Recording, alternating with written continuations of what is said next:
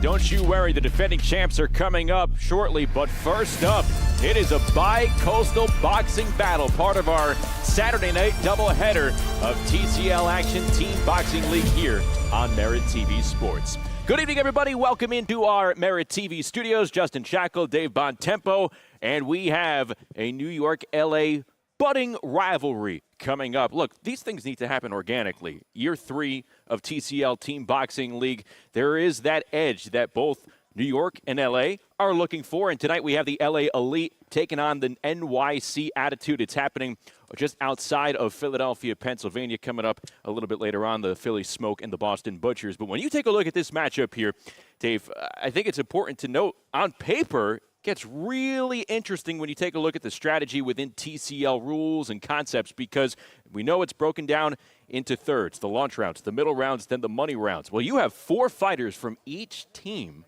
in the middle rounds participating in the money rounds. That's a quick turnaround for some fighters here.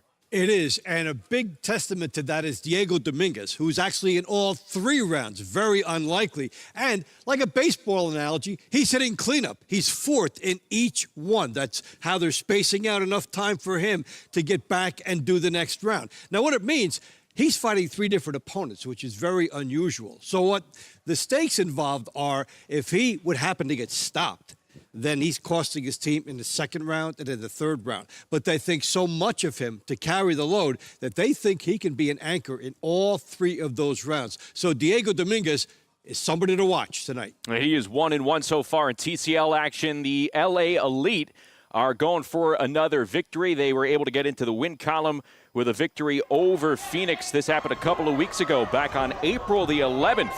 And LA came out on top 173-168 here at home. We saw a Phoenix team that rallied last night, so LA with a quality win already under its belt. And that was quite a performance by Phoenix, too, because in the second half of this matchup, Phoenix really came out and found itself, which they were then able to do and transfer into a pulsating victory last night on the final bout. So you've got a lot of even teams here. You have a lot of parity coming into this matchup. There's a lot of talents up and down both bout sheets for each side, but for New York City, they come in at 0-2, and the emphasis here is to get in the win column, because at 0-2, well, you don't want to fall to 0-3, but not only that, Dave, as we take a look at some of these highlights from their close defeat against Philadelphia a couple of weeks ago, you don't want to sit on being 0-3. They're not back in action until May 17th after this. That's a long time, and they had a week off after losing to Philadelphia, which was very tight. That was decided in the money rounds. The Attitude, forget about it. They were doing well up until the money rounds, and then Philadelphia overtook them. So they're already mad for a couple of weeks. They don't want to be mad for some more.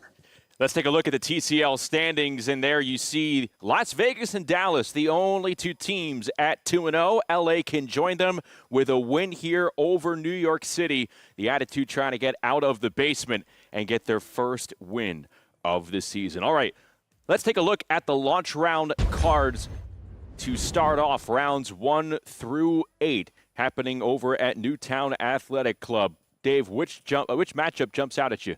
Well, it's Dominguez. He's going to be somebody we watch all night because of his storyline. This is also a pretty good, compelling matchup, and I think the important thing is where they have positioned him, right in the middle. We're seeing a lot of that come around with fighters, that where they're placed, you can be a stopper. If you're number 4, you can prevent the team from really falling backwards. So I'm interested to see how he's going to do throughout the night and how he holds up. Dominguez is the 4th round in each of the 3 sections of rounds here tonight. We're going to take a break. When we come back, we will get to action. It's Rodeo Drive and 5th Ave going at it as they take a detour to Market Street in Philadelphia. When we come back, we have the launch rounds between New York City and LA. Come back. Weekdays at 8 a.m. Eastern. All right, let's go. Get your day going with Steve. Everybody in a good mood today? He rules. Steve Harvey for president. And nobody throws it down like Steve. That's how you do it, baby. Make me the best talk show in the world, which I am. When you're having this much fun, it's Harvey working. Oh, you just went straight up there, didn't you? Steve, weekdays at 8 a.m. Eastern, 7 Central on Dr. Phil's MeritTV.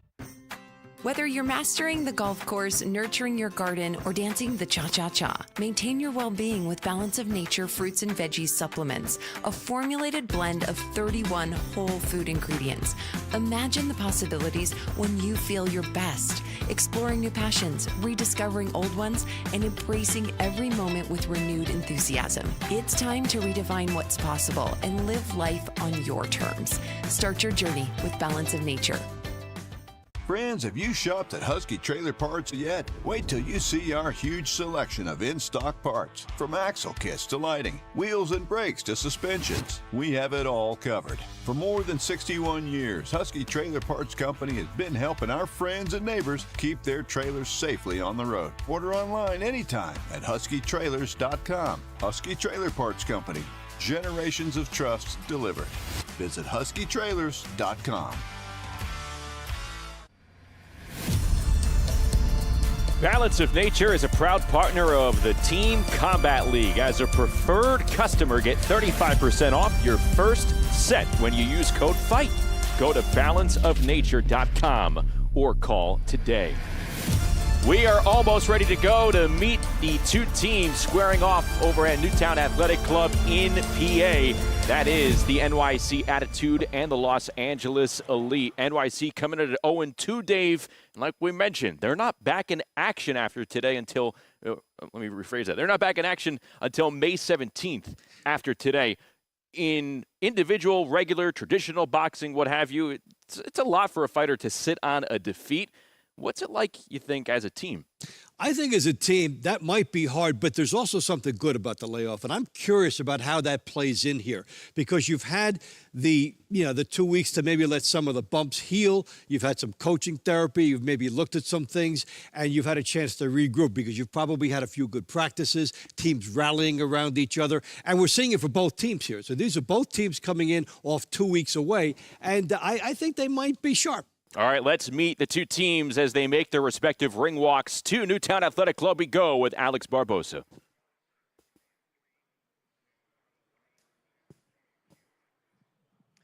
Good evening, ladies and gentlemen. Good evening, ladies and gentlemen. Thank you for joining us in Newtown, Pennsylvania, at the Newtown Athletic Club. And thank you to the Pennsylvania State Athletic Commission and Executive Director Ed Kunkel for hosting our event. Tonight's sponsors are Climax Moonshine Fire number 32 Cinnamon Spice, known to bring the heat. Balance of Nature, proud health supplement partner of TCL. And Serenity Springs Recovery Center, a place for recovery and self-discovery. First up is the LA Elite.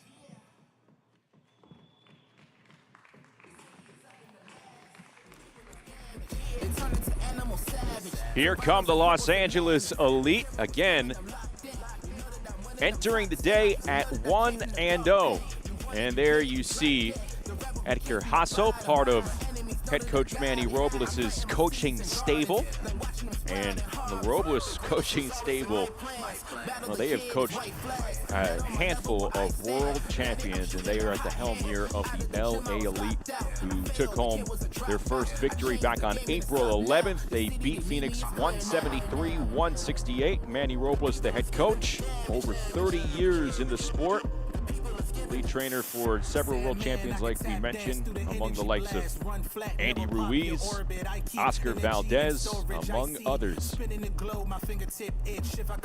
Part of the conversion of significant boxing names crossing over and enjoying this particular aspect of it. We've seen champions, we've seen fighters with pro records, we've seen coaches, we've seen people around it. It is something that has attracted the boxing community of all ages. And you always have to be respectful of the LA boxing scene. There are a lot of hard hitters who are trying to make a name for themselves, a lot of accomplished fighters as well. It's a great mix of a roster for the Los Angeles Elite.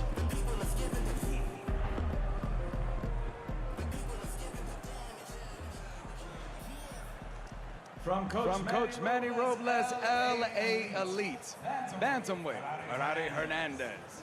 Featherweight, Christian Tinoco. Featherweight, Lisette Lopez. Lightweight, Diego the Ghost Dominguez. Welterweight, Angel El Machete Munoz. Junior middleweight, Eliza El Moreno Silva.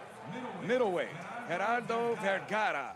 Heavyweight, Levi Pitbull da Costa. Lightweight, Jose Rodriguez. Multi-time National Golden Gloves champion, super lightweight, Erica Sanchez. Welterweight, Elijah Two-Tech Flores. Super middleweight, Raul Solomon. Light heavyweight, Angel the Kid Lozano. And heavyweight, Colby Madison.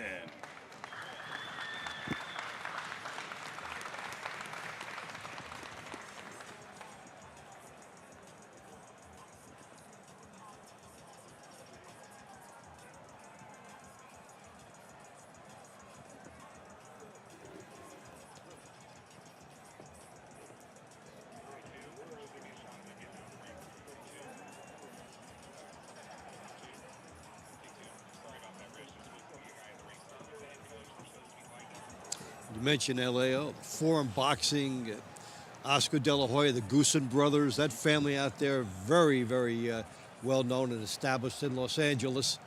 Big Bear Training Center. And their opponents, the Season 1 TCL champions, New York City Attitude.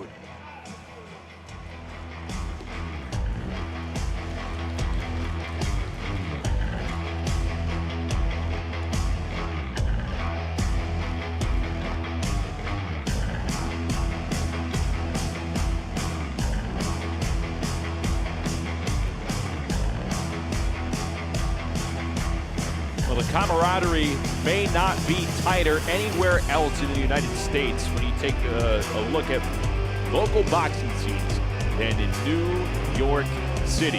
And that's what you have here with the NYC Attitude. Many of these fighters, they already know of one another, coming together in local gyms, Church Street Boxing, Gleason Gym, just among the many that these fighters have trained and competed in, and they are getting ready to go, trying to crack the win column, led by coaches Ryan O'Leary and Benny Roman.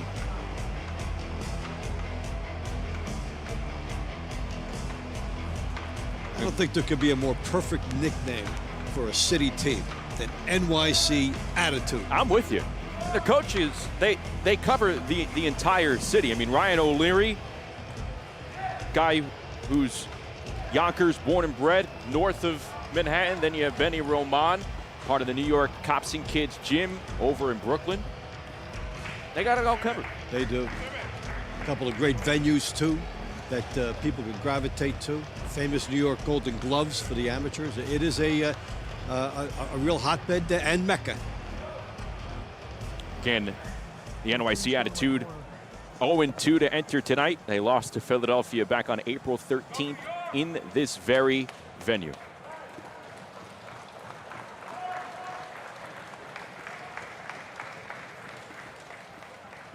From Coach Ryan O'Leary and Benny Roman's NYC Attitude.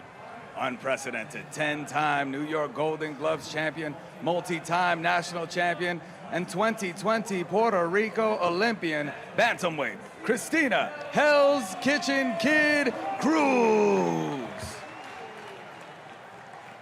Featherweight, Enrique Smoke Leon. Multi-time national champion, featherweight, Angeliris Lopez Mendes. Multi-time national champion, lightweight, Ryan Pretty Boy Zempoaltecatl. Multi-time international champion and 2024 Haitian Olympian, welterweight, Darius the Hawk Jackson. Junior middleweight, Isaiah Flaherity. Middleweight, Giovanni El Rayo Estella.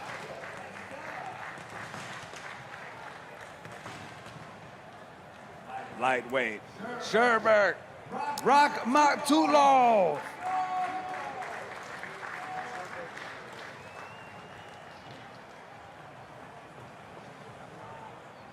Multi-time national champion, Team USA member, and Olympic trialist, super lightweight, Stacia, the Natural, Suttles.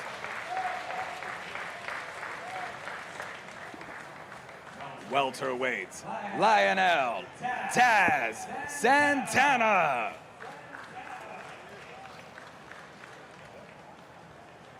Super middleweight, Philip, Stankovic.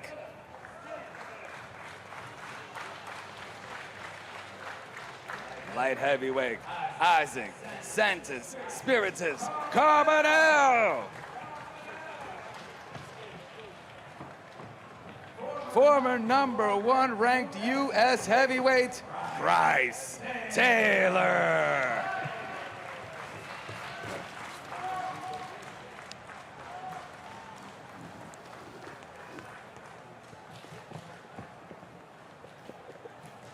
Fighters have been introduced, and we are going to get right into the action. The leadoff bout, bantamweight, women going at it. And again, if you are unfamiliar with TCL rules, 24 individual one-round contests. Fighters have the opportunity within those 3-minute one rounds to earn points for their team.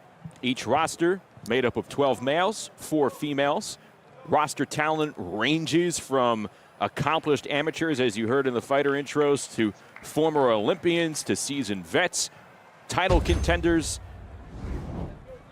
And this is the scoring range. You have a chance to outpoint your opponent in the eyes of the judges on the scorecards with a 10-9 score. If you record a knockdown, you earn yourself a 10-8 score. And if you record more than one knockdown or you stop your opponent, you and your team receive a 10-7 score. And those 10-7s and 10-8s figure into almost every broadcast we've had and every fight matchup.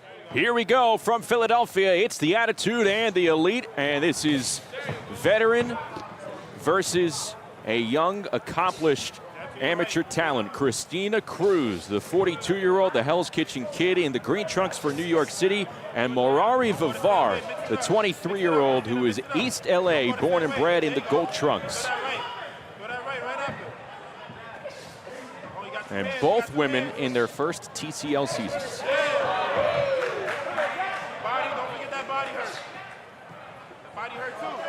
Cruz 2-1, Vivar 1-1. She split a pair of rounds against Paige Gilbert in her TCL debut 2 weeks ago. And for Cruz, well, Cruz is landing some good shots over the top and a nice right hand there. She has good range with that. Just showing the jab, and the right hand is holstered up and ready to go, and she's scoring with that. you can see she's outsizing Morari Vivar. Cruz stands at 5'5". That may not sound super tall, and she lands another right hand, but for a 118-pounder, 5'5" is pretty big. Yeah, and especially when you have some pretty good reach, as she has here, and she's using it. Just missed with the uppercut as she walked into a left hook. Up and down. Stab that body. Stab that body. Good jab from Christina Cruz. Stab that body, Christina. Stab that body. Don't forget. Stab. Up and down. Up and down. There you go. Good catch. Good catch. Cruz has no, it's so visible compared to a fellow bantamweight how long the reach Cruz's arms are as well as she gets in another right hand. And she's utilizing that reach. That's the most important part. Good ring movement, stick out the jab, make your opponent react to it. And you can see even now and then, if she doesn't bring the jab all the way back, she can be caught. But she's controlled where she wants to fight this, and she looks composed. 30 seconds to go in our first round of the day. It's a TCL Saturday doubleheader. New York and LA going at it here. Right after that, it'll be Philadelphia taking on Boston. So 3 Eastern Division teams showcased here on a Saturday in the city of brotherly love.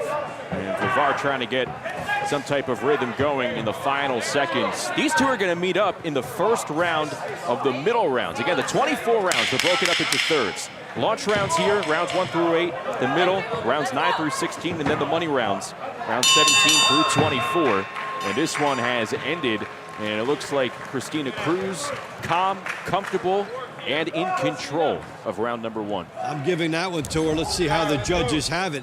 When you stay on the outside, use the reach. That's what happens for you. The jab, the right hand gets through, and then you get your opponent walking to you, and she kind of knows. She did what she wanted here. Let's see if the judges agree. There's no better feeling than when you know you're in control against your opponent. Body language agrees with her assessment, too. NYC Elite took the first round and is winning by a score of 10-9. So Christina Cruz picks up her 3rd win of the season. She has a chance to go for a 2-round sweep over Merari Vivar Hernandez. Again, they'll meet up in the middle rounds. Fire number 32, known to bring the heat.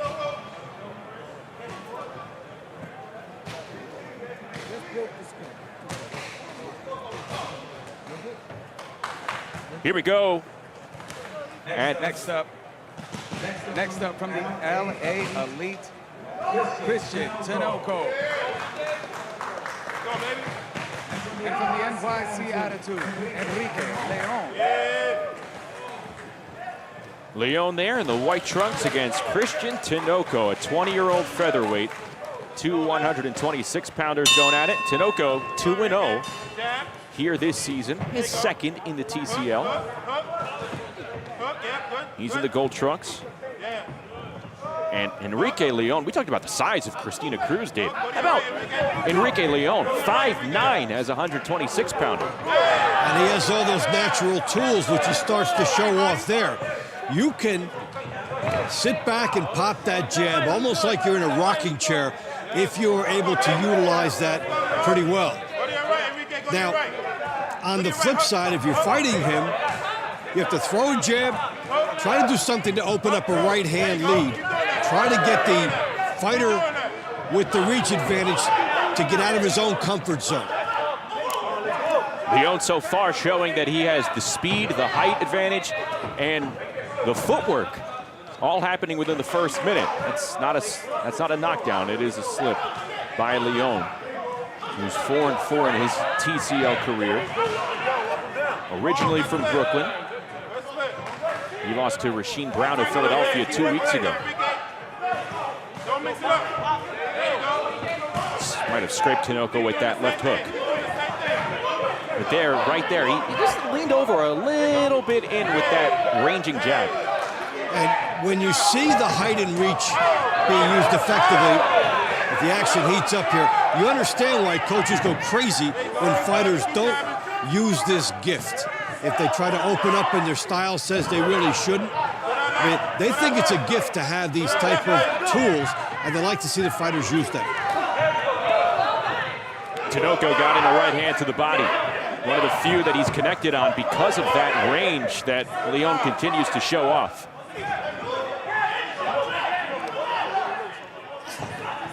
So if you're Tinoco, you might have to give something to get something. Come in, gloves up, take the risk, because he's landing the harder shots. There's a good right hand to the solar plex from Christian Tinoco. Seems like he's starting to find his range a little bit better here as the seconds tick away. Tinoco again, just 20 years of age from Moreno Valley, California. Transitioned to boxing full-time 4 years ago. And splitting his time on the baseball diamond in the boxing ring. But he focused fully on boxing now. Gets out of the way of a 2-punch combo from Leon.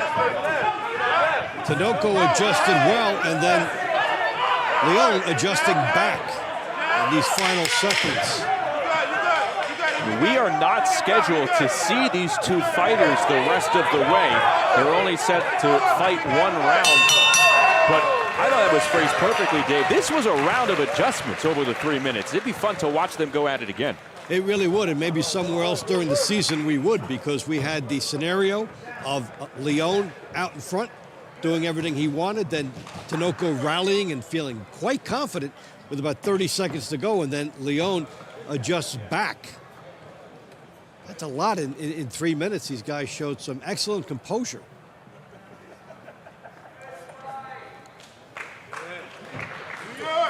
Team NYC takes round 2.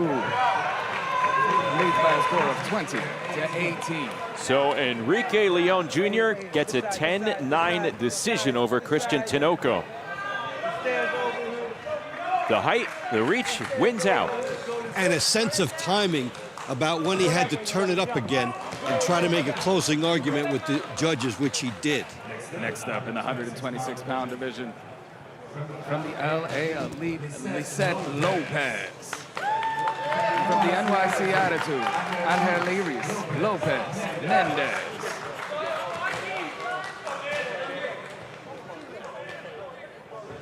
Well, it's Puerto Rico versus Mexico here in round number 3. A pair of 126-pounders. Angel Reese Lopez in the green trunks for New York City, and Lizette Lopez, the 25-year-old southpaw out of Salinas, California, the gold trunks for the LA Elite, trying to move to 2-0 as a team.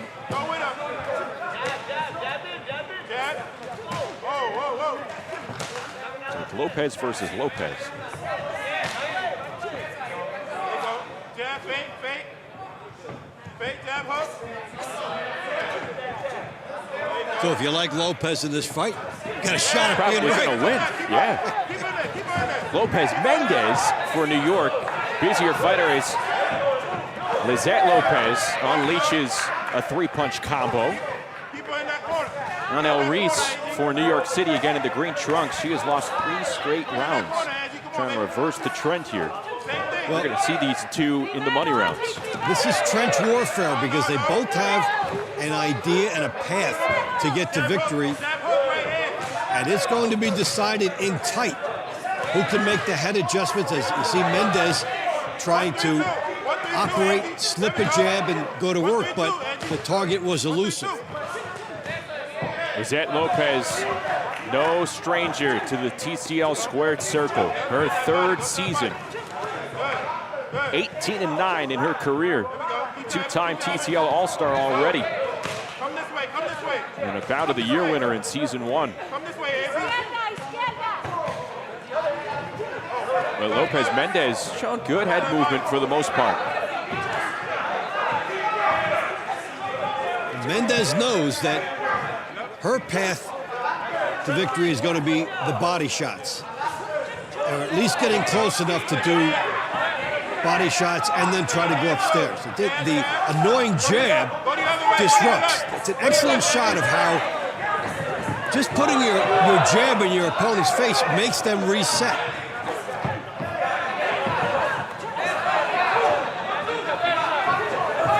.45 seconds to go here in the 3rd round. Now Mendes is putting herself in decent position to unload on the body and record some body counters. I don't know if she's throwing it as frequently as she should. Well, she needs to be a little bit closer to the target, but that's what happens when the jab is out there. You have to do a little more Big work. right hand by Lizette Lopez. One of the cleanest punches of the round. And Mendes now fighting back, moving her opponent along the ropes. She unleashes a right hand and lands. And these two women closing out this round with some heavy action. Another right hand lands by Mendes. They saved the best for last.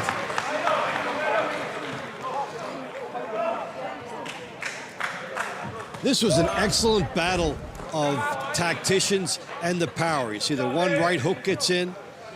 And Mendes trying to come back. She walked into a shot because she's trying to do exactly what we were talking about, moving in, and her opponent timed that and made her pay. But Mendes then unloaded some big shots. Judges have a lot to choose from here. Let's see how they decide it. Team LA took the last round. So the LA Elite get on the board. NYC leads 29-28. This round is theme in 3 fights so far. Fighter on the outside has been able to get the job done, no matter how well the opponent has been fighting on the inside. Next up in the ring, from LA Elite, Diego Dominguez. From NYC Attitude, Ryan Zempoaltecatl. Ryan Zempoaltecatl and Diego Dominguez, the fighter that we highlighted before these two teams got underway, because Dominguez has himself a busy night. This is the first of 3 rounds for the LA lightweight, who you see in the gold trunks. Zempoaltecatl in the green trunks for New York City. It's his 2nd season in the TCL, nicknamed Pretty Boy Rye. Right now a stern look, a concentration from Zempoaltecatl. He's trying to establish the inside game in the pocket. Yeah, gets the jab working out there nicely. Dominguez is forced to react to it. As you see the head movement from him as he tries to commit to go inside, and the jab is in his face.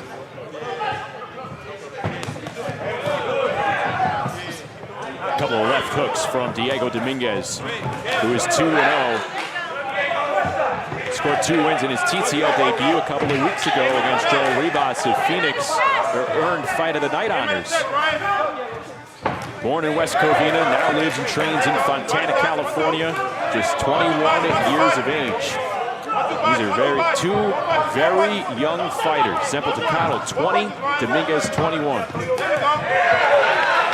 This is a good chance to look and see how is Dominguez able to cut off the ring. How quickly can he step over?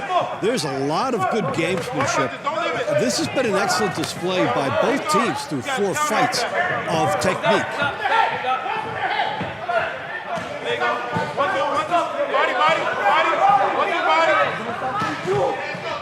You can hear the corrals, the benches for both squads emphasizing body work. We're not seeing too much of it. I mean, why would you if you're the fighter in the ring right now? Zempoaltecatl, a couple of those jabs get through the guard. And the judges have been rewarding the outside fighters so far. So if you can establish outside, and for Dominguez, you have to watch it. It's all a matter of subtle steps for him. Can he get to the side before his opponent gets there? This is a dilemma for him, finding this outside style. Zempoaltecatl going for the home run uppercut a couple of moments ago. And within this concept of the TCL, look, if you somehow stop a fighter like Diego Dominguez and you wipe him out for the rest of the night, that's huge. That's a 10-7 and 2 10-9s. That's 5 points for your team. So maybe the strategy for a fighter like Zempoaltecatl here, who's first up against Dominguez, remember, for Diego, 3 fights against 3 different opponents, maybe it is go all out and go for the stoppage. It can't hurt. In the meantime, though, he did a great job staying within his abilities. And this was big left hand lands by Dominguez. These two connecting at a high frequency.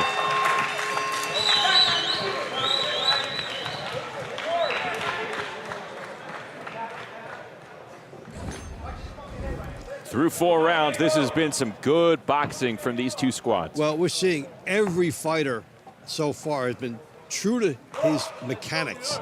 And so, although Dominguez got that one in late, he's taking a lot from the outside.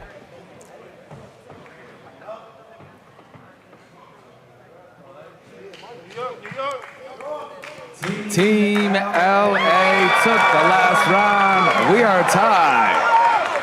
38-38. So Diego Dominguez, 1 for 1 tonight. He's got 2 more to go. We'll see Zempoaltecatl a little bit later on as well. That was a tight ring. Dominguez rewarded 147 for the inside work. From LA Elite, Angel Munoz. Some fighters don't want to from invest NYC in that. Attitude. The judges won't see it and appreciate it. He did, and he fought a good opponent and came out with that.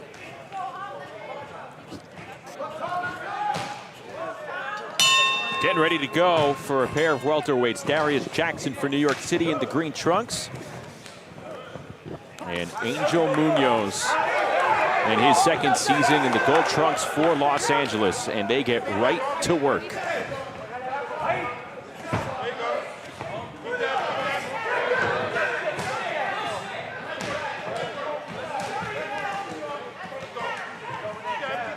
Similar styles, lefty-lefty, so. Good left hand moments ago from Jackson. Was. Darius the Hawk Jackson. And a pinpoint shot right there. 21-year-old tall welterweight, as you can see. 6 feet 1 inches. He's won 5 straight TCL rounds dating back to last season. And over that span includes a victory over the man right in front of him, Angel Munoz. And these guys didn't have to take time to establish where they wanted to be. This fight is right on top of each other, these guys. First fight we've seen with that style tonight. Jackson making life pretty complicated for Angel Munoz. Inside 2 minutes to go here in the 5th round. Now Munoz on the front foot, trying to press forward.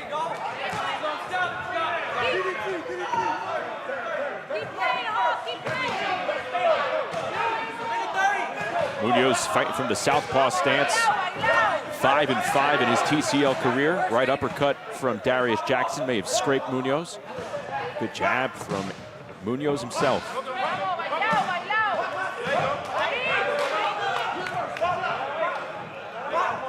Lewis Jackson is the one who switched up styles, going righty, giving himself a different look.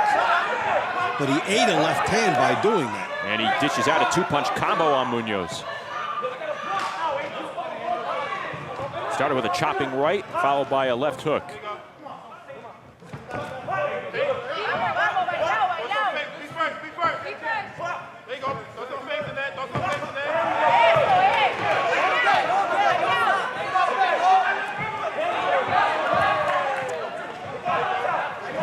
Jackson, for the most part, doing a good job at controlling the distance against the 22-year-old welterweight out of San Bernardino.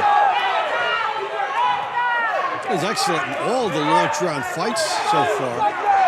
We haven't seen idle time. We haven't seen fighters stopping, studying too long. They're going right at it. When you hear as a boxing fan the phrase controlled aggression, that's what we've had throughout the course of the launch rounds. As these two heard the clapper, and they are going at it to close out round number 5. Great action in Philadelphia.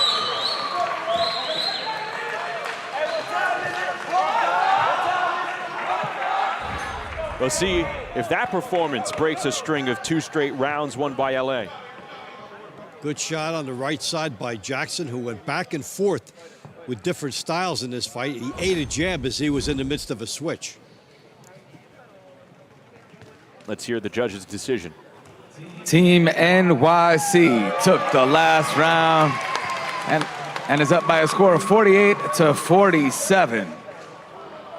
This round is brought to you by Serenity Springs Recovery Center, a place for recovery and self-discovery.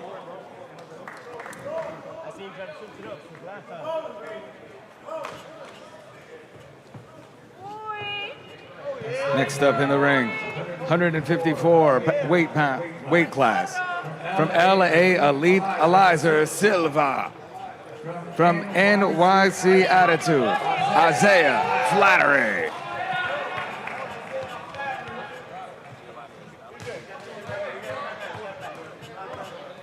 Giovanni Estella.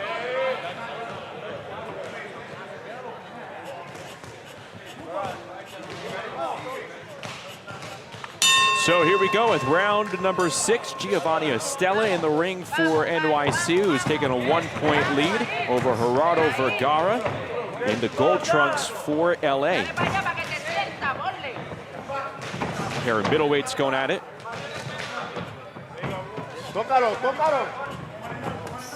And this is the debut for Giovanni Estella in Team Combat League. He's set for 2 rounds tonight in his debut. And that's going to help you grow quickly, you know, because you can adjust over a handful of fights to see how you should be competing in this particular style and format. Vergara's also making his TCL debut. And they'll lead off the money rounds. A lot of faith from the coaching staff from these two teams and these fighters. Trying to get a feel of what TCL Team Boxing League is all about. Much different from traditional boxing. It's 3 minutes and you're out. 2 more fighters get in right after that. It moves fast. The pace is quick. And it allows you to also, well, I should say, forces you to think differently from a team concept in the sport of boxing. And the trainers we've talked to said they like to break down the fight into 3 one-minute segments and to teach the fighters to be aware of how you're doing in each of those minutes.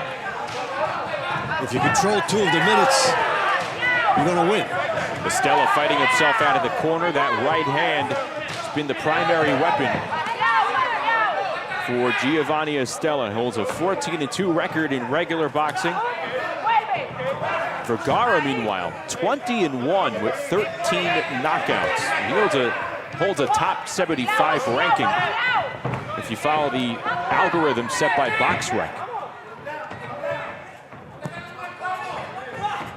His lone defeat came in his last fight. His first away from his home of Argentina when he fell to Charles Conwell in December. He's nicknamed El Tifon. The Typhoon, Dave. Typhoon. Can he live up to that name here?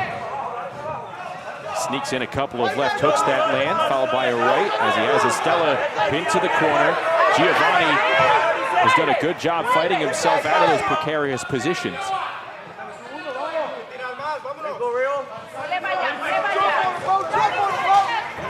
And you see Isaac Carbonell in the corral for NYC. He's coming up next for the Attitude.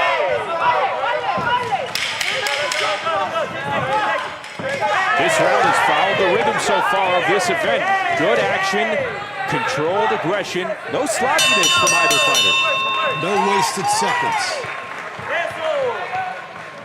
Really the blueprint of the league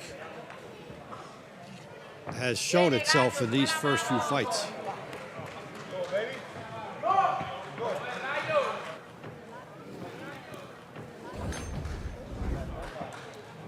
Get a look at the good in tight action, New York, Los Angeles, and how you always do your good work, and then if you have to shift over, you shift over, as we saw Estella trying to do there.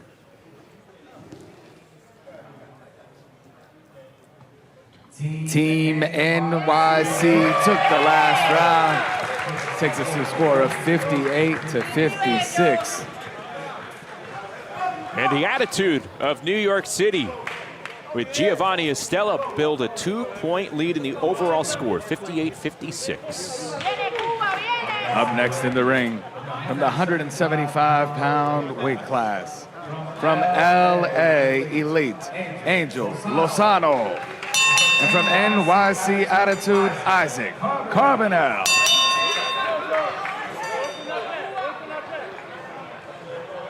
Two experienced TCL fighters about to get going at 175 pounds. Pair of light heavyweights, Isaac Carbonell in the green shorts and Angel Lozano in the gold shorts. He's going for 2 more wins after he swept Gerardo Rodriguez in their 2 fights a couple of weeks ago. For Carbonell, he came back against Jesse Hart to split 2 rounds that they boxed a couple of weeks ago as NYC lost to Philadelphia. So that's a good round victory on your resume. That's a good barometer. Hart, former top contender in professional boxing. And Hart was all out to get a split in that one as Carbonell fought very well. And the thing is, in this one-round format, now you might think, okay, somebody with world-class credentials would have a big edge coming in, and maybe that would translate over the course of a long fight, but not necessarily in a short one. You know, we have seen world-class title contenders and former champions as well lose rounds. It's not as if their skill set from traditional boxing automatically carries over here. Carbonell had Hart scrambling for a split. 31-year-old Cuban southpaw, his third TCL season. Carbonell trying to fight off the ropes. Good wide right hand landed by Carbonell. Lozano 7-0 in regular boxing. He trains out of Los Angeles, obviously. Because of that, you get to work and spar with big names. Gennady Golovkin, Dmitry Bivol around this weight class, David Benavidez. Lozano's shared the ring with all of them. It's worth about 3 wins just by osmosis. That's quite a good crowd to be around and to pick up some excellent habits and tricks. Lozano's done a real good job trying to stalk here and keep his opponent backed up. There you go, keep that jab right there. Under a minute to go in round number 7. It's been an entertaining launch round between New York and LA.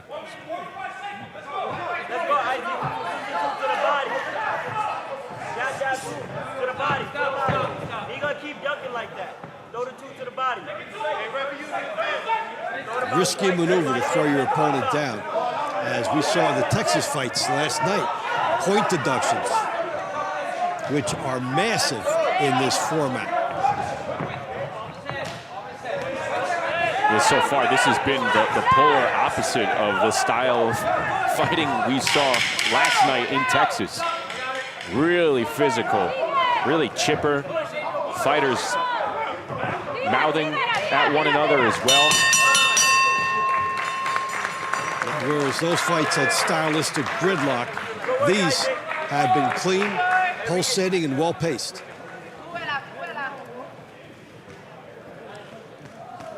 Let's see what the judges had to think about this scrap between Carbonell and Lozano.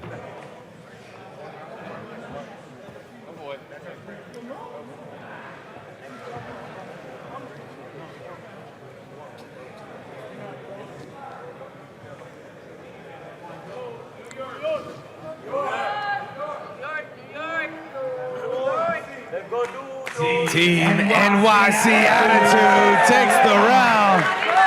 Brings us to a total score of New York 68, LA 65. Isaac Carbonell makes it 3 straight rounds for New York City, and they built a 3-point lead. Winning some tight in the ring.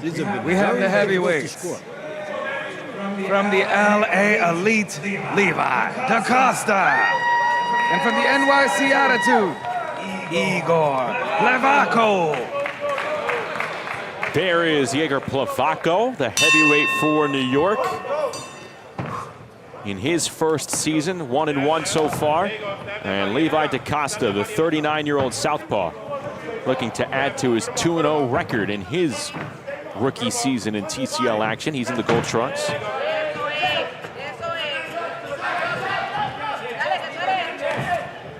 Plevako trying to set up a spot for that right hand. What can the heavyweights provide in our launch round finale? It's been terrific action so far. Can they continue that and lead us into the middle rounds? And can da Costa allow LA to creep back into this one? You don't want to go into the middle rounds down by 4. And for New York City, which has had some tight ones, including a 1-point loss to Boston, what do they do with a 3-point lead? It's a luxury. And they can make it more. As Plevako is trying for something big. He got himself caught there. Da Costa landed a left and a right. Plevako didn't seem fazed by eating those punches. But it's noticeable. Plevako's leaving himself open. Well, da Costa knew exactly what we were seeing. That Plevako was loading up. And he has been pesky in timing and punching a split second after. Plevako landed a right moments ago. But if DaCosta, with what we're seeing right now, Dave, can just get that timing down, he could land a vicious punch that could punish Plevako. Will he have enough time within a minute to go? He is waiting on Plevako to commit himself, and that's where that situation is going to play out. He doesn't want to be the lead. He's trying to catch Plevako coming in and get to Plevako first. And there's blood coming down the right eyebrow of Levi DaCosta. We're going to see these two go at it right in the middle of the money rounds. You want to make sure that cut is sealed up, protected nicely. You don't want to sustain any more damage as DaCosta fires a left that lands on Plevako.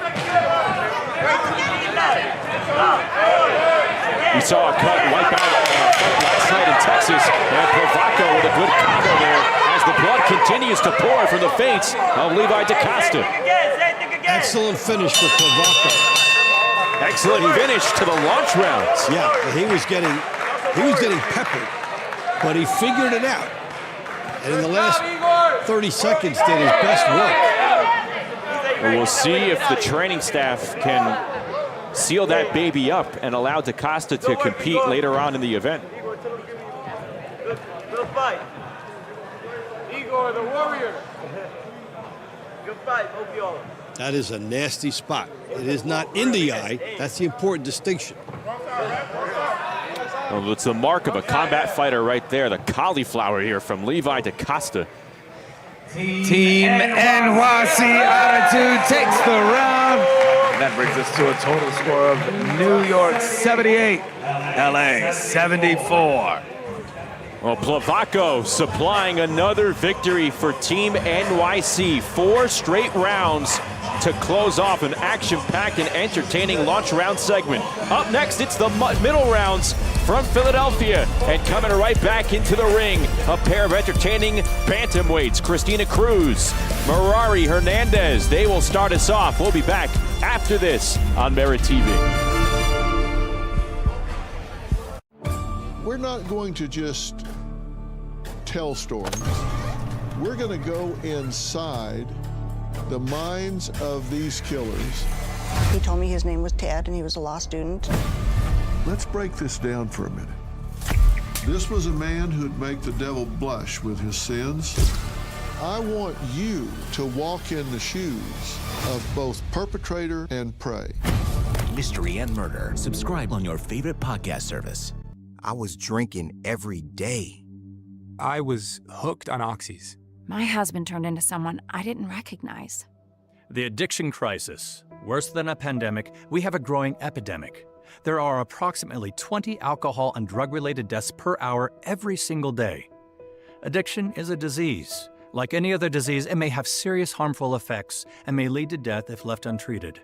Introducing Serenity Springs Recovery Center, a place of recovery and rediscovery. We understand the unique challenges men face in their journey to recovery. Set on 38 private acres, our state-of-the-art facility offers a safe, supportive environment for healing and growth. Our team of dedicated professionals specializes in evidence-based treatment, providing our patients with the tools to overcome addiction and achieve long-term sobriety. If you or a loved one needs to make a change, call us today at 386-423-4540 or visit us online at serenityspringsrecovery.com and reclaim your life.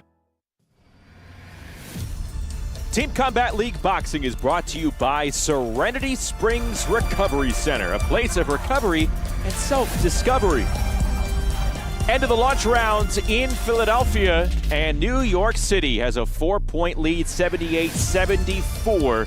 Here in our TCL doubleheader. Back inside our MeritTV studios, Justin Shackle, Dave Bontempo. That was an exciting launch round section. First 8 rounds filled with plenty of action. I think that was basically the league promise and idea in a nutshell, because it was action-packed every fight, every minute.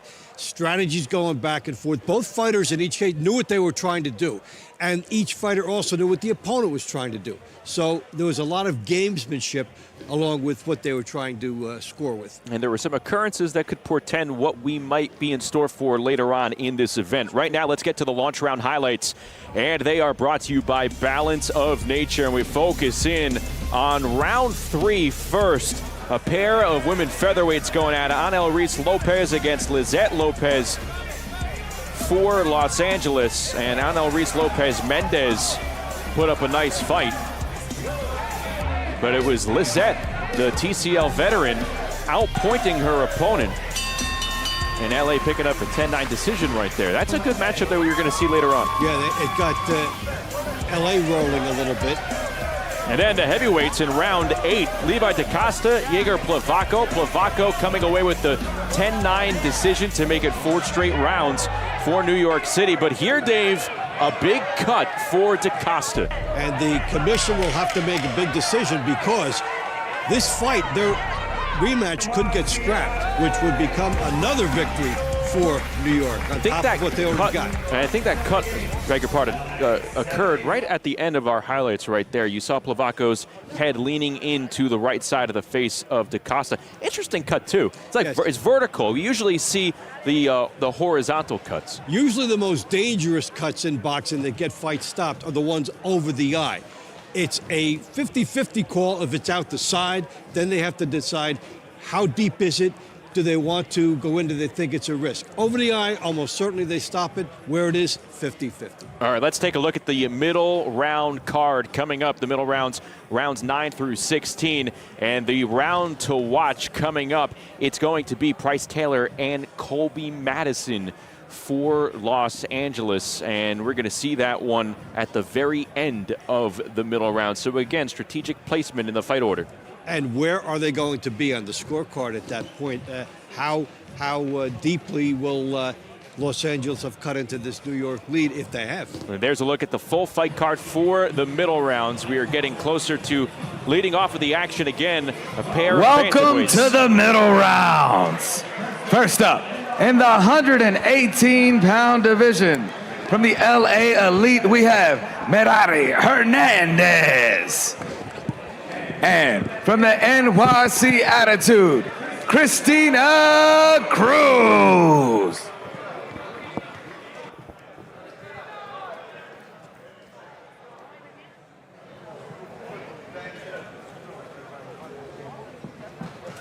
Cruz and Merari Vivar Hernandez, they started off the night with round 1. Here they start off the middle rounds and round 9. And Cruz picked up a 10-9 decision. We'll see what she can do here. So for Cruz, you try for more of the same. Operate outside like she did. Maybe you sneak in some other shots like the right hand as she was moving to the right.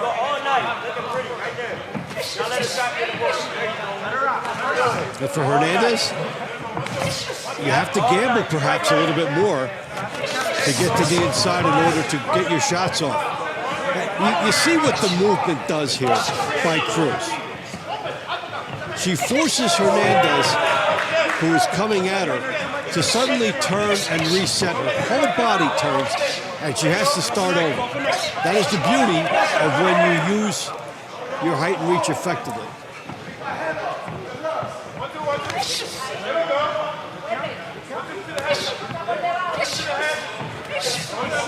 We've noticed the comfort level for Christina Cruz, and I think it's translated her to putting some more force behind her punches this round. Yeah. She was gliding the first time they met, piling up points, but now we're just back a few minutes later. Merari caught her with the right hand as Cruz was trying to fade away from those jabs. And there goes Cruz with a left hand that looked like it wobbled Hernandez. And can Cruz go for the knockdown? A minute 30 to go.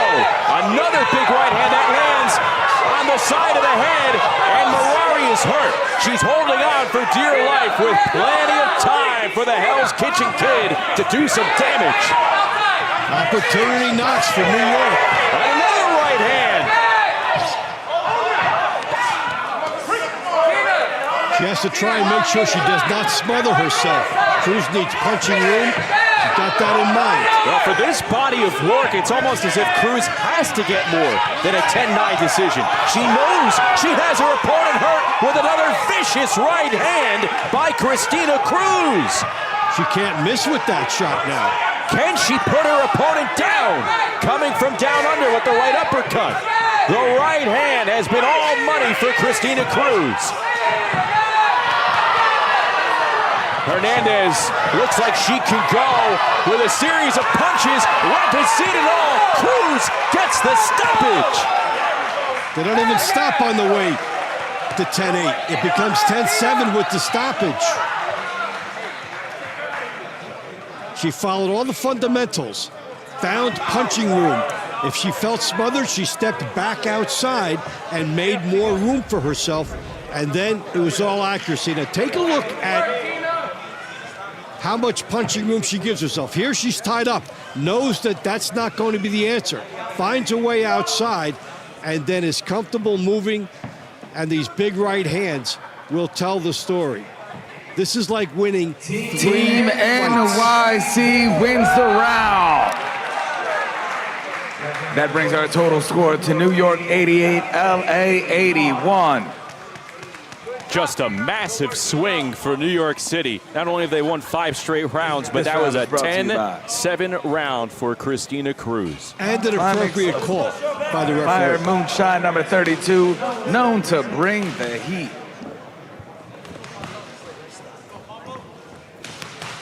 But what a way to start Next off up in the ring, 135-pound weight class. From LA Elite, Jose Rodriguez. And from NYC Attitude, Sherbek Matulov.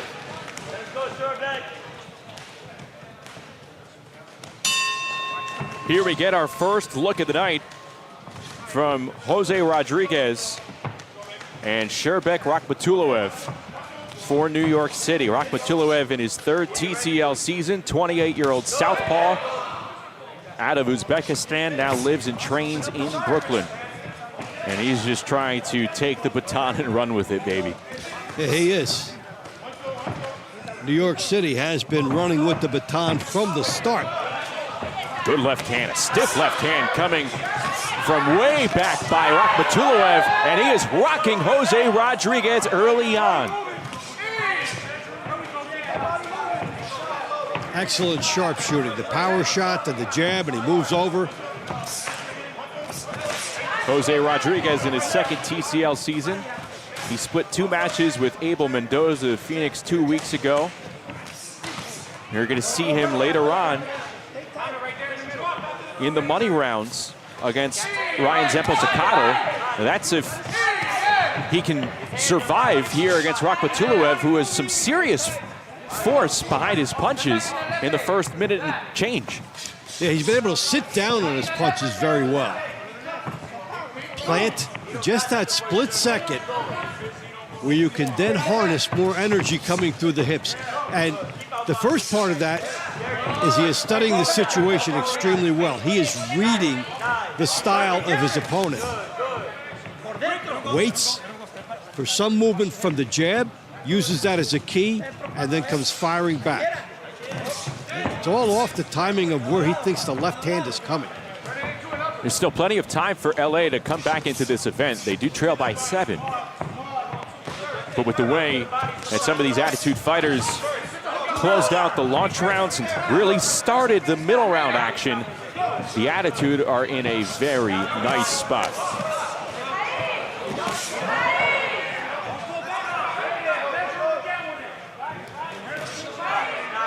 And there's some additional subtle pressure on the fighters who follow a knockout verdict. Good combo there from Jose Rodriguez. Not all landed, but some did. If you're Matulov, you want to make sure you don't blunt the momentum that was just given to your team. If you're Los Angeles, you're trying to be a stopper. But right now, it's Matulov doing some excellent work. He has read this situation extremely well. It's one of 2 attitudes you could have for an LA fighter right now. You want to be the stopper, You also don't want to try and get all 7 points back with one punch. You have to be that type of a fighter if you're going to go for it. Another competitive round, but Matulov seemed like he did enough to pick up a 10-9 decision. We'll find out from the judges as we take a look at the action. And I think this opening sequence was the best we saw from Matulov. Yeah, and I think that New York is going to keep rolling because he is laser sharp from the outside. He took a few coming in here. Team NYC took the last round. That brings our total score to 98 for New York, 90 for LA. Make it 6 straight rounds won by New York City, and they've built themselves an 8-point lead. In the ring, from the 140-pound weight class, from the LA Elite, Erika Sanchez. And from the NYC Attitude, Suttles.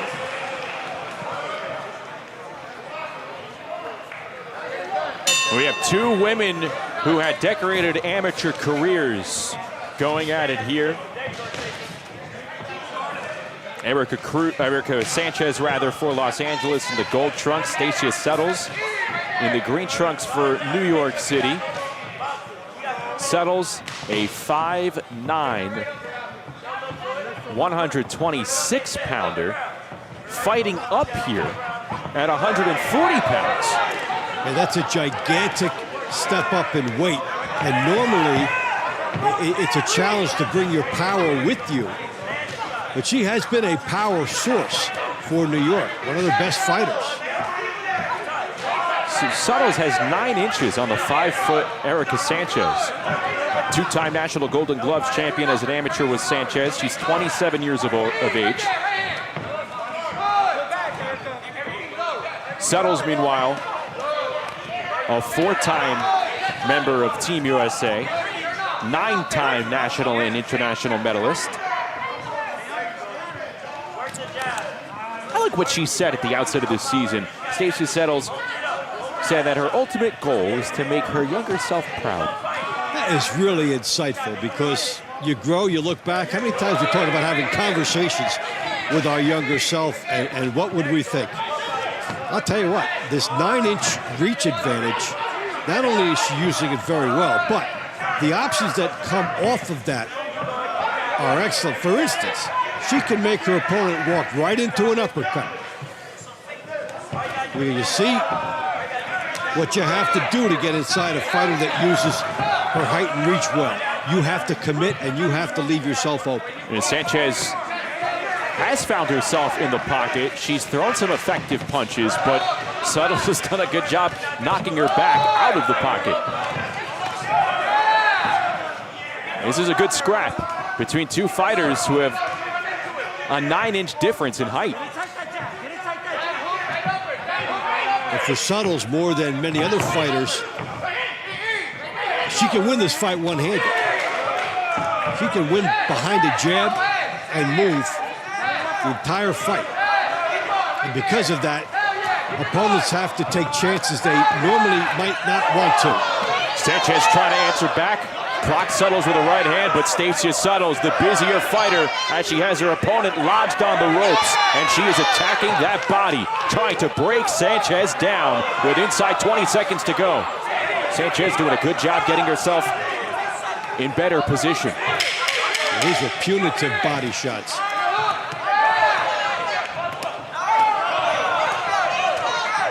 More good body work from Sanchez, but Suttles just keeps coming at you. That was a good round. She was a relentless machine. I think New York keeps it going. We'll see those 2 again in the money rounds. Looking forward to that.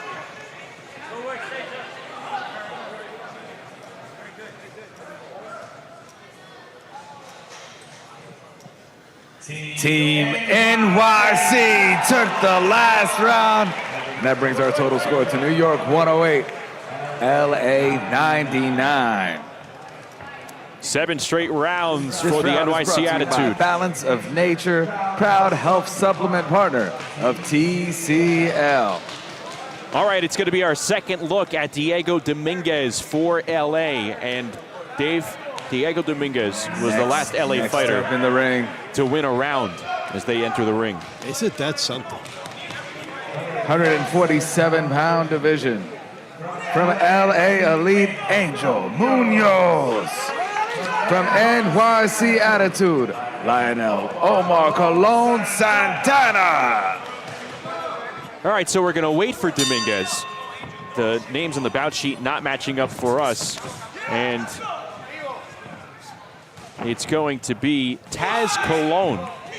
Full name Lionel Omar Colon Santana. He said no one calls him by his full name Lionel. It's always been Taz. And he is in the green trunks for NYC, trying to just continue the flow. Angel Munoz in the gold trunks for LA.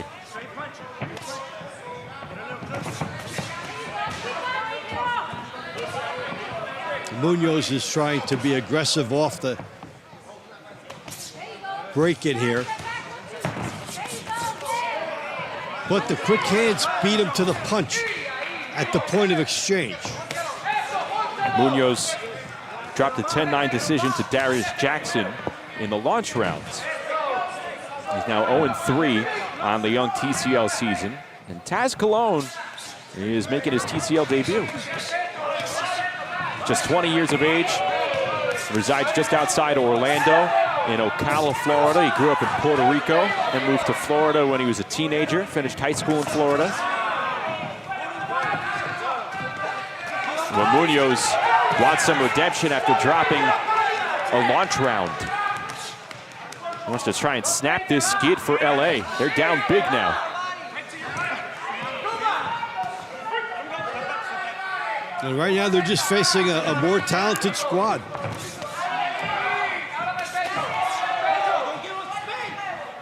Good lands for Taz Colon.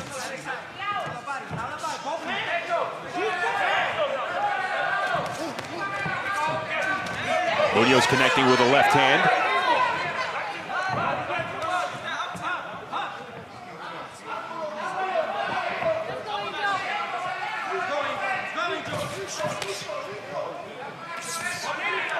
Two young fighters going at it at welterweight. Munoz just 22, Taz Colon just 20, a baby. Excellent time to get experience. Young fighters learn this way. Taz Colon 7-1 with 3 KOs in regular boxing.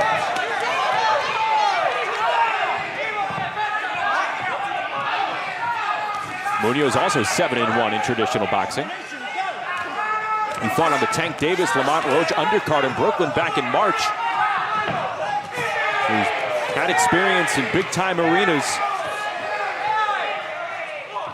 He's trying to make his mark here in Philly against New York City. Pick up a win for LA. Good counter right by Taz Colon.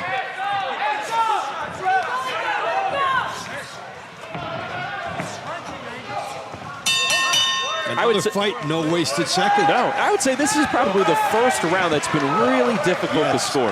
Yeah, this could be a close round.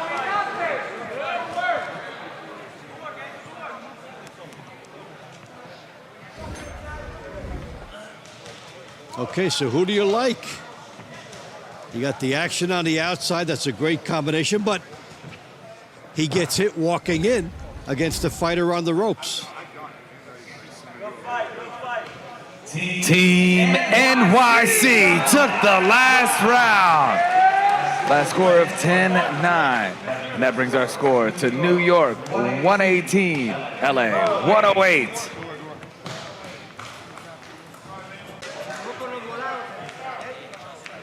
So it's 8 straight rounds, 1 for NYC. It's almost now you want to see how far they can go with this streak. Well, we saw that last night. We think the number is somewhere 9 or 10. I mean, that's extraordinary for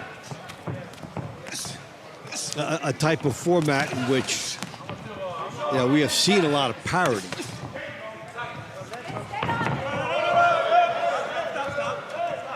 This is our first look at a pair of junior middleweight fighters. Isaiah Flaherity for NYC in the green trunks, and Ellis Silva, 30-year-old Brazilian southpaw, making his TCL debut. He's in the gold trunks. Good sportsmanship there, as these two fighters are pretty busy in the first minute of action.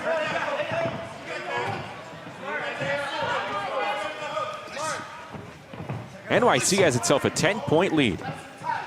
And that's extraordinary considering how tight both of their previous fights were. I mean, there was no breathing room. Fights that went right down to the final seconds. It was nip and tuck in the money rounds against Philadelphia. And now this is really a virtuoso team performance a couple weeks later. I mean, they're doing this to a team that won 2 weeks ago. Doing this to a team that won 2 weeks ago.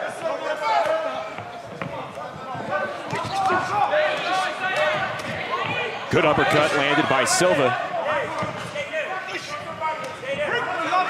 He's originally from Brazil, now lives in LA.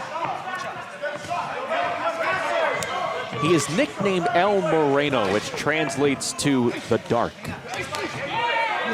So a little bit of mystery, huh? Oh my goodness.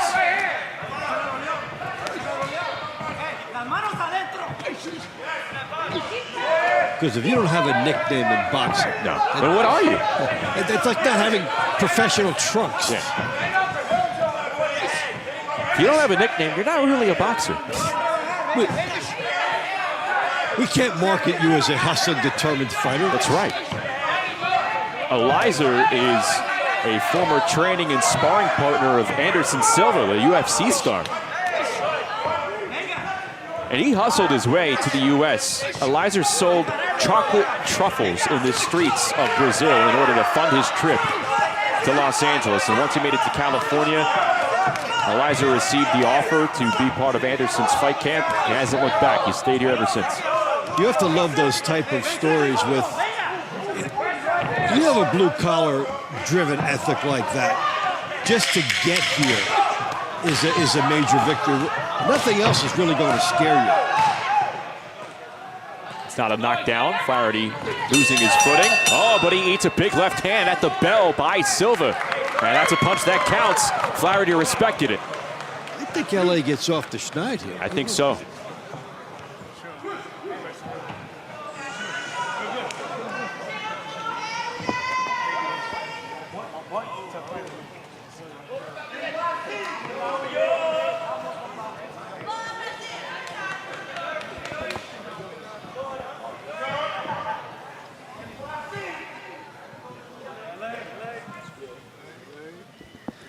Team NYC took the last streak round. Continues. And that brings the total score to New York 128, LA 117.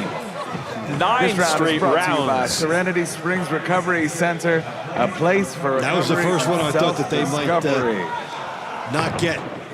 Next up, 160. If you have a big streak, there have to be a couple like that. From LA dice rolls that you get. Raul Solomon. From the NYC Attitude, Philip Stankovic. LA might be wondering, what can we do to get a break here after Ellis Silva loses to Isaiah Flaherty 10-9, and it is now 128-117.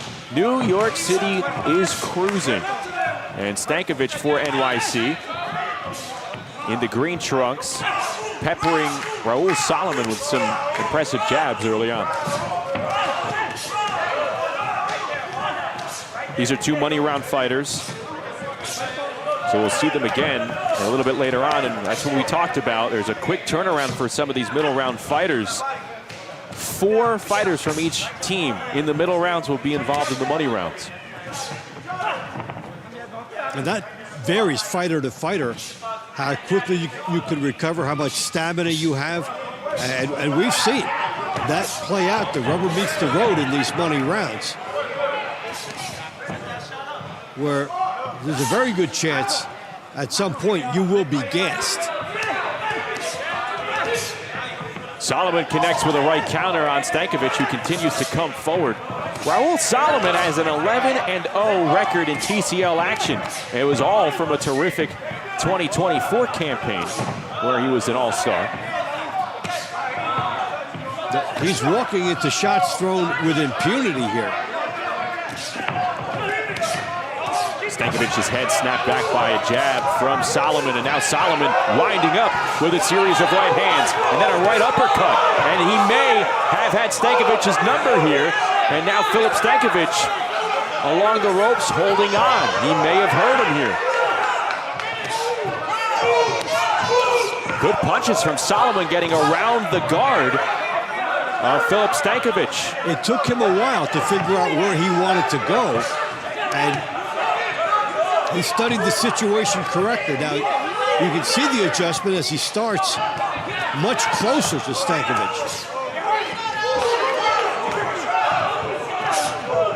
Well, if Stankovic was hurt, he definitely regained himself, and at the very least, Solomon slowed him down.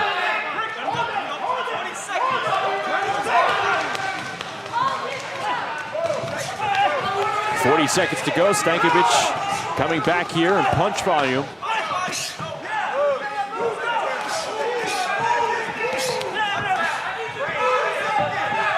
This has been another good, entertaining scrap.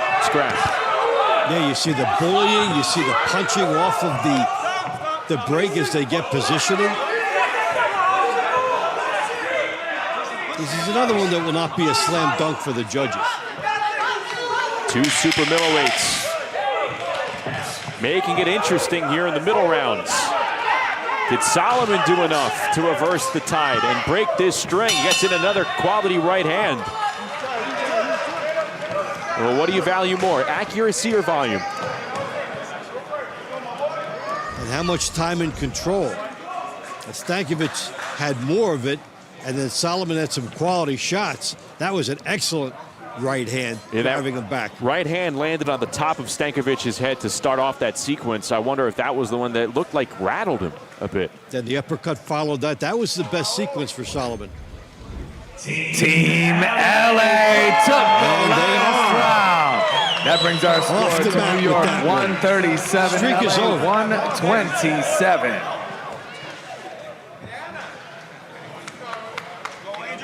Next up in the ring, 175-pound weight class. From the LA Elite, Angel Lozano. From the NYC Attitude, Isaac Carbonell. Angel Lozano, Isaac Carbonell about to do it again here in the middle rounds. Carbonell took a 10-9 decision back in round 7 of the launch rounds.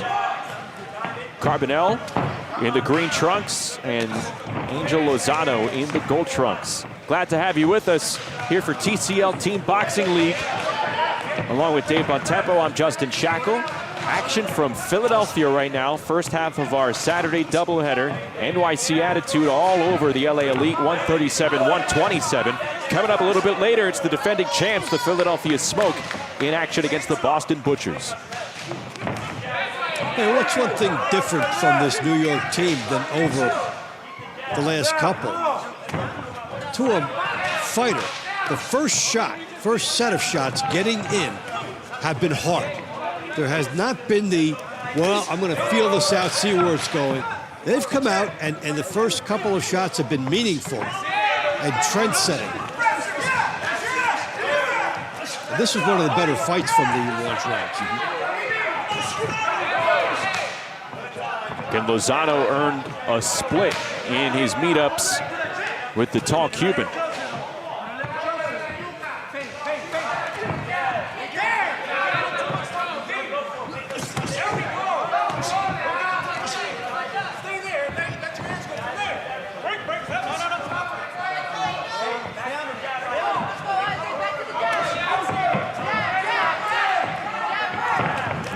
Lozano couldn't ask for a better place for this fight to be taking place, as he's been able to back up his opponent and then get off. And see here, he tries to trap him again with the lead step. Trailed behind him with the right hand as he moved left, and it split the gloves. Lozano landing a left to the face moments ago. A minute to go here in this round as the ref breaks up the tie-up.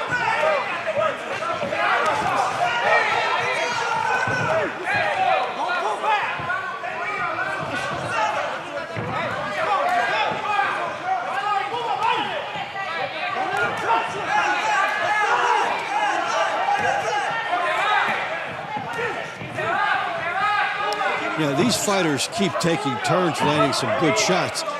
This is really going to come down to what did you prevent from getting through to hit you? Defense is going to be rewarded in this verdict.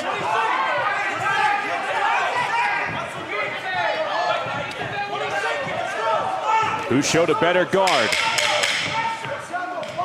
10 seconds remain. Another good jab from Isaac Carbonell.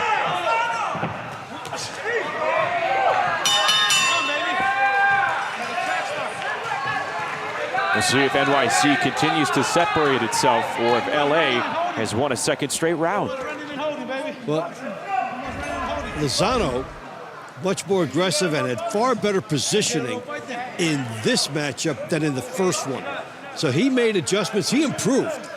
And if he gets it, it will be the adjustment that he made in putting himself in better position to punch. Team NYC takes the last round. That brings our total score to New York 147, LA 136. An 11-point advantage for the Attitude. The heavyweight division. From the LA Elite, Colby Madison. And from the NYC Attitude, Bryce Taylor. First appearance of the night for these two heavyweights, and they will share the ring in the very last round, in the money rounds later on. Bryce Taylor and Colby Madison, the man you see right there in the gold trunks.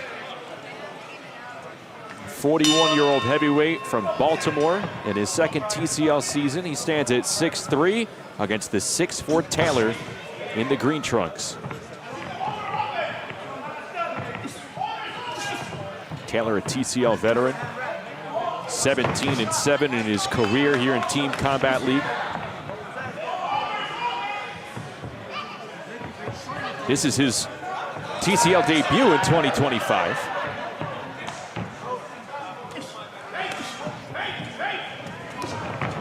And he'll spend the first part of it trying to get inside the jab of the bigger fighter. A lot of different ways to do that. You can feint, you throw a body shot because you have a big target, and then hope that you can add something to that and land a head shot.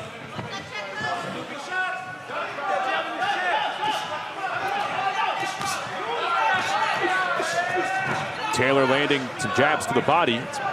Madison's presented a wide target, not covering up the body.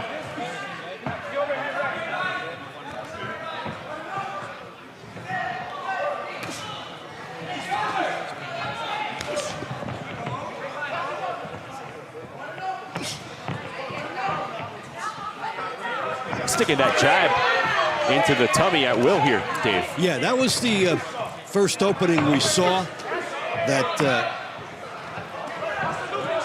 that Taylor could try to utilize. You know, when a guy is big, can't cover every area, and that body is a big target to shoot at.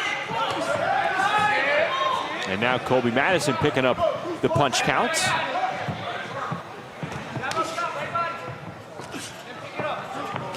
Taylor snapping back Madison's head with a jab upstairs. This is some quiet pressure exerted by Bryce Taylor. It's been a good way for the New York team to finish out the middle rounds. Now this is the ring generalship question to this point, as perhaps not a lot being landed, but The perceived aggression is coming from Taylor.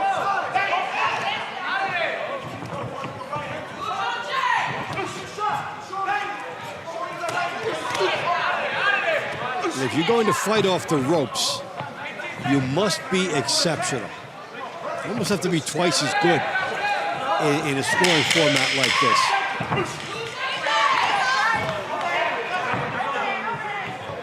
Taylor continuing to lean in, address the body with the jab.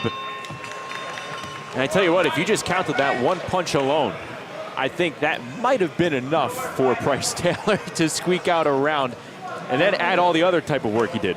He also kept his opponent moving. We usually say when he got all the sponsors in, the ones on the ring post. You saw them all. And we love all of them. Yes, we do. Let's hear the judge's decision. Team NYC took the round. That brings our total score to New York 157. He bottled up his opponent. LA That's basically what he did. This was 145. containment. And your opponent never gets off, you're going to come out with it.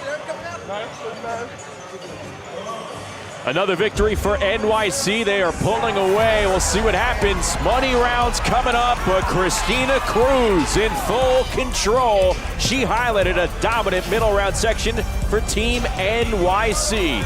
They have a 12-point advantage. We'll be back after this.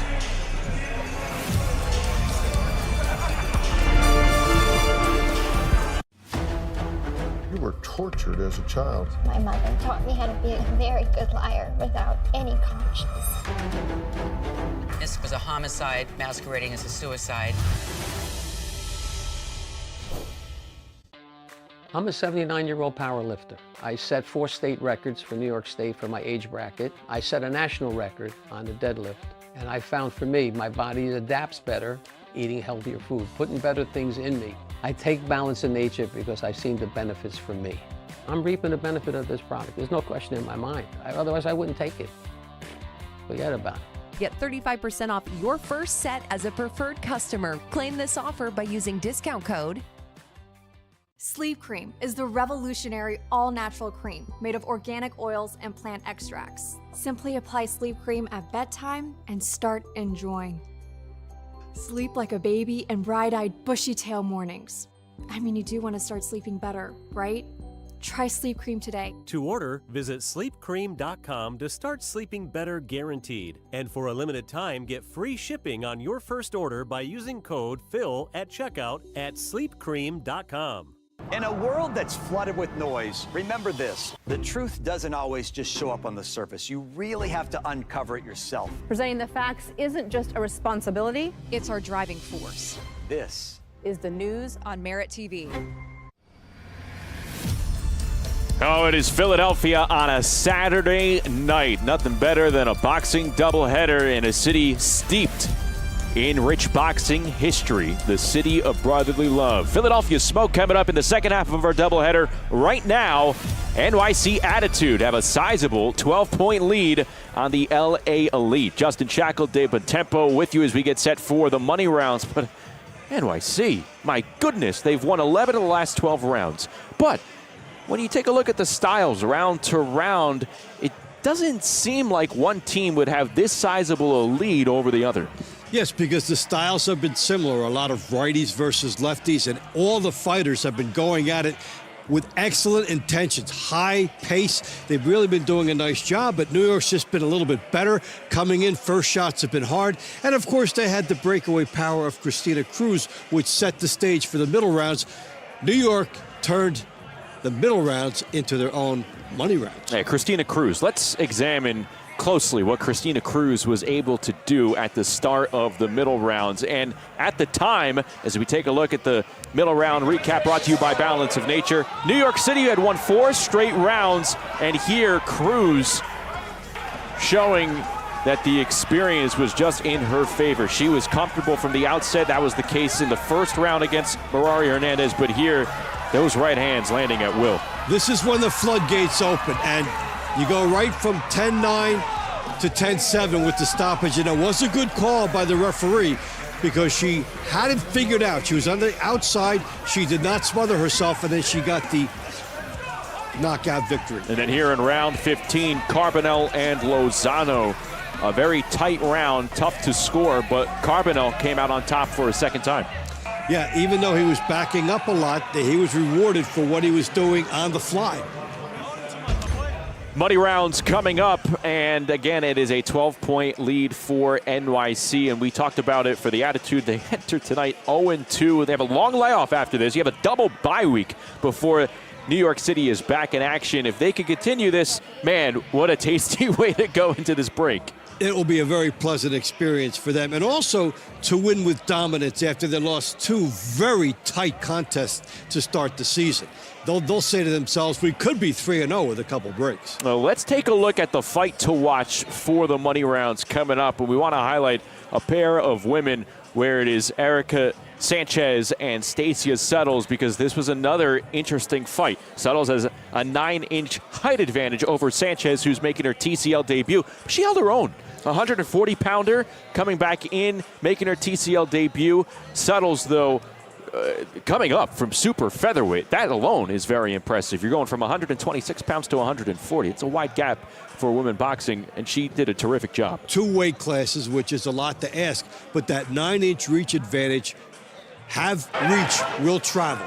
And so it's going to be difficult for her opponent to adjust to her, because let's face it, you can walk into an uppercut. How do you get past this 9-inch reach? You have to bob and weave, you have to take chances, and you don't get to set yourself. Credit to Sanchez, because she did take chances. She and did. I'm curious to see what they're able to do in the second meetup, what Sanchez will be able to do with some extra time. All right, that's going to do it for us here in the studio. Let's go back inside the ring, getting set for the money rounds as you take a look at the money round fight card, as New York City will try and close the show here against the LA Elite. Welcome to the money rounds. First up in the 160-pound division, we have from the LA Elite, Gerardo Luis Vergara. And from the NYC Attitude, Giovanni Estella. 2 160-pounders starting off the action in the money rounds. Giovanni Estella, who scored a 10-9 decision over Gerardo Vergara in the launch rounds. They started up here in the money round portion. 157 to 145. New York leads it over LA. Vergara in the gold trunks, Estella in the green trunks.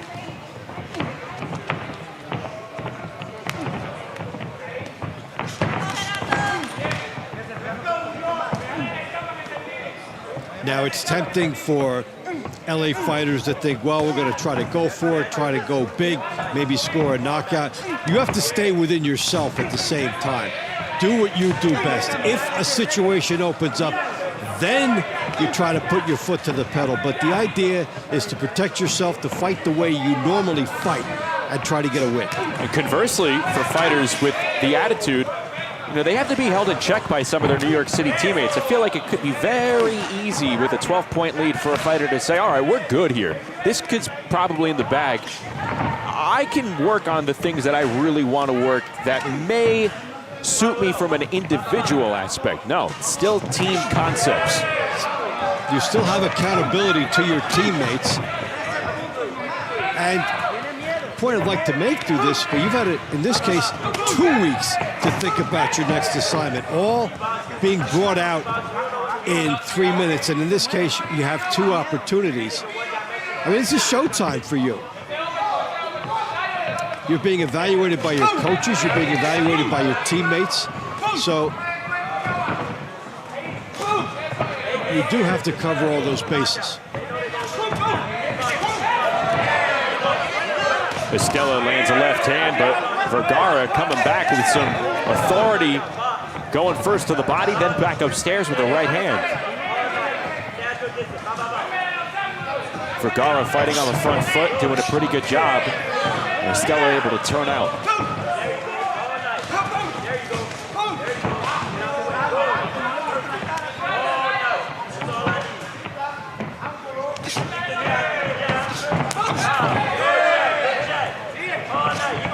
Vergara asserting himself nicely. He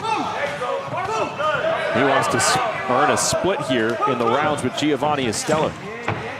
Well, if you're going to get a split, second one is the most gratifying to get.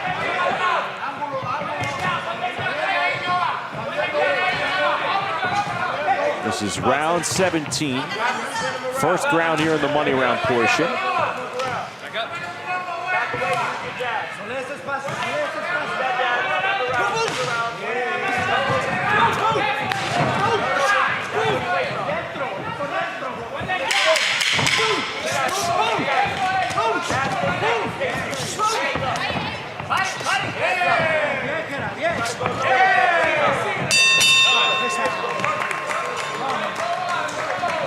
The LA fighter was much more assertive and aggressive than in the first fight. Let's see if that's enough for him.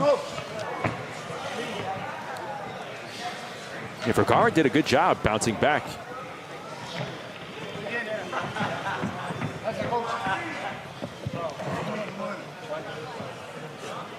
Let's see what the judges say. Team NYC took the last round, 10-9. That brings our score to New York 167, LA 154. This round is brought to you by Climax Moonshine Fire number 32, known to bring the heat. Next up in the ring, from the 126-pound weight class, from the LA Elite, Lopez. And from the NYC Attitude, Ellis, Lopez, Mendes. The Los Angeles Elite have won 3 rounds this evening. One of them has been won by the woman in the gold trunks in the ring right now, Lizette Lopez and Angel Reese Lopez Mendes. This is a tight battle in the launch rounds. And Mendes in the green trunks doing a good job. They'll try and earn a split here, but Lizette Lopez had really mean right hands in that first meetup. She did, and the difference here, if there's going to be one, is basically accuracy. Both fighters know how they want to go about this. So if you're on the outside trying to work your way in, the question is, can you make that adjustment where you're punching from a little better spot in the second fight versus the first? You're Lopez on the outside, you don't want too much to be different.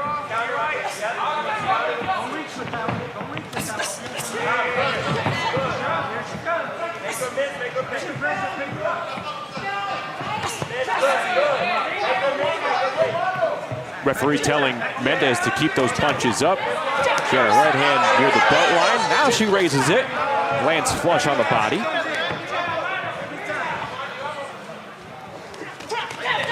Good jabbing from Lizette Lopez. And the second jab is what prevented the right hand from coming in and nailing it. Can Lizette Lopez, two-time TCL All-Star, make it a clean sweep for herself? Try and close the gap any which way LA can. Down by 13 here.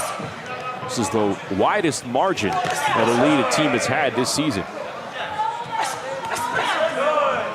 It's personal pride now. You're doing it for your team, but it's also personal pride. You're being asked to win there, you do a job.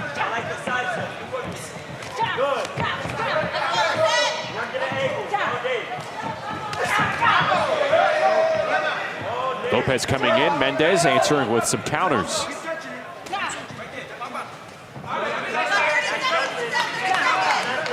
"30 seconds to work for these two women at 126 pounds.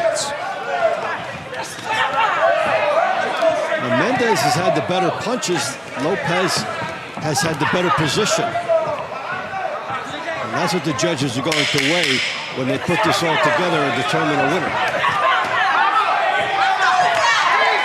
Lopez landed with the left hand, but Mendes coming back with a fury. And she thinks she did enough to even the score with Lizette Lopez.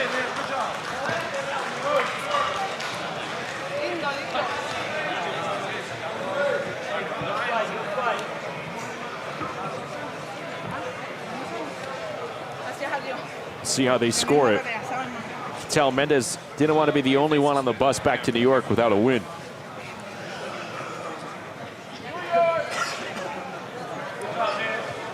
Team NYC takes the round 10-9. And that brings our total score to New York 177, LA 163. Well, she gets her split. So Mendes next up in the 140-pound weight class. From the LA Elite, Erica Sanchez. And from the NYC Attitude,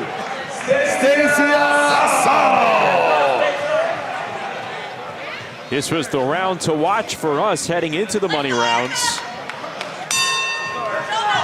But with a 14-point lead for New York City, could be a matter of pride for both of these women. Stacia Suttles in the green trunks, standing at 5'9", and the 5-foot Erica Sanchez, who had her moments in the earlier round that these two met. We talked about the fact that she had to gamble and gave her credit for the fact that she did. And what does that mean? Make yourself a lower target. You're the smaller fighter. Make yourself a lower target, harder to hit. And then you have to do that bob and weave risk to get close enough to throw She something. attacks Suttles with a right hand. That was the dilemma in a nutshell.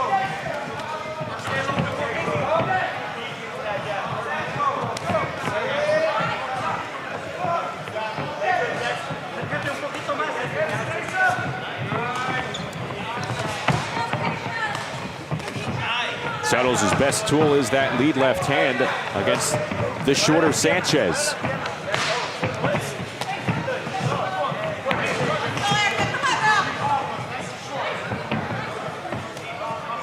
Is that when you fight the taller fighter, you really have two jobs. The first one is getting inside, and Suttles is making it hard for Sanchez to do that. Just throwing the jab out is enough to disrupt, but Sanchez regroups, lowers the head, and keeps coming.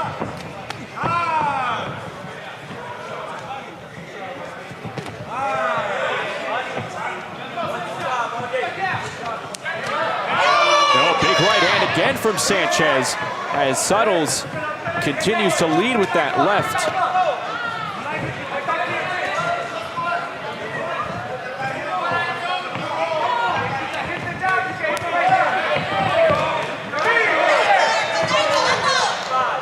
Sanchez has found some confidence in the last 20 seconds or so by finding a path in.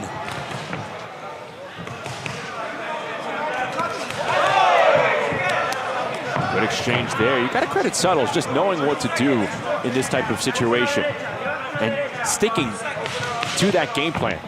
You can appear to toy with your opponent if you get the timing down in an exquisite manner. When you're outside, you can see the strategy your opponent has to do. You get that split-second bird's-eye view, and then you can beat that. This was a good job by Suttles. But tell you what, LA has next week off. I'm interested to see how Erica Sanchez progresses in the TCL with the LA Elite. So here is the dilemma I'm talking about against the tall fighter. Okay, so you see Sanchez coming in, trying to do the good work, the gambling we're talking about, and then she walks into a shot because you have to do everything right. See, she has to lean in, has to get out in front, all the studying she has to do, and then she gets there. NYC wins the round 10-9. That brings our total score to New York 187, LA 172. This next round is brought to you by Balance of Nature, proud health supplement partner of TCL. Next up in the ring, from the 135-pound weight class, from the LA Elite, Diego Dominguez. And from the NYC Attitude, Sherbek Matulov.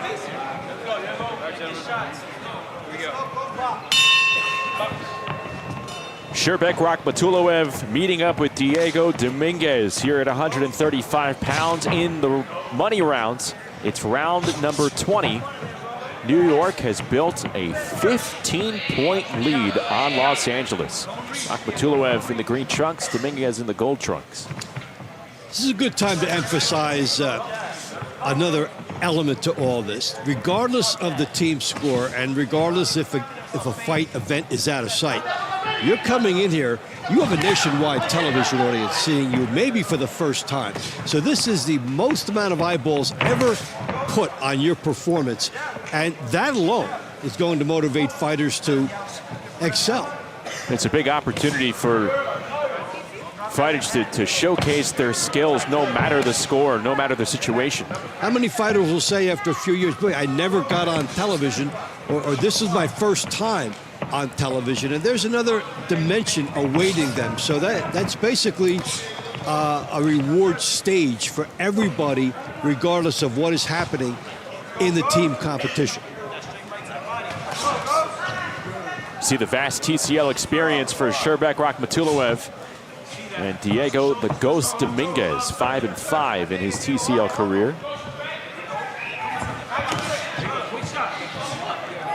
Both of these fighters trained at a young age by their fathers.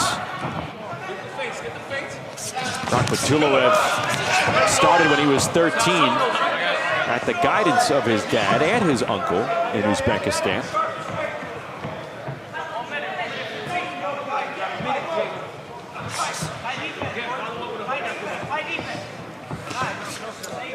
A lot of composure by both fighters with the head movement. Offensive-minded for Dominguez, defensive-minded for Matulov.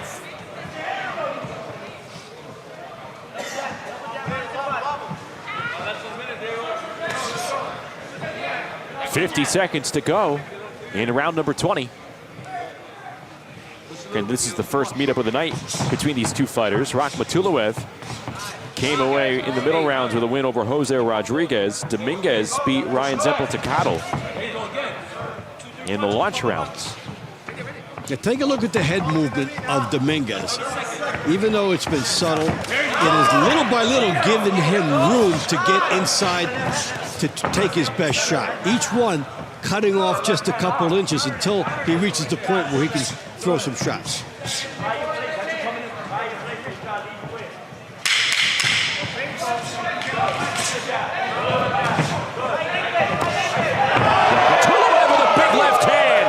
A knockdown coming in the final seconds of round number 20. Boy, when it is your night, everything goes right. There's the difference between a 10-9 round and a 10-8 round. He had just started to heat up in the few seconds before that bomb landed.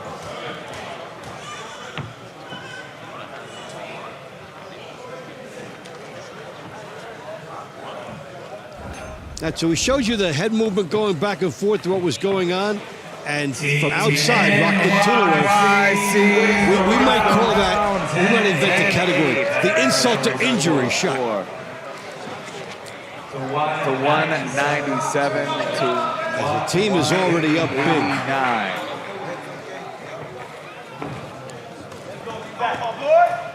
Round number 21 is won by NYC Attitude, 10-9.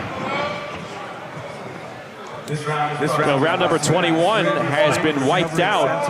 Jaeger, Plevako, Levi DaCosta, the two heavyweights. Next up in the ring. We talked about that at the time, at the end of the launch rounds, that the cut may force that fight to be called off, and it did. We'll confirm after the announcement of these fighters. So it's Stankovic and Raul Solomon going at it here in round number 22. Round 21 called off. Again, DaCosta suffered that cut along his right eye, so he's not allowed to continue here tonight. It's a 10-9 round for Plevako in New York City, and it's now a 207 to 189 score in favor of the Attitude.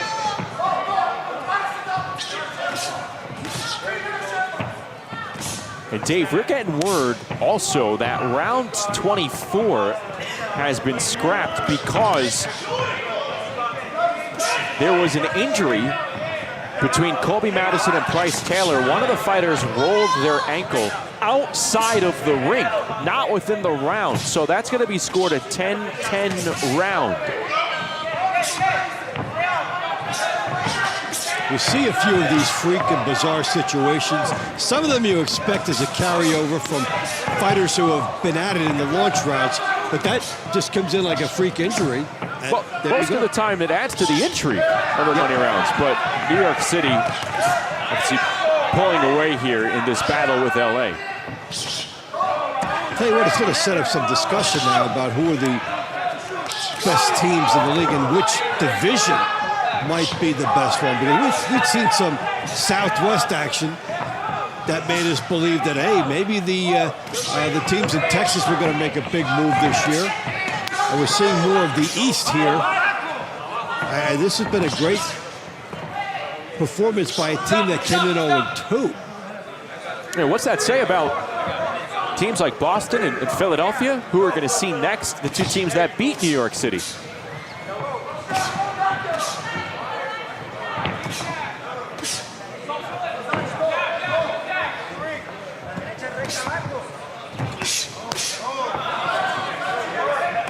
Solomon sizing up Stankovic, been on the front foot.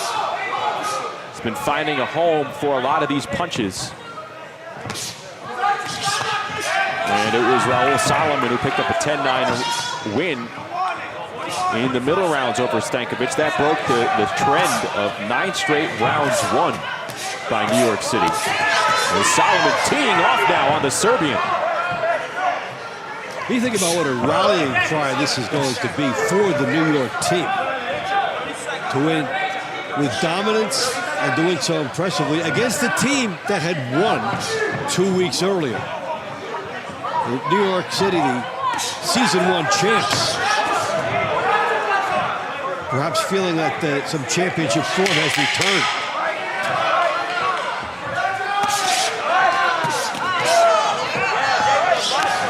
Good exchanges near the end of this round. Solomon feeling confident that he took another round from Stankovic. We'll see in a moment. At the moment, the Attitude winners in 16 of the last 17 rounds.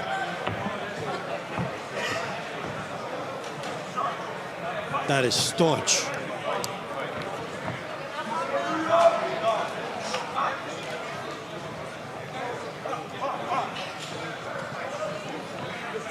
Team LA took the round 10-9. That brings our total score. New York 216, LA 199.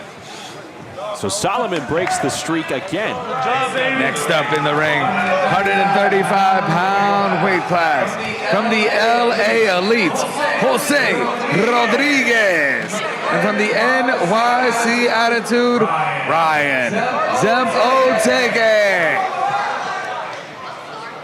So this will be the final round of the event. Again, round 24 scratched because of an ankle injury outside the ring between Colby Madison and Price Taylor. Round 23 here. Jose Rodriguez, Ryan Zempoaltecatl.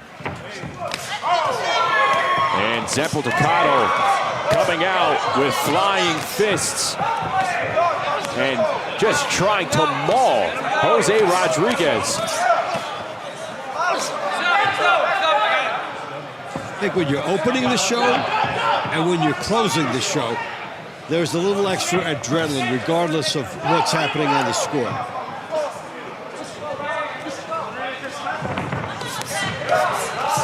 Now, these guys are showing that type of intensity. Jose Rodriguez coming back with a combo. Zempoaltecatl lost to Diego Dominguez in the launch rounds. And Jose Rodriguez fell to Sherbek Matulov in the middle rounds. This is the most aggressive round of the evening so far. The last one. Yeah, throughout the night. Yeah. We have seen an excellent pace up and down throughout this contest. And even though New York City has dominated, what has been really fun to watch and encouraging is all the style, strategies, and techniques from both teams. Even LA was always trying something. New York was simply there to cut it off or to do something a little better.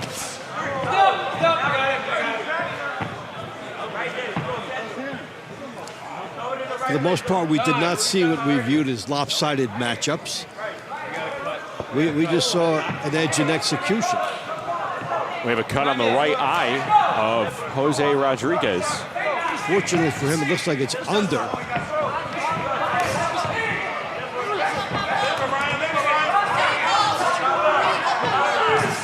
This is where a fighter has to help himself where the referee is concerned. Don't paw at it. Don't make it look like there's an issue. Well, big right hand. Uppercut position rocks Jose Rodriguez.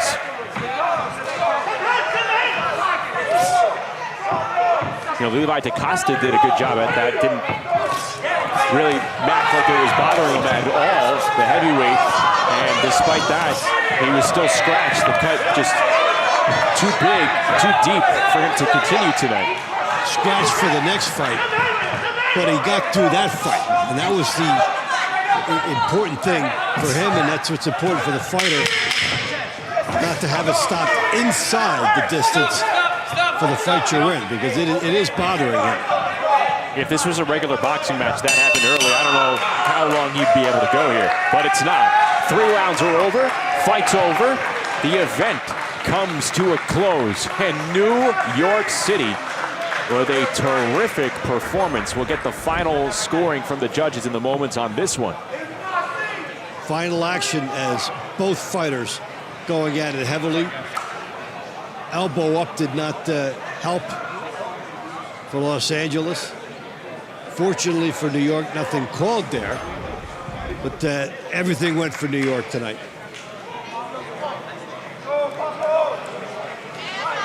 Team NYC took the round 10-9. 17 of 19 to close the show. Yep. Wow. And then round 24 scored 10-10. So that brings our total score to New York 236, LA to 218.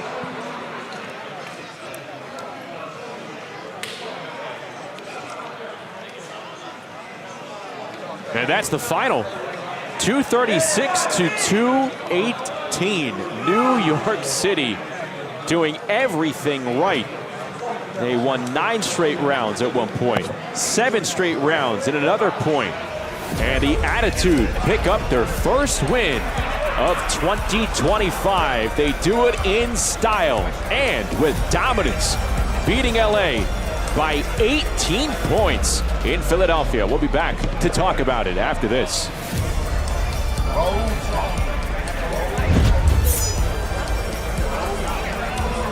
They did the crime. Nancy Grace will do the time, analyzing it. Busted.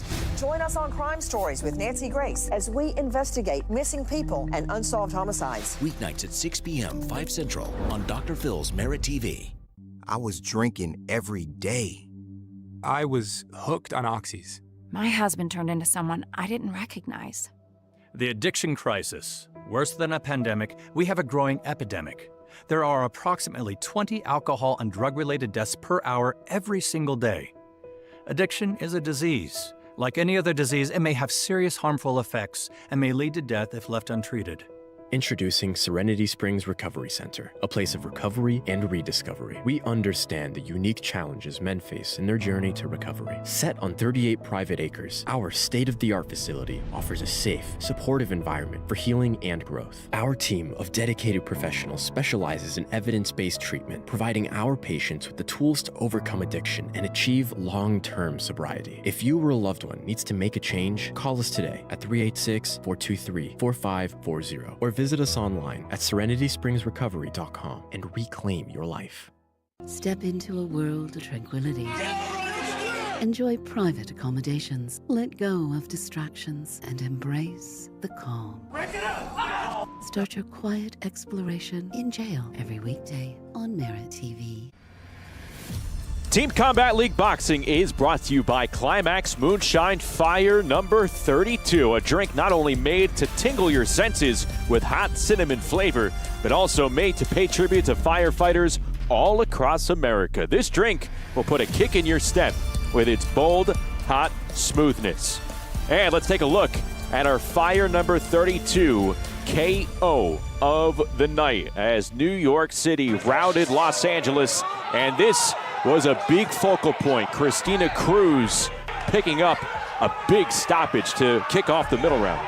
And this is when New York City started to pull away. The train left the station with this fight because New York was already up, and then there were 3 more as a result of that. And credit her for sensing the situation and running with it. Cruz picks up a big win right there. Let's meet our 3 stars of the night with Alex Barbosa.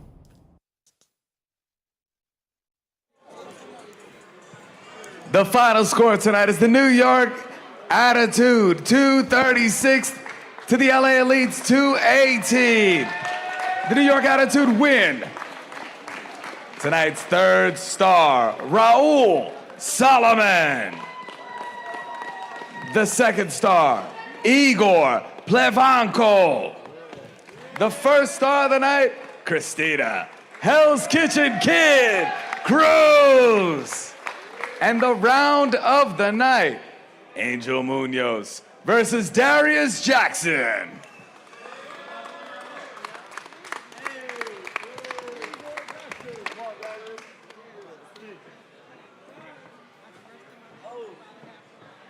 I'm here with the head coach from the New York City Attitude, Benny Roman. First win of the season, tell me how it feels. It feels great. Big shout out to Los Angeles Elite. They're a great team. We knew with coming in here that the competition was going to be a high level, so we was ready for that. We've got a couple weeks layoff before we return to action. What are we going to do to keep the squad ready and able to go and be prepared for the next fight on the 17th? Well, it took us 3 fights to get the chemistry going. Now that we got the momentum, we got to keep it up. We got 3 weeks, so we're going to work on things that we floor in. We're facing Las Vegas, which is a great team. All these teams are real close and elite, so we got to keep it tight. Thank you. Yes, sir. The 1st star of the night, Christina Cruz. You looked amazing. Thank you. Both rounds. How'd you feel in there? I felt great. I had a good warm-up this time around and was just ready to go. Being the first one, I always want to set the tone for the team, so I did exactly that. First win of the season, big win of the season. How do we keep this momentum going? We just keep doing what we're doing. It took some adjusting for us. A lot of us, initially are 8 to 10 round fighters. Coming in the first round, you kind of got to go in with a different mentality, and that's what we did this time. How do you feel that this is a little bit different than a standard fight? Obviously, it's go right from the jump. How do you guys adjust to that? Normally in a longer fight, in a 8, 10, 12 round fight, you have time to, you're more settled down. You could take your time doing it. Here you don't have time, so you have to treat it like it's the last round. You have to treat the first round like it's the last round. That's awesome. Let's hear a round of applause for our 1st star of the night. Real quick, let me speak to the 2nd star, Igor Plevako. Man, you looked awesome in there. How do you feel? So far, so good. I feel awesome after the fight. It was a pleasure to came to Philadelphia. Really nice and compete to this competition. Like join this type of workout. You know, one round and adjust and represent New York. I love it. What do we have to do to keep this momentum going for the New York City Attitude to continue rolling home some wins? Just need to work hard, believe in him, ourselves, and I think the luck too. You know, like have to luck, believe, and working hard. That's how we go to do it. What is the most interesting part of this entire TCL experience so far for you?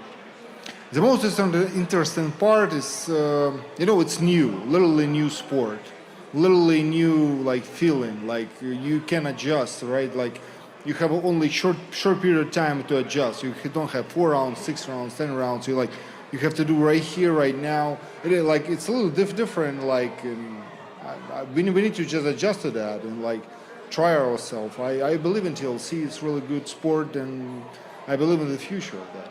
Well, we believe in TCL also. Congratulations to the New York City Attitude. We want to go back to the studio. Thank you, Alex. And you heard from some of the fighters who took home star honors for New York City, and Christina Cruz, emphasized what this league is all about. Every round feels like the last round, and that's the mentality you, as a fighter, have to go inside the ropes with. It is a tough task for sure, but we notice if you're able to figure it out, great things are going to happen. You're going to look spectacular. And there was a veteran doing exactly what you talked about and exactly what she said she did. In the middle of what became the knockout round for her, with about a minute to go, she started to land some big right hands on the outside, and instantly something clicked in like, this is opportunity. When you're looking at a long fight versus a short fight, big difference is you recognize opportunity, and that's what you jump on. And all of a sudden, these right hands were big, and you got the sense that even though it was only a minute left to go, it felt like 10. She had a lot to work with. And so she backed up her own words in that knockout of the night. Full night's work for Christina Cruz within 3 minutes right there. She is the star of the night as NYC picks up its first win. They do it in style with a big-time victory over the LA Elite. We'll take a break. When we come back, we'll dissect it even more and take a look at some of the highlights from this entire 24-round event. New York wins it in a rout over LA. Weekdays at 8 a.m. Eastern. All right, let's go. Get your day going with Steve. Everybody in a good mood today? When you're having this much fun, it's Harvey working. You just went straight up there, didn't you? Steve, weekdays at 8 a.m. Eastern on Dr. Phil's MeritTV. The millennial generation was turned into a science experiment for the sake of enriching big pharma, big ag, and big food. It is devastating us and our children. Human breast milk now contains thousands of microplastics. If you need formula, you can't find it without inflammatory seed oils or soy. Parents have to order it and buy it from Europe. Does this all seem overwhelming to you? Good. This is what the American mom deals with every day. American Values 2024 is responsible for the contents of this advertisement. I got charged for a stolen vehicle. Time in jail. Witness the unfiltered reality of life on the inside. Then it's the ultimate showdown on the streets. Cops Reloaded. Get on the ground! Jail and Cops Reloaded. Weekdays starting at 4 Eastern on Dr. Phil's MeritTV. What's gold is new again. Pardon the pun. But considering gold has been used as currency since around 550 BCE, it has been on fire the past year. I'm here with Daniel Boston, the founder of Preserve Gold. Why is gold so stable and such a good investment for many people? Take the central bank, for example, the Federal Reserve. They print money out of thin air, and then they take that printed money to go buy hard assets like gold to protect themselves against the very risks that they're creating. So I always tell people, don't do what the big players are telling you to do. Do what they're doing themselves. Yeah, watch what they're doing. That's correct. Okay. If people are interested in investing with Preserve Gold, how do they get started? You can give us a call at our toll-free number, 844-407-6375.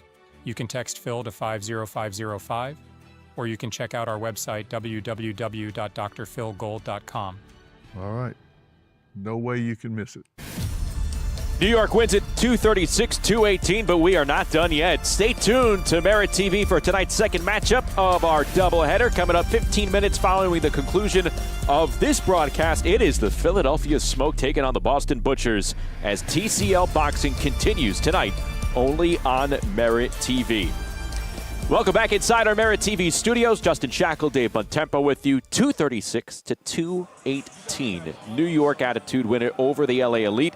New York gets in the win column, and again, we've hammered it home. They got 2 weeks now before they are back in action. Better to go into the break like this versus the alternative. And something else to build on for them. The coach hit upon it in the interview that they've got their chemistry together now, and they put a lot together over the last 2 weeks, which they did. Now, it starts to get you scrambling and thinking. Now, this is the year one champions. Then they had a good year two, and the Philly Smoke wins the championship.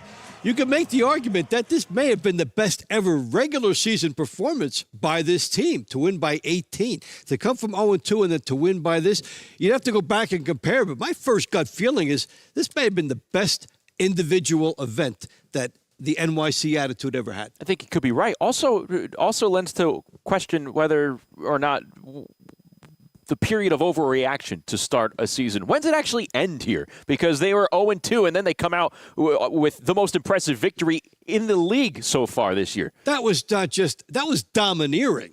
That was basically a runaway, pull away, a team that had been struggling, the 1-point loss to the Boston Butchers, and then a late round with Philly overtaking them.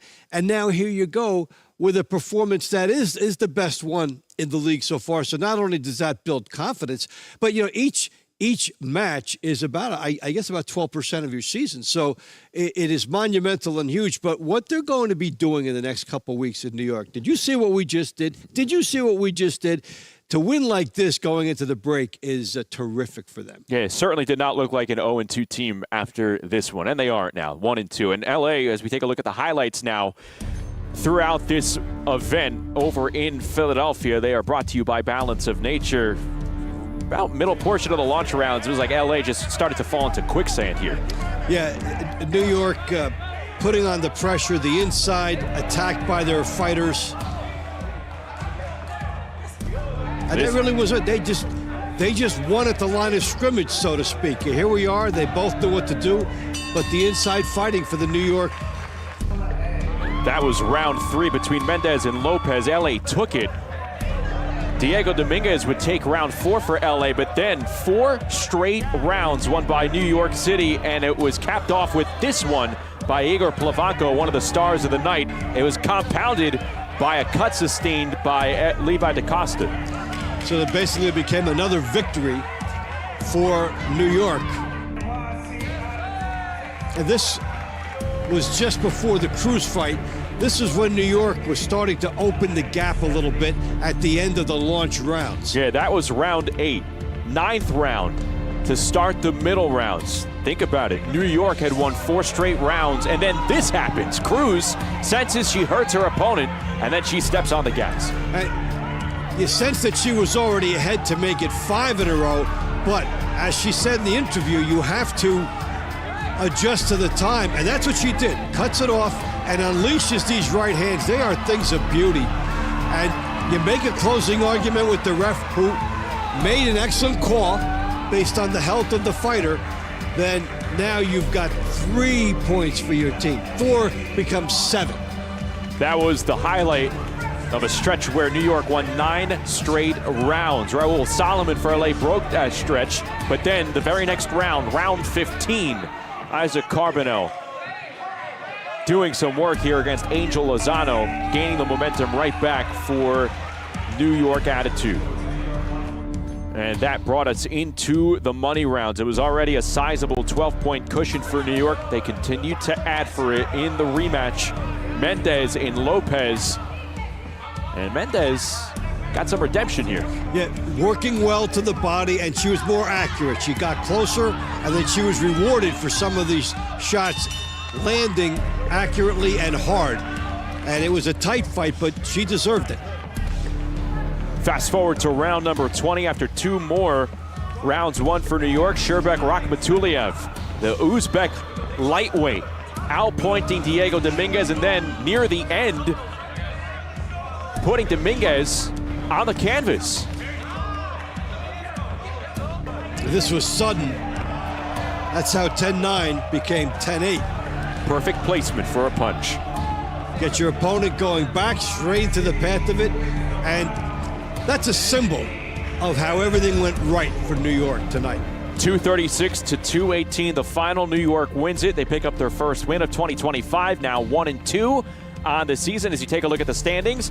And I tell you what, Philadelphia is the only team remaining to have a chance to go to 2-0, to join the likes of Dallas and Las Vegas after this one, as LA falls to 1-1. And we talk about the layoff ahead for New York. Again, they're not going to be in action again until 3 weeks from now. LA has a couple of weeks off themselves. We won't see them again until May 10th against Houston. So they have to sit on this type of performance in an event that, look, they didn't look lackluster, but a lot of things just weren't falling their way. Like I mentioned, a lot of quicksand. Right, it was for them. Normally, you might say, hey, a 2-week layoff is no good after a loss, and that is true in a lot of sports. But for a team that got smoked like this, that might be a good chance to regroup and go talk with the coaches, gather as a team, view things. Where do we go on? Build up some momentum with good workouts and good team meetings, and then come back, you refocus. You say to yourself, okay, it went bad, but we're still 1-1. Long fight home for the L.A. Elite as they take one on the chin tonight. 236-218, the final. New York City wins it. We're going to step aside one more time. When we come back, we will wrap up the first part of our Saturday night doubleheader. New York wins in big-time fashion over L.A. Hey, it's Dr. Phil, and I'm coming to you with the real story. I'm not just reporting the news here, I'm sharing my interpretation of it. And I want to talk to you about why Doge matters. We are in an educational crisis. It is time for action. They need to be held to a standard. Are they doing their job? Who is not against fraud, waste, and abuse? That's the real story. Check out Dr. Phil's The Real Story on the news on MeritTV and subscribe on your favorite podcast service.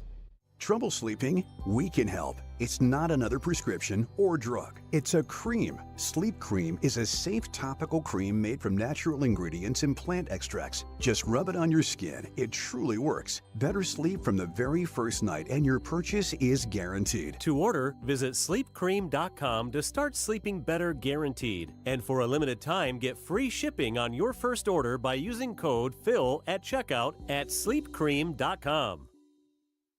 Talk is cheap when it comes to saving our country. We're not just any cell phone service provider. We're Patriot Mobile. It's not enough to simply talk about values. We live them. Defending life, protecting our First and Second Amendments, and celebrating our military and first responder heroes. We're boots on the ground making a difference. We're America's only Christian conservative wireless provider with nationwide coverage on all 3 major networks and 100% U.S.-based customer service. Join Patriot Mobile today and make an impact every time you use your cell phone. The millennial generation was turned into a science experiment for the sake of enriching big pharma, big ag, and big food. It is devastating us and our children. Human breast milk now contains thousands of microplastics. If you need formula, you can't find it without inflammatory seed oils or soy. Parents have to order it and buy it from Europe. Does this all seem overwhelming to you? Good. This is what the American mom deals with every day. Values 2024 is responsible for the contents of this advertisement. TCL boxing action continues next week with an action-packed doubleheader. We head to one of the best fight cities in the USA, San Antonio, Texas, for a Southwest showdown between the Dallas Enforcers and the San Antonio Snipers. And then in the nightcap, it's the Hitmen of Houston matching up against the Phoenix Fury. All that action coming your way next Friday on MeritTV. Saturday, well, just one bout, but a good one in the Southeast Division. Miami and Atlanta tangle next Saturday night, May the 3rd. So you have 3 TCL Team Boxing League bouts coming up next weekend. And we saw what went down in Texas last night. It's a chance for some of these Southwest Division teams to get a good lick on one another before they kind of break away and go face teams outside of their division. These are big head-to-head matchups here. That's why for Phoenix to win in the final event, final minute of that exciting contest that went down to the final fight, they're going to look back on that as, boy, that may have saved us. So they have that, and then they'll break away, and we'll be seeing that division in Texas for the third straight weekend. Before we go away for this week, we still have another matchup coming up, and it's a good one, and it's the two teams that beat New York City previously this season. Philadelphia Smoke, Boston Butchers, and you say to yourself, wow, New York entered 0-2 today, but then they put a performance on display like that right there, an 18-point win over L.A. What does it say about Boston? What does it say about Philadelphia? Does it say anything? Well, I think maybe for Boston it says, I'm glad we faced them when we did, which was in the season opener. And the Phillies spoke because the New York coach saying, we didn't really get our rhythm until, we got it going right here. So for New York, the whole idea is to keep that momentum going to make this streak meaningful for them. And I'm really looking forward to Philadelphia and Boston because we've seen some stars on both sides. And now let's see what happens when they go against each other. Philadelphia 1-0, Boston 1-1 as they will meet up coming up in just a few moments. An Eastern Division showdown between these two teams. Philadelphia is obviously going to be the home team, and that's going to be coming up 15 minutes following the conclusion of this sign-off. So a brief moment of pause in our Saturday TCL Team Boxing League doubleheader coming up from Newtown Athletic Club. Philadelphia obviously going to be the home team. Boston's home base is over at Foxwoods in Connecticut. So Philadelphia rolling out of the gate. They get a nice victory in their season opener a couple of weeks ago over New York. You can look up and down that roster. There is the name, the star power, the pedigree at Philadelphia Grit. They're going to be in their home arena, and it's going to be fun to watch several matchups, but you have the big names when you talk about the likes of Jesse Hart, and you have also a pair of siblings on each team, Rashida and Rashidi Ellis. It's Ellis and Ellis, not Ellis versus Ellis. That's right. That is coming up. You see Christina Cruz, Benny Roman, the head coach of the NYC Attitude. It's going to be a happy bus ride up the New Jersey Turnpike, back to the Big Apple. The Attitude victorious over L.A. Stay with us. More TCL action coming up. Second half of our doubleheader from Philadelphia. It is the Smoke and the Butchers coming up next.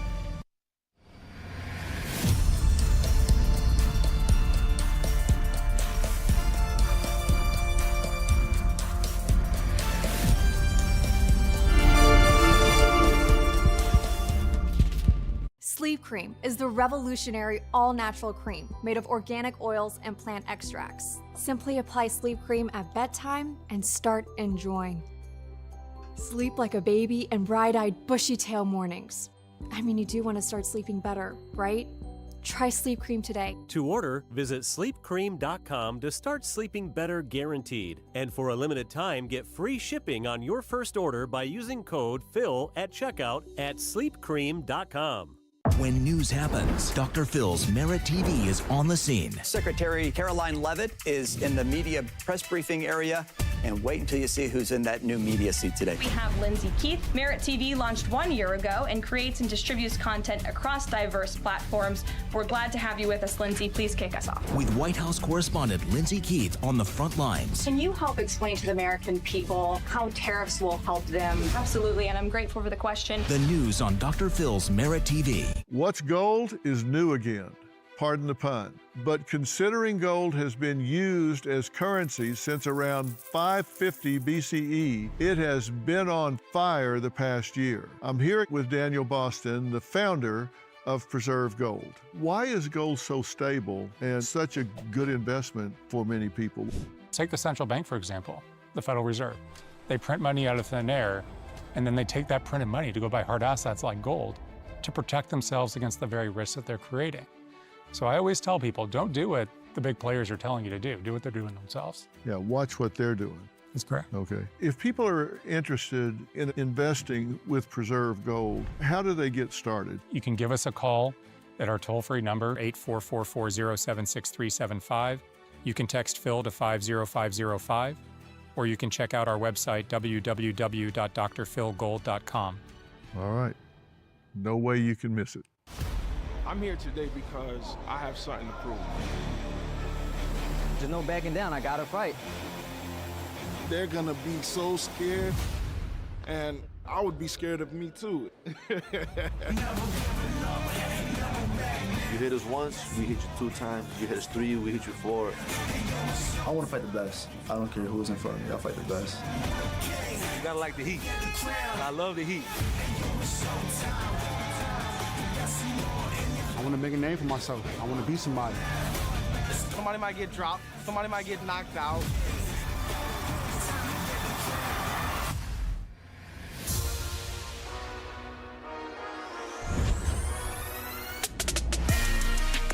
Week number 4 for TCL Boxing, and it's getting intense.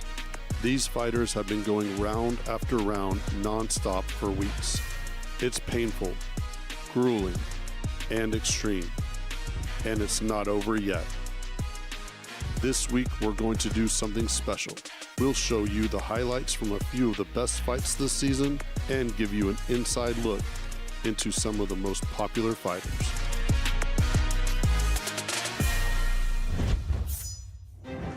Cruz with Patricio.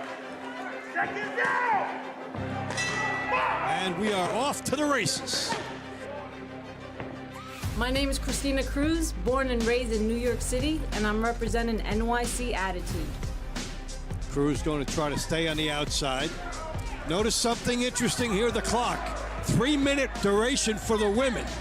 When a lot of people think about boxing, they think about just 2 people punching each other in the face, and it's just so much more than that. It's so much discipline that goes behind the training. For me, it's an art and a science. Oh, good right hand. Patricio's doing great combinations. My name is Jeremy Patricio, and I fight for Philly Smoke Team.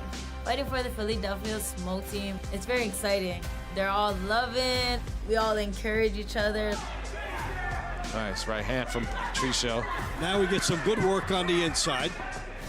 Once I'm in the ring, I be locked in. I be wanting to be some These are good flush shots getting in by Patricio. Let's go. Good body work from Patricio. Considers she's falling her back. It looked like it shook her up a little bit. TCL, it's a little different than your typical boxing. You only have 1 round to let your hands go. There's more knockdowns than you expect because people are going out there and they're trying to take each other's heads off. All right, so this one will come to an end. It had good energy for the 3 minutes. Absolutely. Like I said, the women always bring it. In a renewed format. I think it was Patricio's bout. How about you? She took the bout. 10-9 for Philly. It's a nice win for the home team.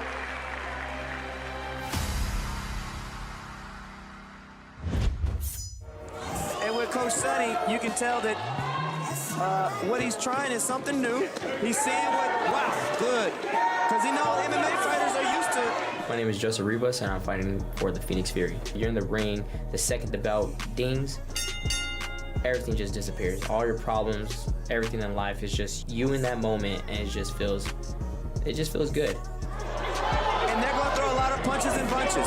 We've got 3 minutes to work with, so Rivas coming out strong. And we all know that the first round in any boxing match, everybody's super competitive. And in Team Combat League, everything is the first round, so everything is super competitive. It's the first round and the last round all the time. It is.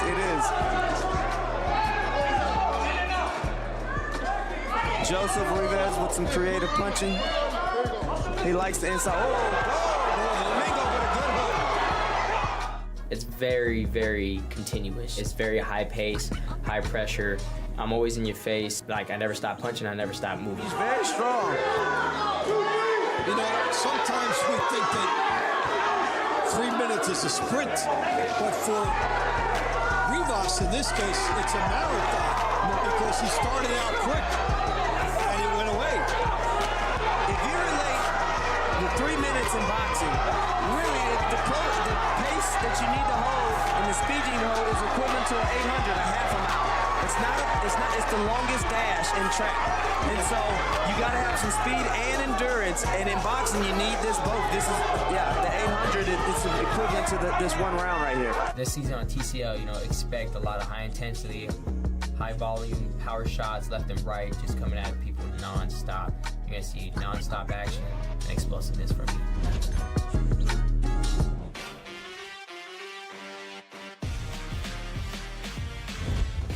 In the blue corner from the Atlanta attack, Dr. Robinson.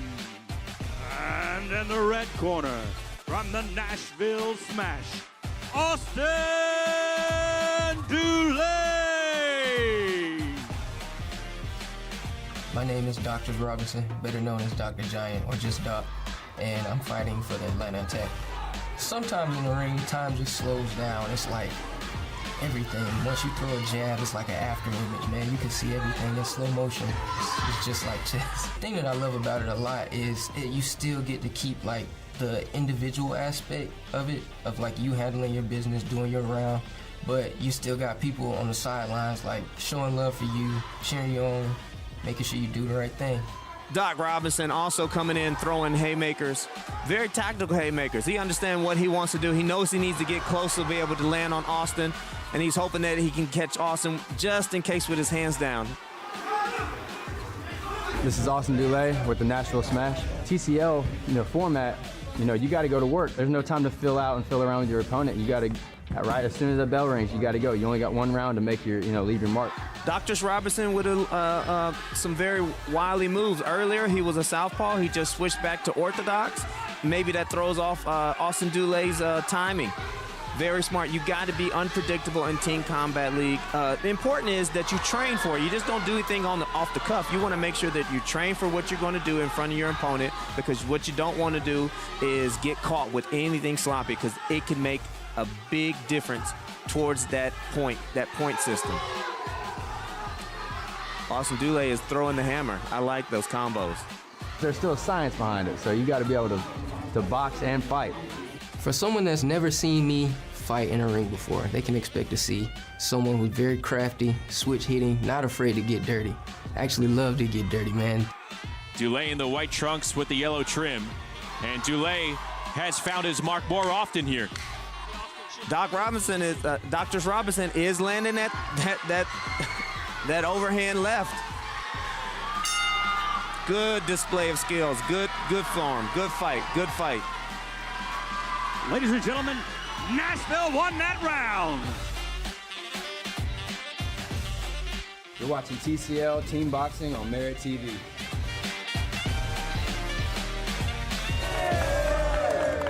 What's gold is new again. Pardon the pun. But considering gold has been used as currency since around 550 BCE, it has been on fire the past year. I'm here with Daniel Boston, the founder of Preserve Gold. Why is gold so stable and such a good investment for many people? Take the central bank, for example, the Federal Reserve. They print money out of thin air, and then they take that printed money to go buy hard assets like gold to protect themselves against the very risks that they're creating. So I always tell people, don't do what the big players are telling you to do. Do what they're doing themselves. Yeah, watch what they're doing. That's correct. Okay. If people are interested in investing with Preserve Gold, how do they get started? You can give us a call at our toll-free number, 844-407-6375. You can text Phil to 50505, or you can check out our website, www.drphilgold.com. All right. No way you can miss it. We're not going to just tell stories. We're going to go inside the minds of these killers. He told me his name was Ted and he was a law student. Let's break this down for a minute. This was a man who'd make the devil blush with his sins. I want you to walk in the shoes of both perpetrator and prey. Mystery and Murder. Subscribe on your favorite podcast service. For 26 weeks, you're going to be seeing this on MeritTV. Look at me. I'm leaning forward. I'm hooked, baby. And it looks like Shuttle did she made the proper adjustment. She's a little bit more aggressive this time. But is that going to play in the favor of Moore? Because Moore is clutch. I'm Amelia Moore, and I box and represent the Boston Butchers. There are people that have never watched boxing before. They go to a boxing match and they're like, my God, the amount of energy that's pouring out of this ring, like we can feel it reverberating out of the ring. Moore has been here before. Moore has put her team over the top. She has been the anchor. She has been the one person that they can count on no matter what to come in and give them the points they need. And right now, it's tied up 177-177. What did I miss, AC? That's a 10-8 round that just happened for Brown of Boston to tie it up.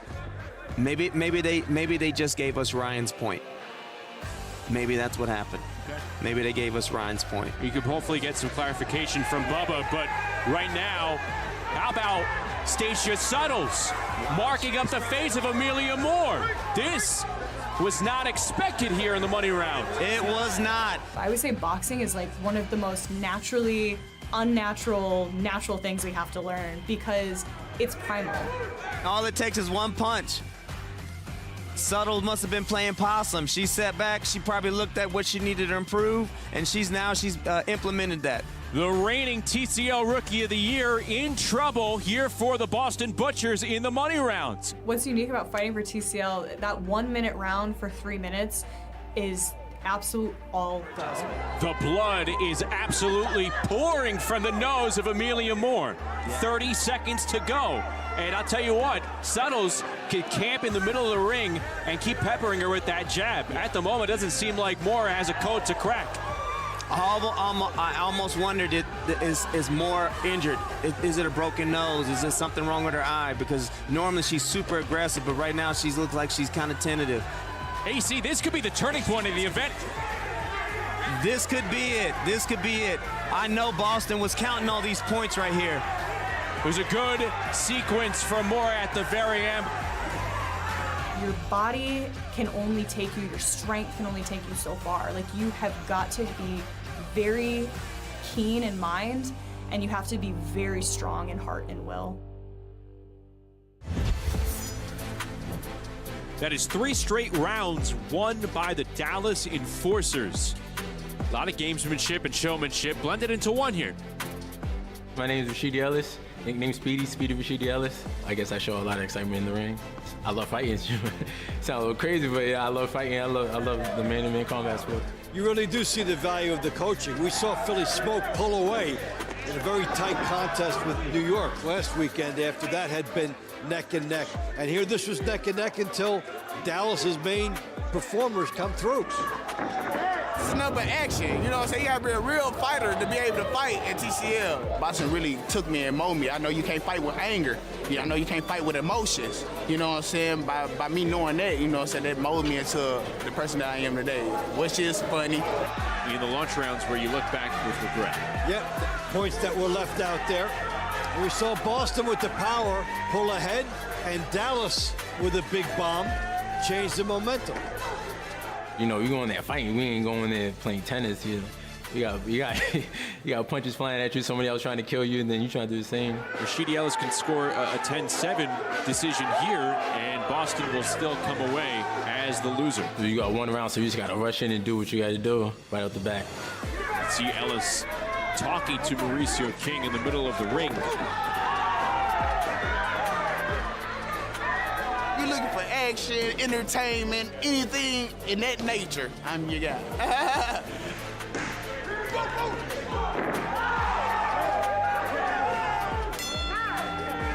So it figures to be a 10-9 round for Rashidi Ellis. Will shrink the deficit, but in the end, it does not matter. Dallas does enough here in the money rounds to come away victorious.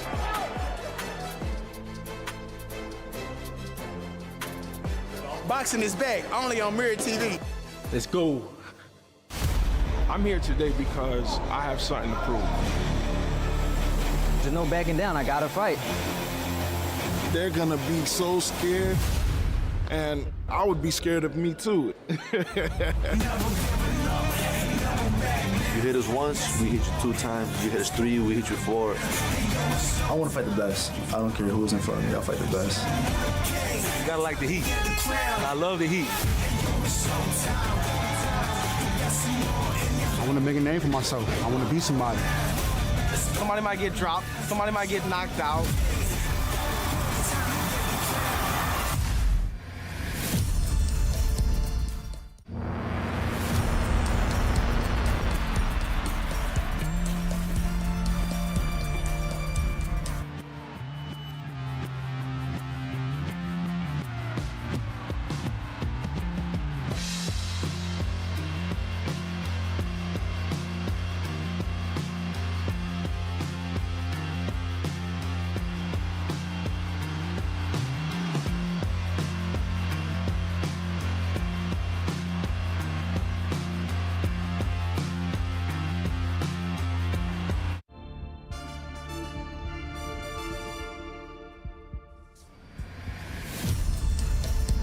Saturday night in the city of brotherly love, Philadelphia, Pennsylvania. And it is the second half of our TCL Team Boxing League doubleheader as the defending champs, the Philadelphia Smoke, are back home to take on the Boston Butchers.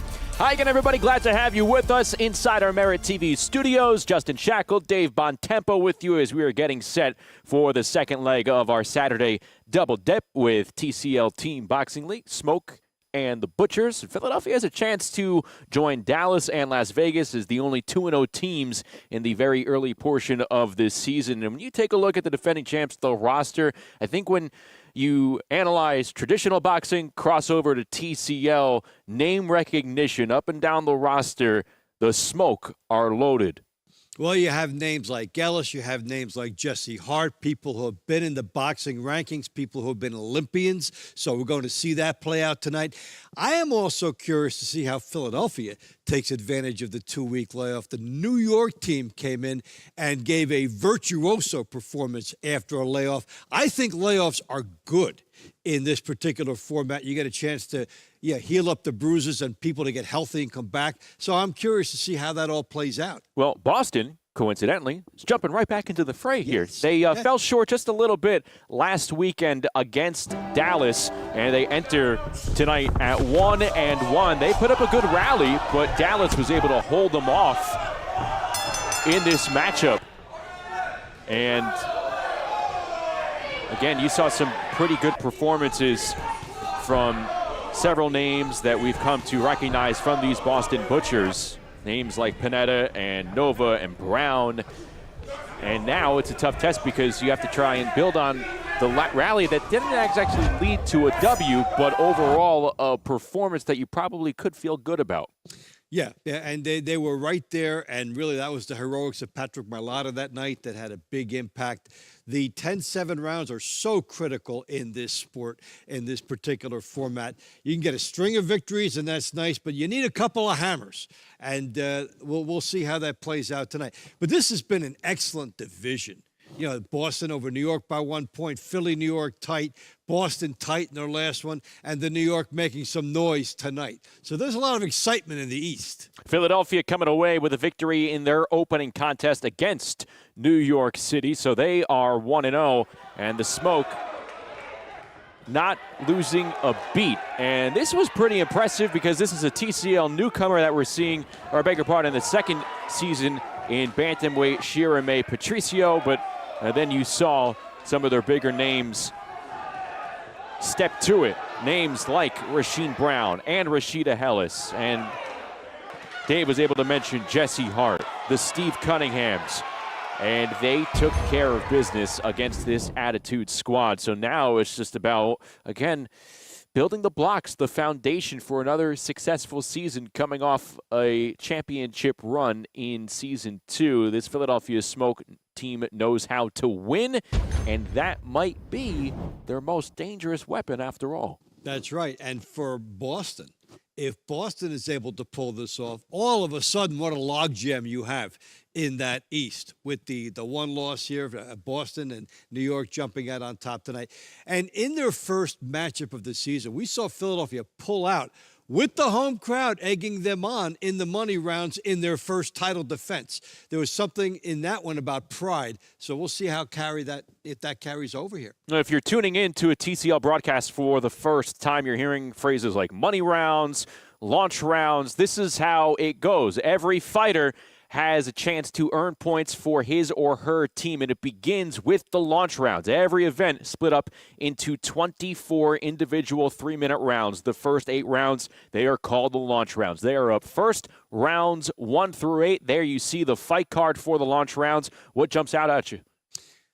Ellis, the third fight, we have a very good matchup right away. Yeah, it's Rashida Ellis and Rashidi Ellis. But for Rashida Ellis, she is going up against Boston's Camila Panetta. And from a traditional sense, you have a fighter with an Olympic pedigree going up against a successful pro, a pro that knows how to box. This is Katie Taylor's sparring partner right here. Yes, it says a lot right there. And we've seen a lot of fighters struggle to get into this format. How do you channel it into 3 minutes? Some do it very well. The boxer types seem to have done it best because they're used to that. It might even remind them of the Olympics. We're going to step aside really quick. When we come back, we will have the ring walks for each team, fighter introductions, and then we get into the action. The money rounds, the middle rounds. First up, it's the launch rounds. They are coming up next. Stay with us.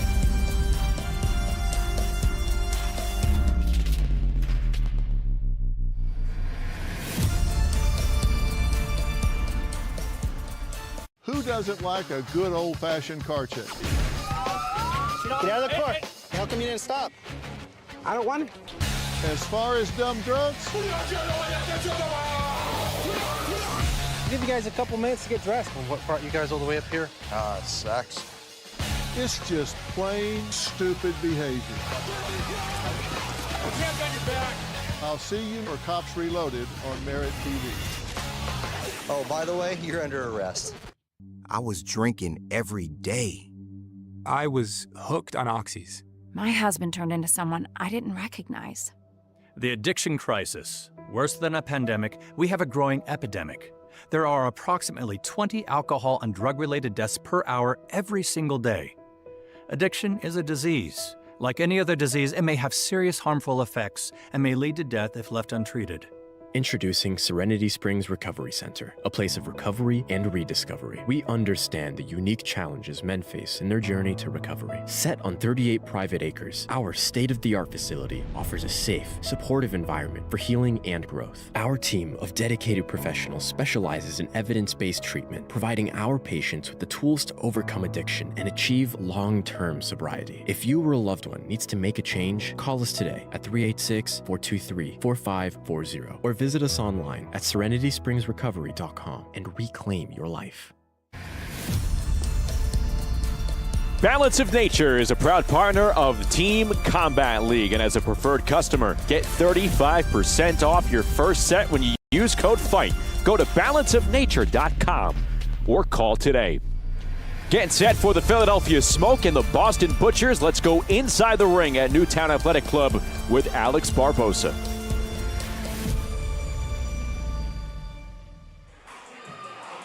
First up is the Boston Butchers.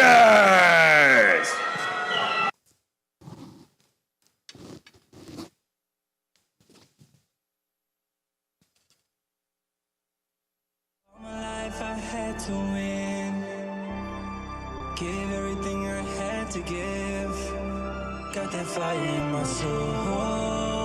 All my life I had to fight to the end. I ain't never giving in. We gon' make history.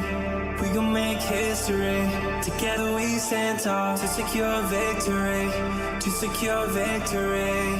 Tonight you gon' see the best of me, what's left of me. I'ma give it all I have inside, you see. I'ma take this victory. It's positively legendary. I'ma make history. I leave you unfair where you stand, I'm the man. You cannot compare, you a fan, I'm the champ. All I need is one round, punches like a gun sound. You cannot withstand what I can do with these hands. Them butchers coming, so you know it's about to be a problem. I'm looking at my brothers and you know they know I got them. I do this for the fam every day. To my hand, go get raised for the city where I stay. That's an uppercut, don't never double take. I'm unorthodox, I throw a hook and put you in the grave. We the butchers, chop you up, now we in here to play. Blood, sweat, tears, that's just how New Englanders are made. All that pain and struggle, man, I took that to the face. I'm a light in the dark, I looked up, then I prayed. That's the champion way. So we poppin' champagne, we gon' win again. From former Team USA Olympic boxing coach Mark Gargaro's Boston Butchers, bantamweight Leah Luwendowski, featherweight Eric Emery,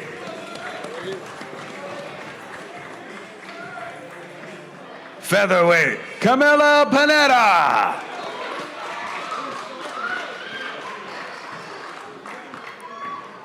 former WBA and ABA super featherweight champion lightweight Abraham Nova, welterweight Kino Killer Ape Luna, welterweight Jay Golden Child Brown, TCL Season's 2 most exciting fighter, ranked in the top 10 by both the WBA and WBO junior middleweight Rashidi Speedy Ellis, heavyweight Skylar Lacey,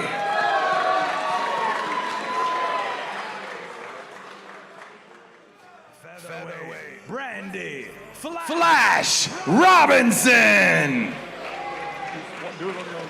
lightweight Jonathan DePina, super lightweight Stevie Jane Coleman, light heavyweight Steven the Savage Sumter, 2025 Guatemala national champion cruiserweight Miguel Tio,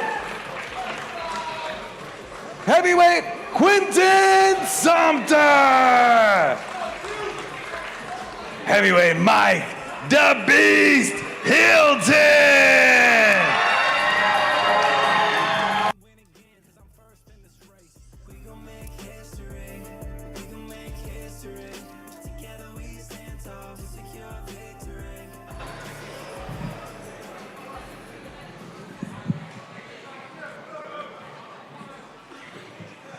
and their opponents, your Philadelphia Smoke!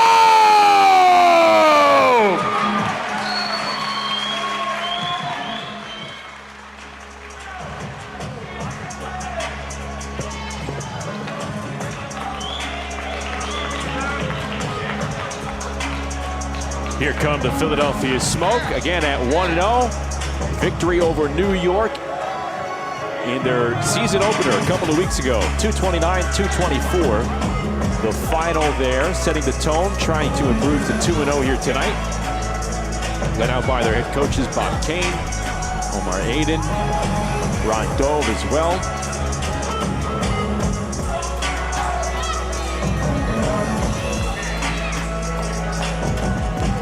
And you got to have the dramatic pause before you make the official ring walk. Absolutely, especially after you saw a great song by Boston. That's right. That might be the best song in the league. You need a response. There's song and there's counter song.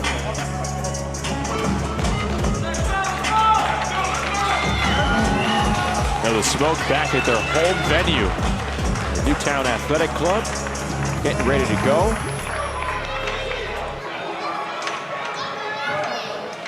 They'll be in the all-whites as they make their ring entrance.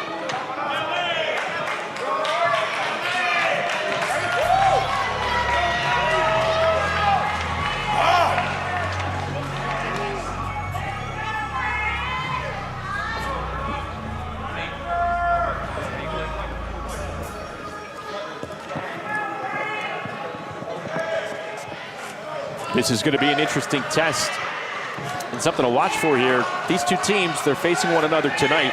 They both will have next week off and the next 2 weeks off before they face one another again on May 17th. You talk about scouting reports and adjustments.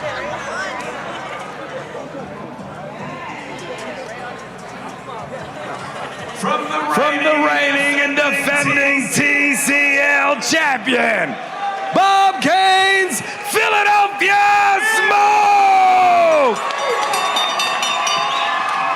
Multi-time national champion and 2024 U.S. Olympian bantamweight, Shara May Patricio! Featherweight, Rasheen Sugar Sheet Brown! Multi-time national champion and 2020 U.S. Olympian featherweight, Rashida Ellis! Lightweight, Angel Guerrero Hernandez! Welterweight, Henry Cedeño! Junior middleweight, Quadir C4 Albright!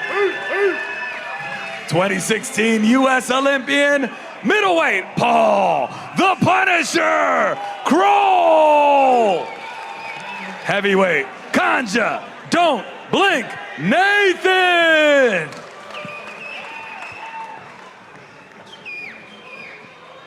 Featherweight, Chanel the Sniper Butler! Lightweight, Nahir Pretty Boy Woo Albright! Lightweight, super lightweight, Michelle No! Super middleweight, the new Ray Robinson! Former USBA and the NABO super middleweight champion, light heavyweight, Jesse Hollywood Hart! Cruiserweight, Steve USS Cunningham! Heavyweight, Joey the Tank Plevako!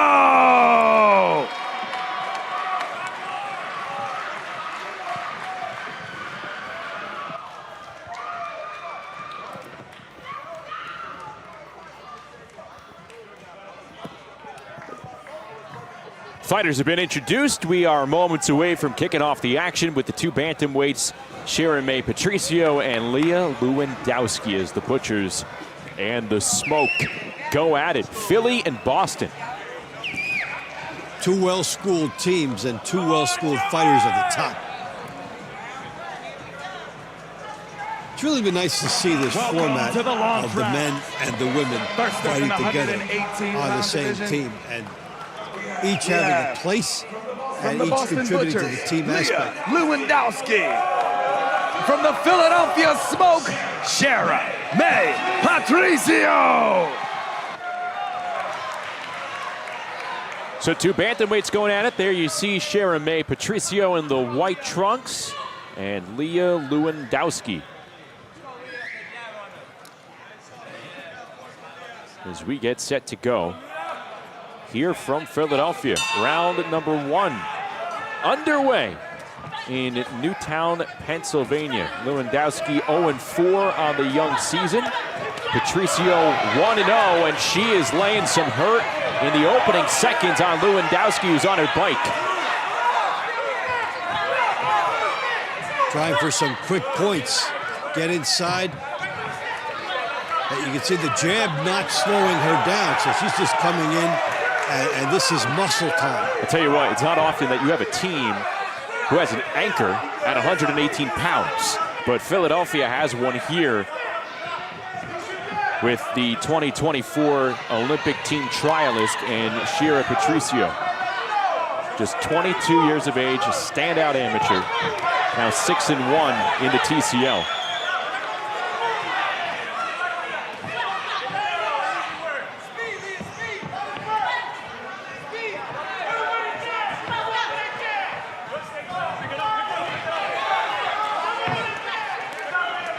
A lot of opportunities here for Philadelphia.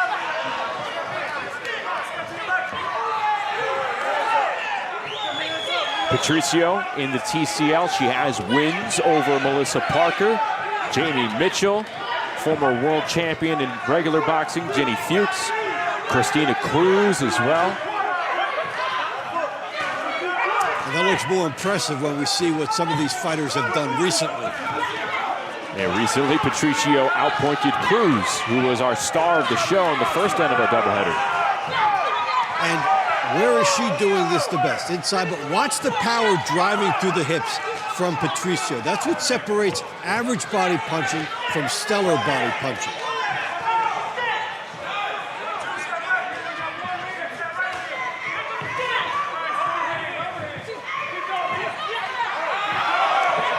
That was a good shot that, again, gave the idea that she might get more than 10-9 for Patricio. So she's studying the situation from outside and then darting inside and doing her best work.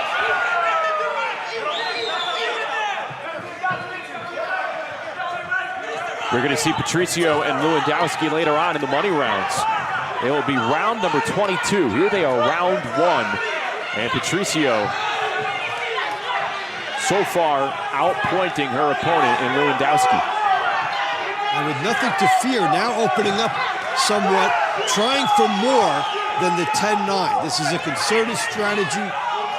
Put the 10-9 in the bank first and then try to get greedy.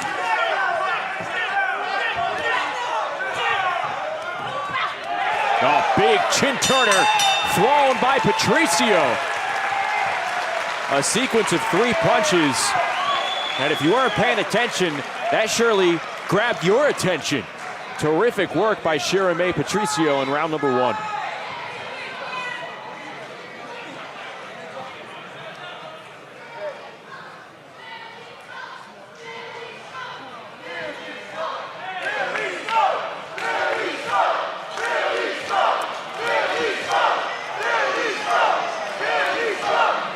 They're going to get what they want. Those chanting Philly smoke.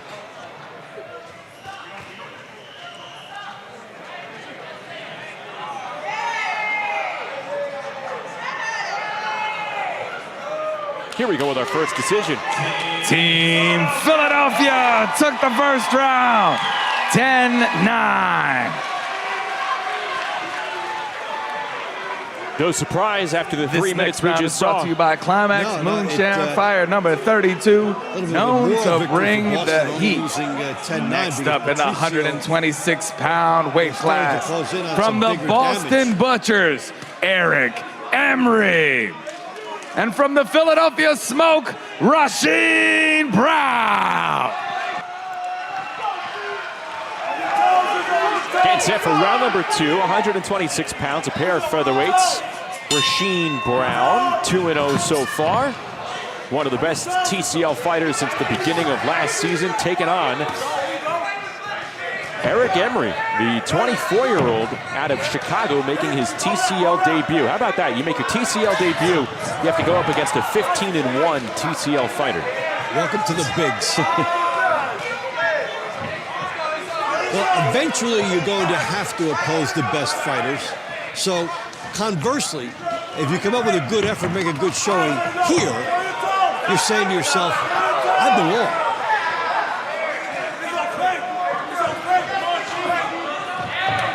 Brown and Emery having to be separated here. Emery in the blue trunks, Brown in the white.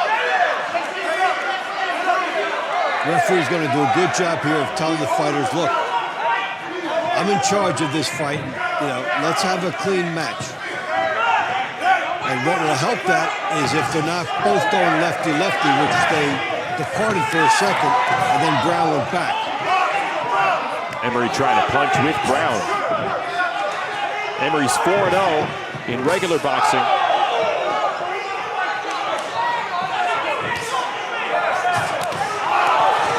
Some big shots being thrown by Rasheed Brown. And the thing that's difficult if you're facing this for the first time is the speed and crispness of the shots coming at you. get there faster than you used to, and they're harder. Brown has won 13 straight TCL matches, and he has the body language of a fighter who knows that his 14th straight is only a minute 15 away.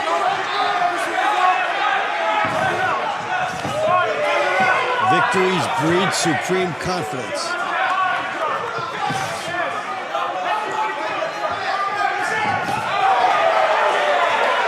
Brown finding a home with that jab.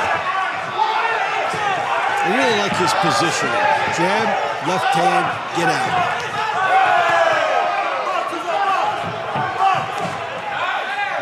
Seasoned fighters know just how to bite off enough to show the judges something and not overextend themselves. You know, you could see him lunging in. You could see him trying to do a lot more. But instead it's bop, bop, goodbye. Bop, bop, goodbye. It make 10-9 look extremely easy. Sheen Brown comfortable, able to squeeze in some gamesmanship as well as the seconds tick down. Emery tries to get in a body shot. Trying to gain some respect from this 26-year-old southpaw out of Philly. Right hand lands by Sheen Brown. He says, what do you got? You got nothing for me. Oh, late punch after the bell. That may cost Emery here. And that was blatant. That was blatant. Look, Dave, they're scheduled for the 24th round. That might scratch it right there. It could. Commissioner has a... Oh, goodness.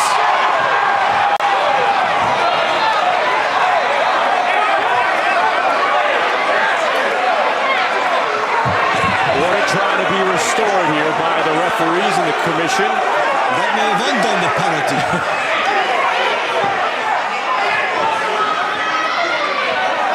Someone will tell these guys the fight is 3 minutes, yep. 3 minutes and 10 seconds. And the Pennsylvania Commission is pretty much telling everyone, both fighters, to leave the ring immediately. Now, you've got a lot of different ways that this can go from a commission standpoint. You can penalize a point, you can take a fight off the board later. This is kind of a new territory. Usually, if you're going to make a decision, it's inside the 3 minutes, not afterwards. I would have to figure, as we take a look at some of the action from the second round, that Brown, as we take a look at what transpired, right there, a pot shot, and then Brown, I mean, he accentuated everything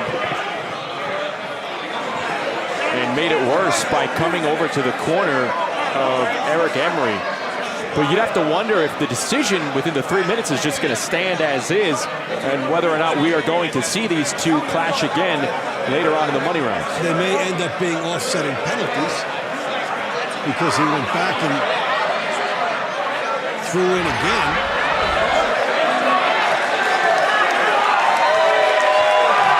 If there was the NFL, that would be guilty of taunting. But here, he was set after the bell clearly and blatantly. It's just disappointing decisions from both fighters. First Emery and then Brown.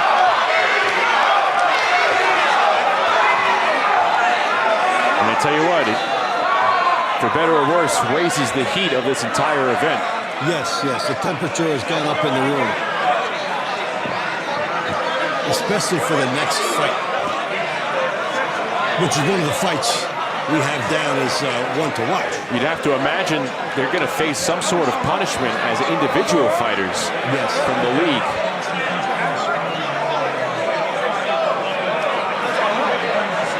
Well, there's a lot of ways to go. They could scrap the next fight just because of the bad blood that's been built up.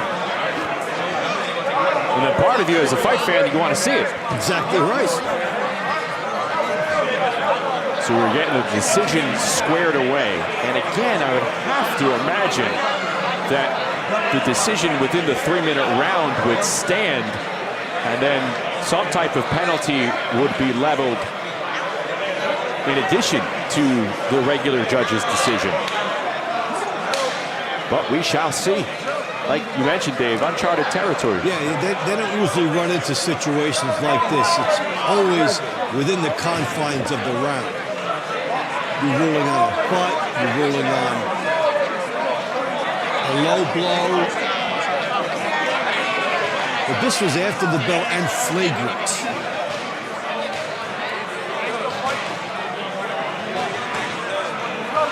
I just wonder what triggered Rasheem Brown to walk over to the corner after where it seemed like everything kind of had been restored. He took that pot shot from Emery, looked like he let it go, and then came back to the corner. Sometimes it's a macho thing, like you don't want to look weak in front of your friends. Like you let him get off on you like that? Well, we're getting word that both fighters have been disqualified. So have their DQs come after the round has been officially scored? We'll find that out, but they were scheduled to fight again in round 24, and we will not have round 24 because both fighters, Rasheem Brown and Eric Emery, have been disqualified. That part of it is a fair call. And I really reiterate for Brown, it's, you know, people know him here, and he's not going to look weak. Now, he should not have made that decision. I think he let his boxing do the talking. Yes, because you know what?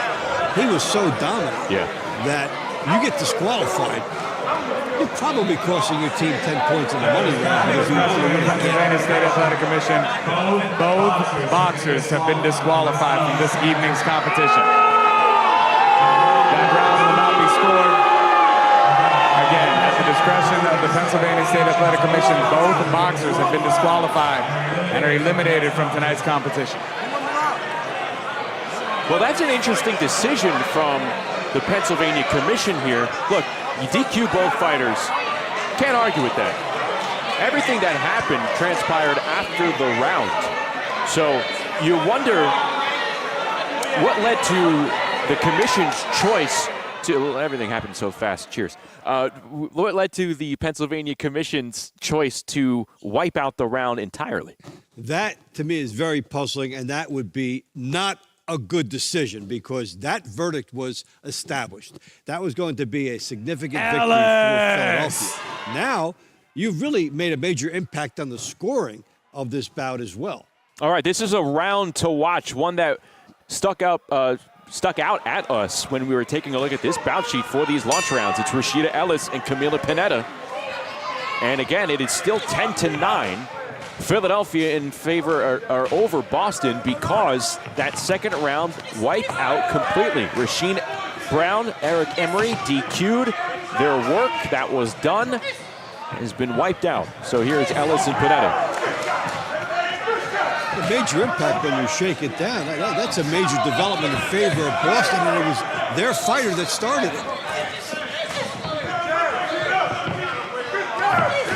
Now what can Rashida do? 2-0 so far in the young season. Panetta, 33 years of age.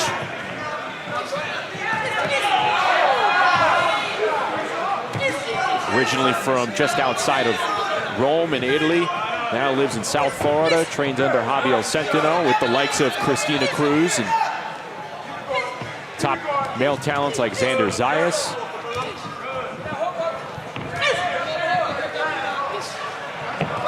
Panetta is off to a 2-1 start. She's won 2 in a row. Beat Montserrat Carmona last week. But these two are scheduled to face off in the money rounds again.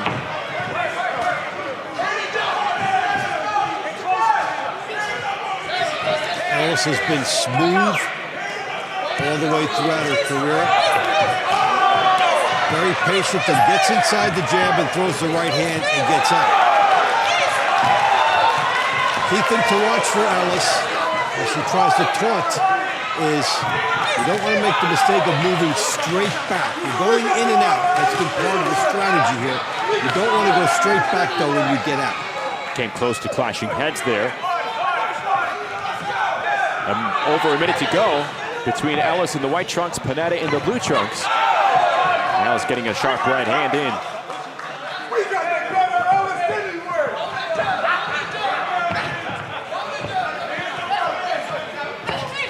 So we're getting more clarity on the round that took place prior to this one, the one between Brown and Emery. Both fighters DQ'd. The round has been scored a 9-9 round. So points are added to the overall score. And Philadelphia has a 19-18 lead over Boston. You see the overall score at the bottom of your screen. But in terms of impact, I'm going to call that right now Boston +2. Yeah. Because that was Philadelphia's fight. And now they won't get the next one in the money rounds. Ellis landing with some accuracy. Caught back that right hand. Loaded. Found a home. Finds it again. And a good closeout for Rashida Ellis. You know what she does, a veteran fighter knows when to go into the final gear and put on the final argument for the judges. The right hand, she did her best work in the best 20 seconds of the fight. Just to make sure there's no doubt, that's what the judges will remember, those right hands popping home. Philadelphia wins the round. 10-9. That brings the total score. Philadelphia 29, Boston 27. This next round is brought to you by Balance of Nature, proud health supplement partner of TCL. Next in the ring, in the 135-pound weight class, from the Boston Butchers, Abraham Nova. From the Philadelphia Smoke, Angel Hernandez.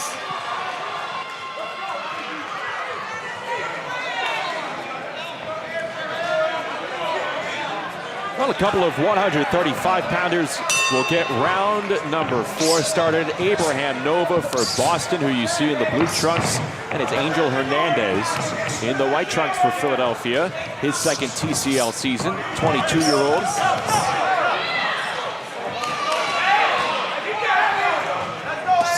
Nova's now 2-1 in his first TCL season. Former world title challenger to 31 years of age.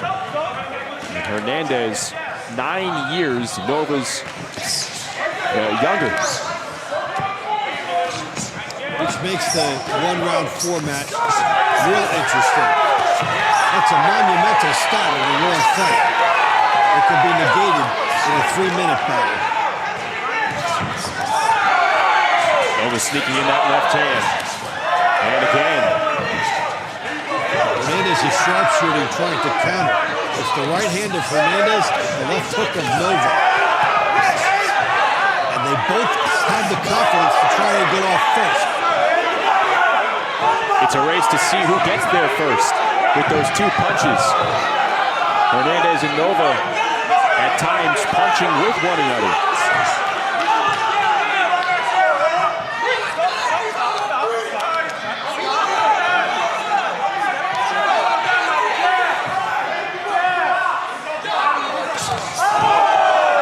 Big right hand by Nova, who has been in the ring with world champions. It was less than 2 years ago. He had a battle with the WBC champ, O'Shaquie Foster. He's had a very successful career in regular boxing.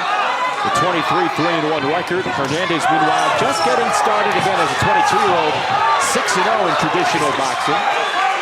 These are some excellent body shots by Hernandez and good right hands to the head by Nova.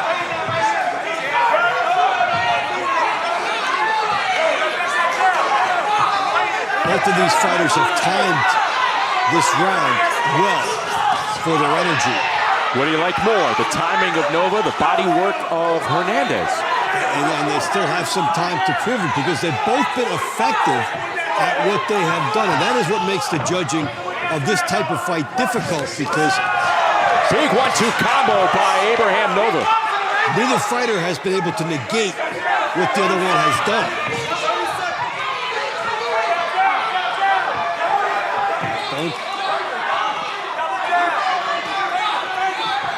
Don't shake your head.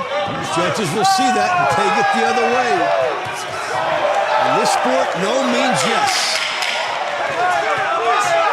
Well, the left hand And a right hand landing by Nova. Now it's a bit of reckless endangerment for both fighters. A wild exchange. Well, that's a candidate for round of the night. We'll have to look at that later. These guys really let it all hang out. This was excellent. And we're going to see them tangle up later in the money rounds. Right smack in the middle of the money rounds. This is one reason it's not easy for the judges. They go in, good body work by Hernandez, Nova landing with the good right hands. And there were times when either fighter was on a roll where you thought that fighter was going to win and the other fighter would take it away. Great back and forth with these fighters.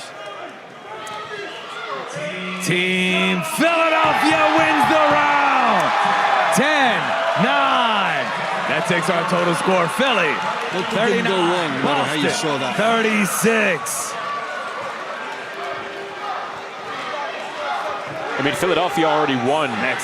Next up, 147-pound weight class. From the Boston Butchers, Kino Luna. From the Philadelphia Smoke, Hendry Cedeño.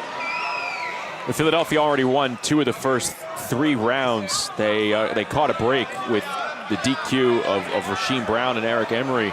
And yet that felt like a momentum shifter or a momentum booster right there, because you could argue that Nova did claim that round. Instead, it goes to Hernandez. Yeah, and that Nova was coming on. It was a toss-up round. It's one of those, you look back, borderline call, and that's what keeps streaks going for teams. Here is Hendry Cedeño for Philadelphia in the white trunks, Kino Luna in the blue trunks for Boston. Welterweight action at 147 pounds. Well, even though it's early, you have to sense some antsiness for Boston. So we've got to get on the board here. Cedeño went 12-1 last season for Philadelphia, including a win over Luna. And Kino, in this young portion of this season so far, 1-1. 23 years of age out of Worcester, Massachusetts. Goes with a double jab as he moves on the back foot. You see the body conformation. Cedeño looks put together. Much more so. He looks more filled out as a welterweight. A 16-0 record in regular boxing as Luna lands a left counter. After Cedeño just missed a potential right-hand bomb. In those exchanges, the coaches have anxious moments, and the fans are up on the edge of their seats. And it's Cedeño, despite eating that counter, based on this type of body movement and the evasion of several punches by Kino Luna, looks like the more confident fighter at the moment. And he looks like he is controlling where this fight is. With the hands down low. Oh, met him with a right hand and then faded away.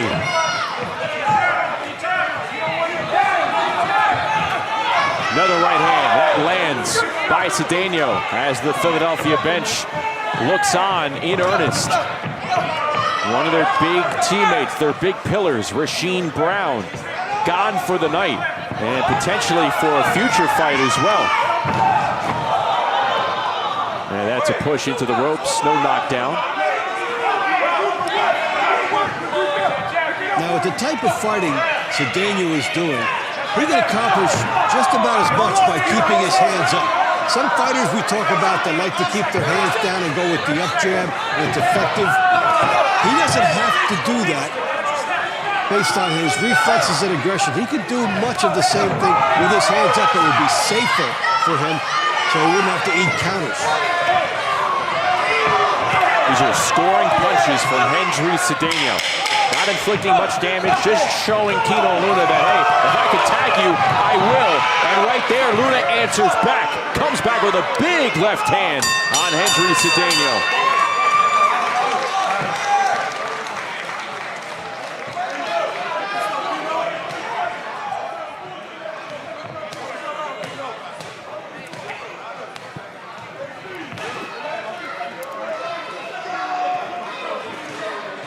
So we'll see if Cedeno comes out on top.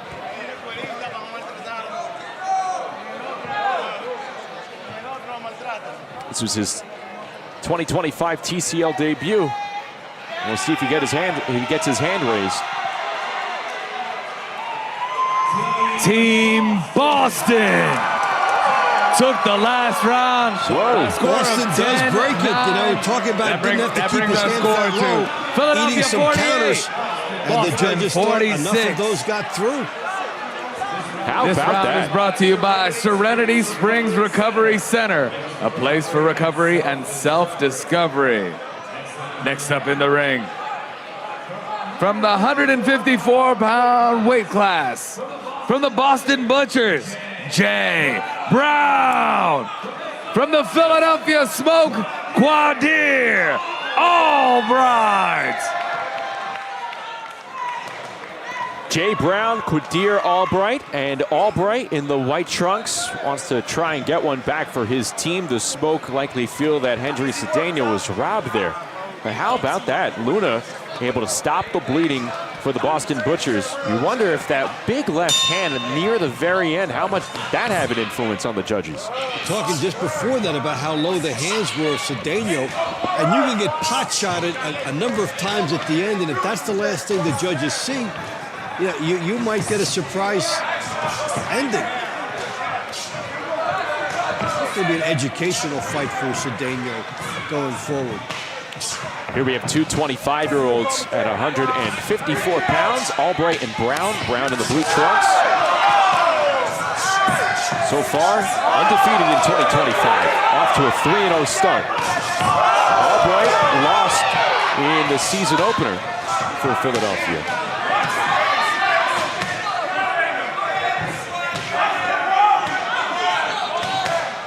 Albright is the bigger super welterweight here, stands at 6'1", and has the longer reach, and no one connecting with those series of punches being thrown. You can have the longer reach, but how close do you want to get and test it?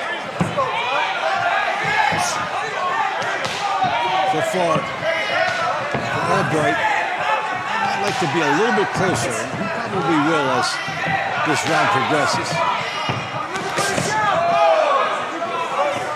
Now he's showing the jab, hoping he can drop a right hand in. A big combo landed by Jay Brown.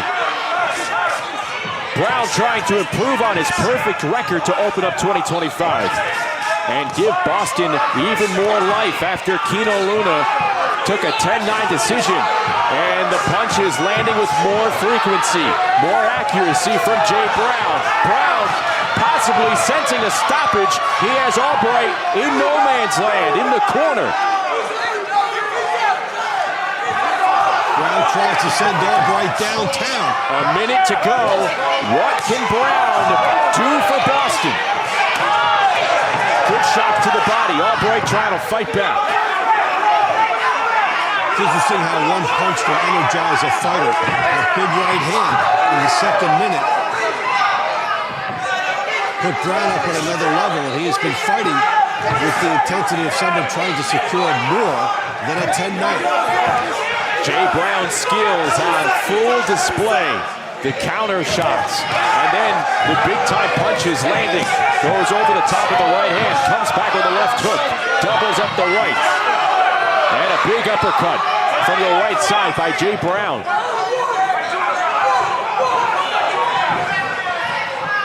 10 seconds to go. And Brown taking his foot off the gas.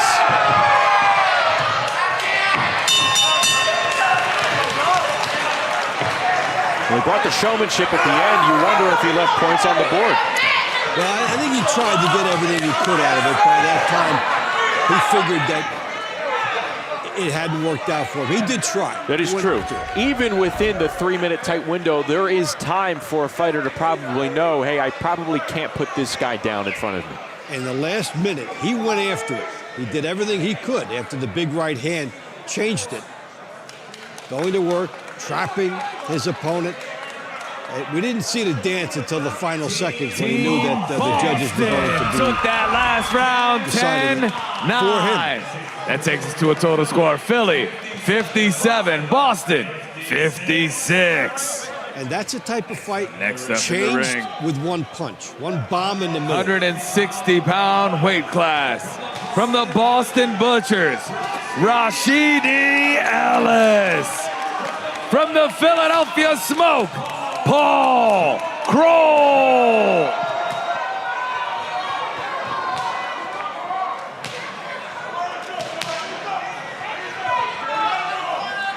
This is an intriguing matchup here, just based on pedigree. Pair of middleweights going at it at 160 pounds. It's Rashidi Ellis, who's off to a 4-0 start, taking on Paul Kroll, who's in his first season here in the TCL. 29-year-old out of Philadelphia, made his debut 2 weeks ago. Lost a decision to the veteran Lasha Gurgilani.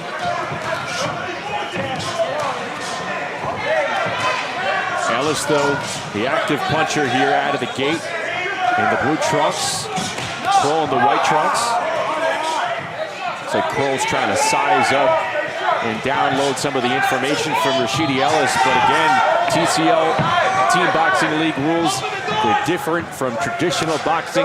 You don't have enough time to download all the information. And for Ellis, what that means is try to establish your boxing ability and that you're going to get a point for the team. Make that goal number one. And then, if something opens up, you take a shot. But the first thing is to try and make sure you're out in front. Left hand, that caught Paul Kroll. Looked like a flash knockdown. And Kroll pointed to himself saying, "That's on me."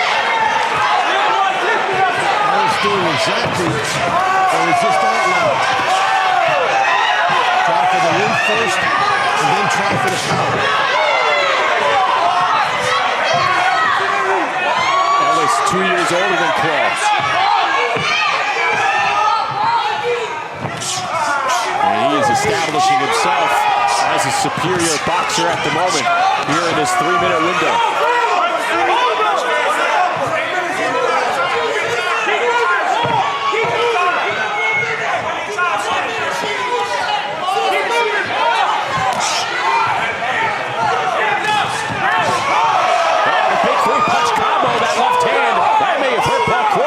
He's holding on here on Ellis.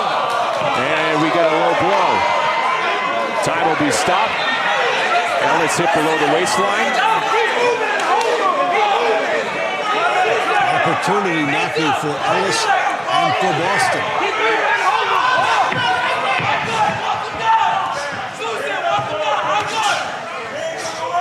Can Ellis turn this into a 10-7 score with a second knockdown or maybe even a stoppage over the last 35 seconds of round number 7?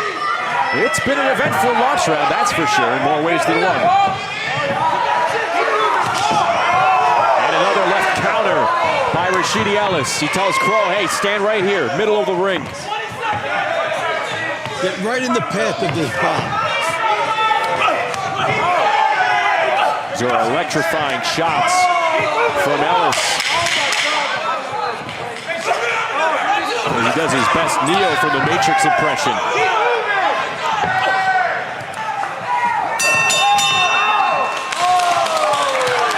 Smart enough not to parlay after the bell. Well, we've seen a lot of knockdowns that have been really fluky this weekend.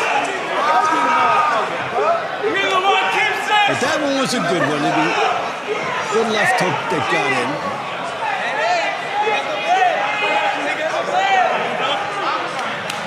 And a series of punches near the belt line. That one a little bit below from Kroll. Boston took the last round, 10-8.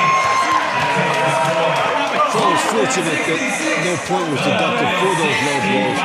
And a big development for Boston, one of its big players, as we highlighted at the top. So a big 10-8 win for Rashidi Ellis.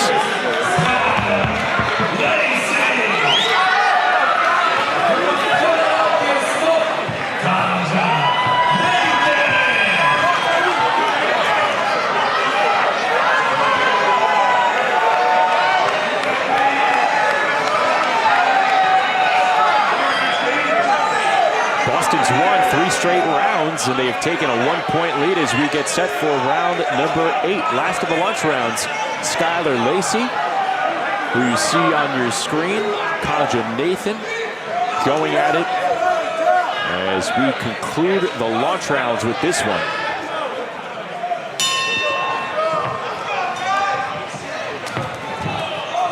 And right out of the gate, Lacey throwing fists. 12-6 career TCL record. This is his first round of 2025.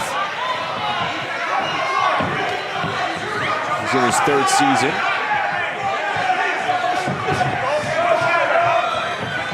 He has faced Kaja Nathan 3 times before. Nathan has gotten the better of him in 2 of those 3 rounds.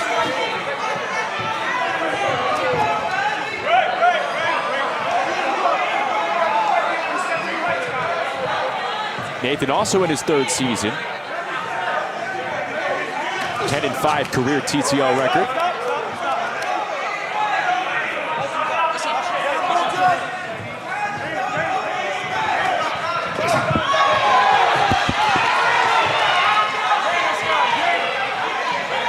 Nathan doing a good job boxing in to land that jab on the much taller Skylar Lacey.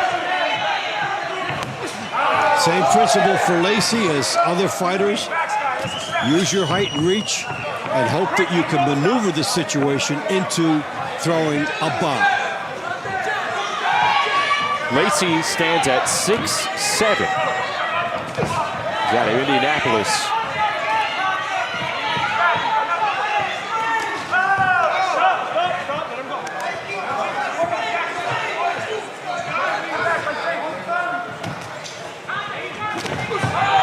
Left hand connects by Kaja Nathan. It took a lot of work to get that left hook in, too, against a taller fighter. Nathan's doing a good job finding a way. Yeah, he has a lot to pour through, and he's doing it by a shuffle step and then leaping. To score on the outside against a big man like this, you almost have to be perfect. Gets him again with a smothering jab.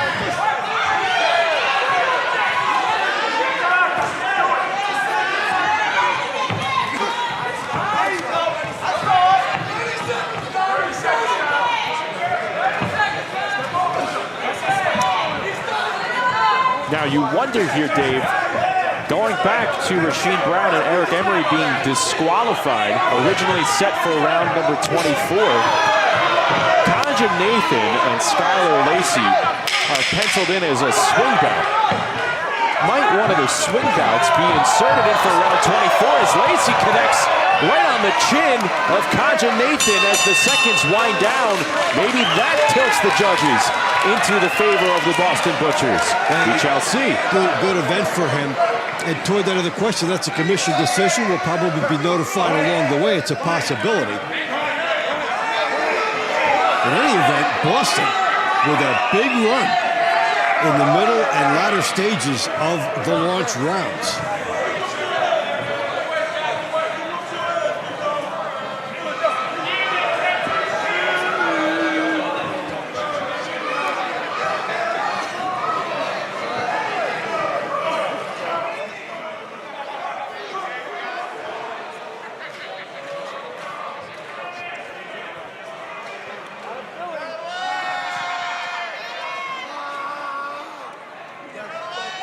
Team Philadelphia wins that last round, 10-9. We are tied 75-75 at the end of the launch rounds. Kaja Nathan picks up a 10-9 decision over Skylar Lacey, and Philadelphia able to tie it up at 75. Launch rounds, pretty eventful. Middle rounds coming up right after this. More on MeritTV right after the break. We're not going to just tell stories. We're going to go inside The minds of these killers. He told me his name was Ted and he was a law student. Let's break this down for a minute. This was a man who'd make the devil blush with his sins. I want you to walk in the shoes of both perpetrator and prey. Mystery and Murder. Subscribe on your favorite podcast service. Friends, have you shopped at Husky Trailer Parts yet? Wait till you see our huge selection of in-stock parts. From axle kits to lighting, wheels and brakes to suspensions, we have it all covered. For more than 61 years, Husky Trailer Parts Company has been helping our friends and neighbors keep their trailers safely on the road. Order online anytime at huskytrailers.com. Husky Trailer Parts Company. Generations of trust delivered. Visit huskytrailers.com. As a physician, there were some tough lessons of life. We have no say on quantity, but I can help with quality of life. And that became my life's mission. And that's how I started Balance of Nature. It's my desire to help people's lives. And this is the best way I can do it. Get 35% off your first set as a preferred customer. Claim this offer by using discount code. Team Combat League Boxing is brought to you by Serenity Springs Recovery Center, a place of recovery and self-discovery. All tied up at 75 between Philadelphia and Boston after the launch rounds, and an eventful first 8 rounds for sure over in Philadelphia. Middle rounds coming up, but your biggest takeaway from rounds 1 through 8? Entertainment galore. I mean, we had commission decisions, we had surprises, we had the big men. There was a lot going back and forth between these teams. We thought this would be tight going in, and I think that we got even more than we thought we were going to get in those launch rounds. Tight for reasons that we could not predict before the event took place. But let's take a look at the launch round highlights. It is brought to you by Balance of Nature. We're pinpointing rounds 2 and 7, Dave. Yeah, I'm going to call this a theme of Boston +2 because Philadelphia, in my mind, had captured the second bout. And then there was a shot thrown after by the Boston fighter, and it should have been maybe a 10-8, but instead, Rasheem Brown goes over and answers. And, in any sport, why do this? The retaliation is always heavily penalized. So to me, that went from 10-8 Philadelphia to 9-9, and then we don't see these fighters in the money rounds, in which I think that they would have been able to keep it going. And here in round 7, Rashidi Ellis picks himself up a 10-8 decision that capped a 3-round run for Boston, allowed them to get back into this and for a moment take a 1-point lead. So if you're Boston, those 2 highlights were money to you. Let's take a look at the middle round card with the 8 matches coming up. Starting in just a few moments, Brandy Robinson, Chanel Butler, a newcomer for Philadelphia. They will start us off in round number 9. And we also have Jesse Hart coming up in these middle rounds. But which round are you circling? I'm curious about Jesse Hart because he got a split last time against New York. He's the son of Cyclone Hart, trained by Cyclone Hart, so you have all that going through. And also, the Philly connection had some derailments against Marvelous Marvin Hagler from Massachusetts when he was coming up before he was champion. You all tie it together beautifully. Well done. Beautiful bow by Dave Bontempo. All right, let's go back inside the ring with Alex Barbosa. Welcome to the middle rounds. First up in the 126-pound weight class from the Boston Butchers, Brandy Robinson. And from the Philadelphia Smoke, Chanel Butler.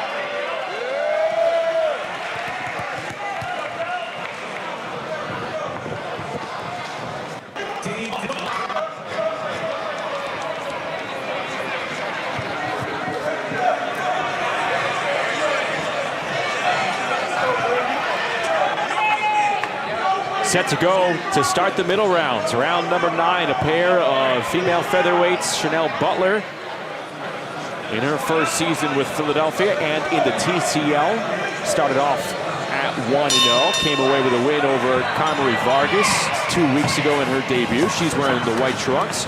There's Randy Robinson, who's in her first TCL season as well.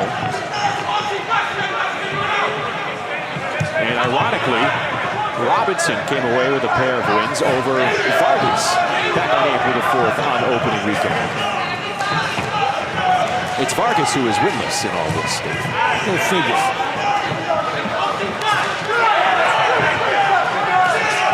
Robinson in those blue trunks.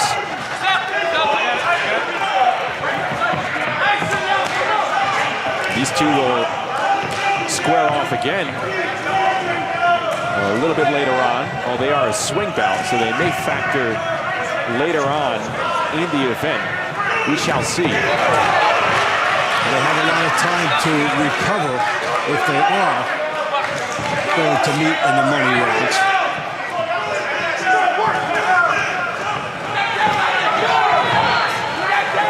You see Robinson being timed now by Butler. She holds out the left hand like, show it, show it, show it. And before she can throw it, Butler is on it. Robinson 4-0 in traditional boxing. 36 years of age, out of Chicago.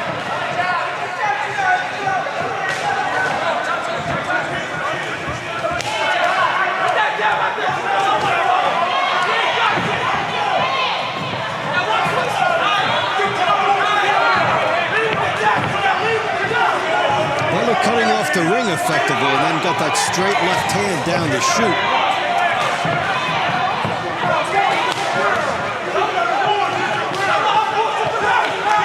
The Butler is trying to move to her right and get Robinson to have to flip. Big tag with the right hand by Brandy Robinson. Butler, though, roaring back, telling Robinson, hey, don't get too comfortable with those. I've got something for you as well. Well, Butler did everything right in turning Robinson, but then she stopped. And then when she stopped, Robinson took full advantage.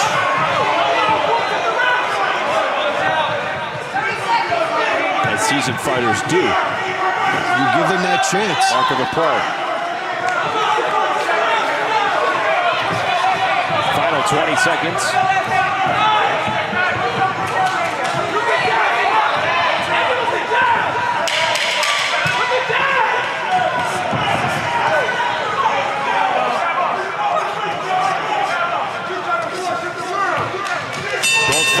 Just rearing back with that power hand throughout that round. Led to some effective lands, some not. Some of the moments from that round, Robinson, after being turned over, capitalized on her opponent stopping, and then Butler using the height and reach to land a sharp shot moments later. Let's see how the judges scored this one. Team Philadelphia took the round 10-9. That takes our score. Philadelphia 85, Boston 84. So perceived aggression was effective aggression. This round is brought to you by Climax Moonshine Fire number 32, known to bring the heat. Next up, in the 135-pound weight class, from the Boston Butchers, Jonathan DePina. And from the Philadelphia Smoke, Nahir Albright.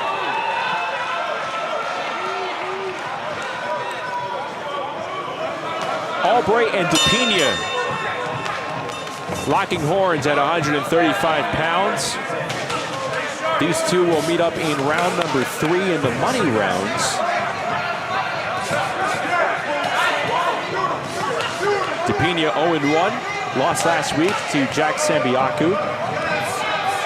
Albright, meanwhile, 2-0, 7-4 TCL career in the white trunks here. Albright has an interesting skill set. Nickname of Pipes, perhaps, as he sang the national anthem when Philadelphia hosted New York a couple weeks ago. He did a good job, too. What's better, his singing or his punching? He was prevailing on both. Okay. Yeah. see for a 135-pounder. Albright with a large reach. Those arms are super long for this weight class. And he unleashes a three-punch combo. Just missed with that right hand. Exactly the example you were talking about. Let his hands go from outside, stepped closer, and then he had the edge when he got closer to take advantage of the situation.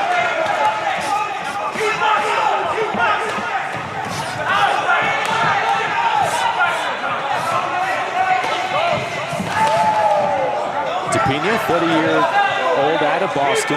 Boston born and bred.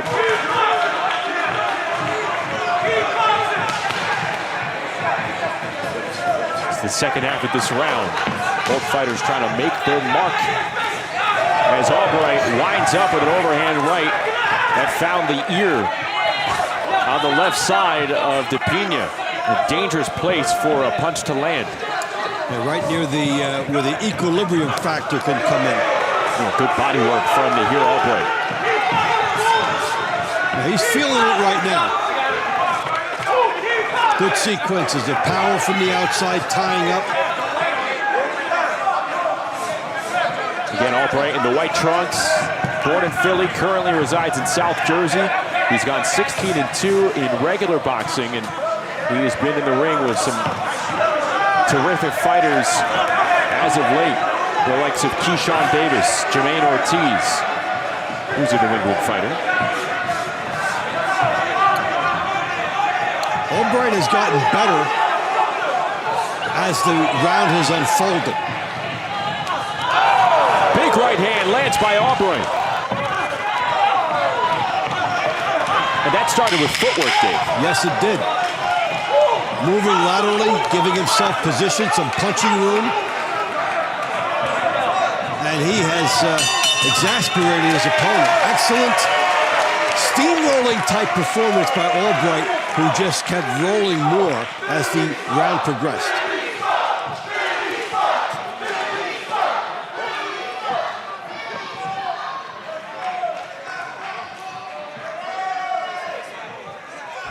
Let's take a look at some of the action from that round. As Albright on the outside, lands it by the ear. Team up, Philadelphia and took the round with the 10-9. That takes our total score. Philly 95, Boston 93. Philadelphia's gone up by 2 in the overall scoring. Next up, in the 140-pound weight class, from Boston Butchers, Stevie Jane Coleman. From the Philadelphia Smoke, Michelle Nogue.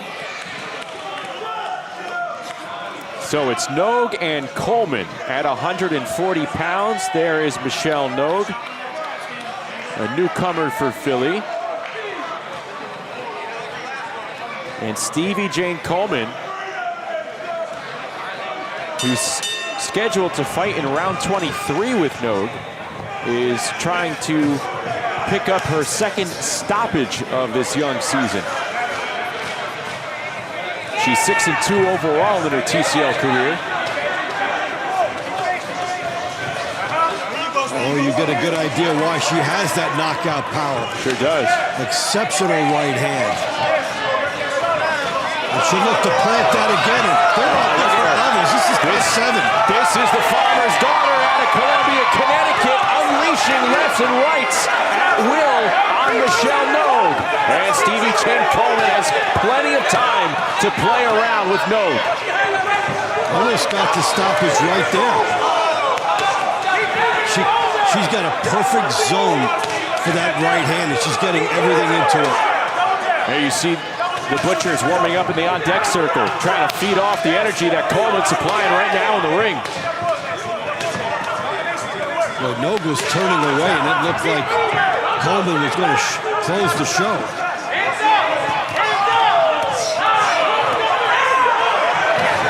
Nogue says she wants more.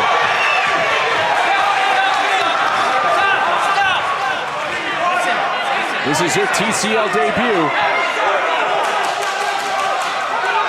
And she is being tested right out of the gate by Stevie Jane Coleman. A good body shot landed by Coleman, and Nogue answered back with a left hand right to the face. There's the right hand that Coleman has been able to get in every time she throws it. Stevie Jane Coleman, just 24 years of age, trying to be an anchor for the Boston Butchers. And that will not be with a knockdown. A minute to go here in round 11. And what looked like in the opening 30 seconds, a potential 10-7 round for Coleman and Boston. If this ends up 10-9 for Boston, it's a victory in a sense for Philadelphia, and points missed for Boston because it looked like the stoppage was imminent, especially after that Nogue turned away. Big body shot from Stevie Jane Coleman. Nogue lowering her head. An invitation for Coleman to continue to unleash those punches. Stevie Jane Coleman has her own headshots in the crowd. Can she deliver more headshots to Michelle Nogue before time runs out?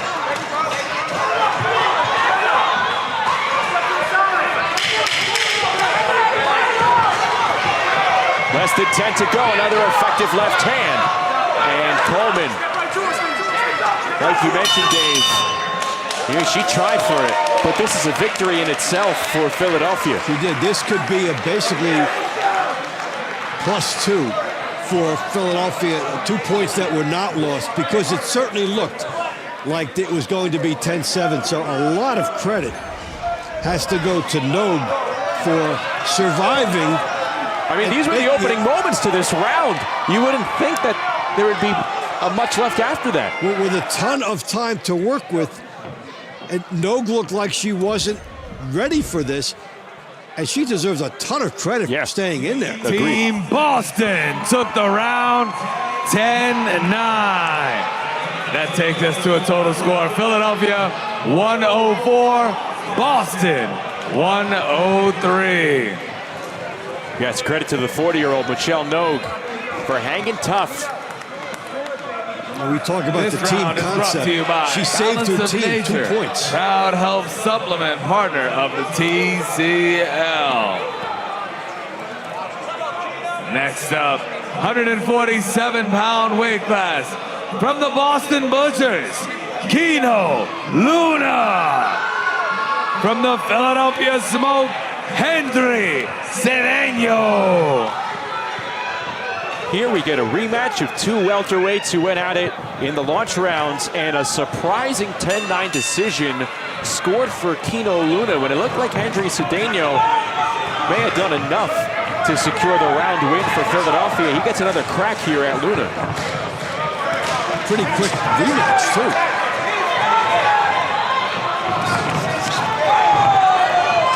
They were the 5th round in the launch rounds. Here they are 7 rounds later. So what type of momentum did that win give Luna in this rematch? And what type of hunger, what type of fuel did that supply for Cedeño to get even here? He has made one adjustment. We pointed out that he didn't need to keep his hands low in that last fight. And he paid for it at the end. And here his hands are up high as he tries to launch into his attack. So he's made one change. The question is whether he's comfortable with that.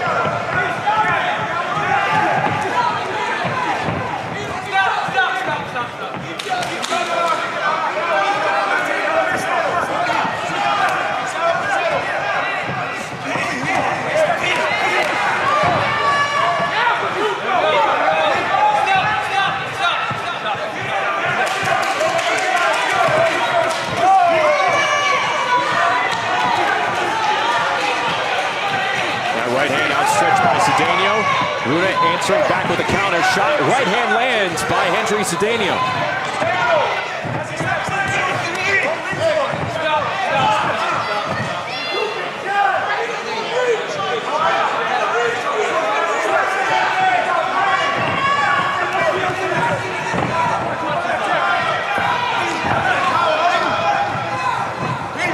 Cedeño looking to throw that one big right hand shot.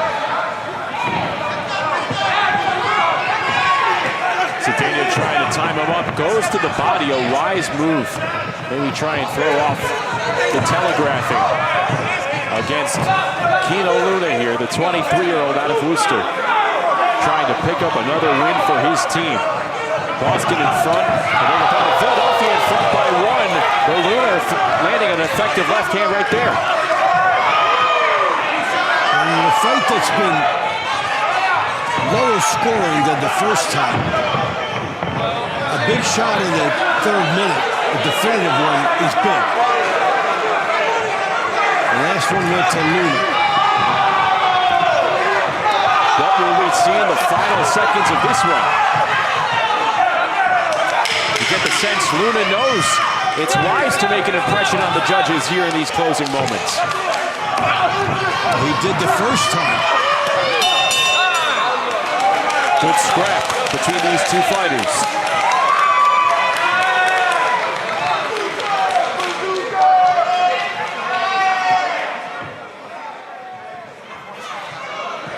When they both raise their hands like this, what they're really saying is, I'm hoping. Because you don't know what the judges preferred. They both had moments. Team Philadelphia took the round. That's the split is achieved. That takes our score to Philadelphia 114, Boston 112. So Cedeno exacts revenge on Kino Luna, and Philly's up by 2. Next fight, entering the ring. In the 168-pound weight class, from the Boston Butchers, Stephen Sumter. And from the Philadelphia Smoke, Ray Robinson.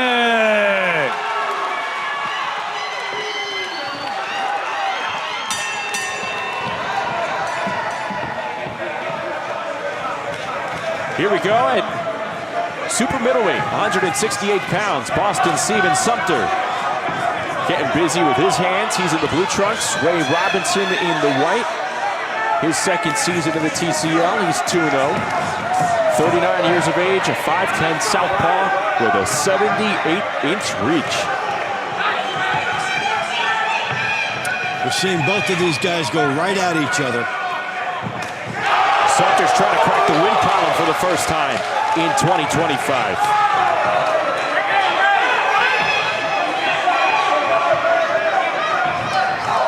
And Robinson just perhaps grazing the beard of Stephen Sumter with those soaring left hands. He'll be going back to that. Trying again from a slightly different angle.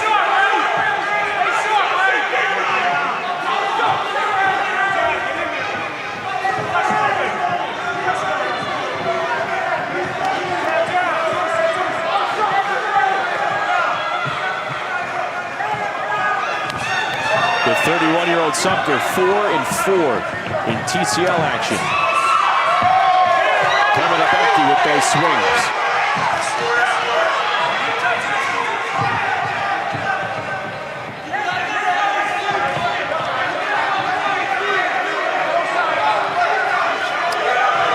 Really interesting to see how you expend your time.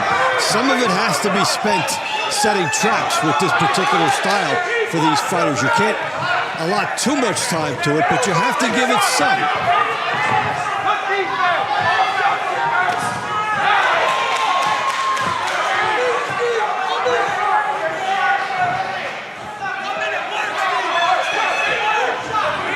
Just under a minute to go.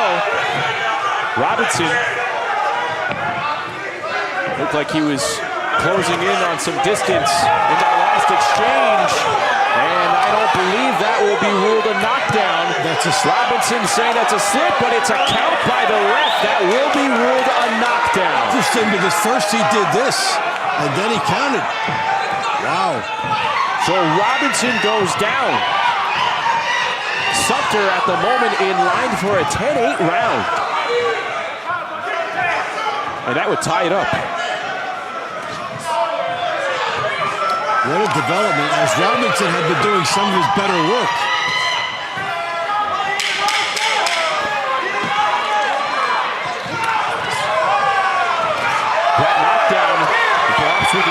view of it on the replay. That turned the tide in this round.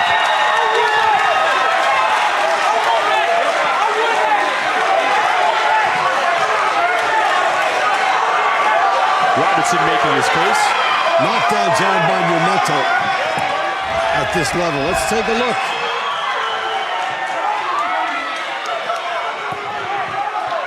Oh, if it landed, it was a check right hook. Yeah, but look what the referee signaled initially. Maybe he was overruled. It looked like the referee initially ruled slip, and then it was called a knockdown.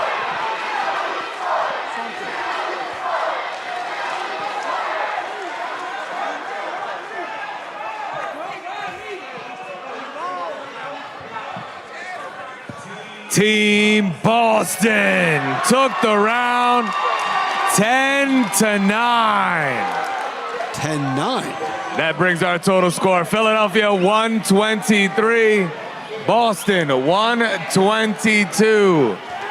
So the question is, what exactly this round was the referee doing? Did he call Serenity off the Springs knockdown? Recovery Center? It's hard to see because what happened, the first gesture was no, it was a slip. And then he began counting.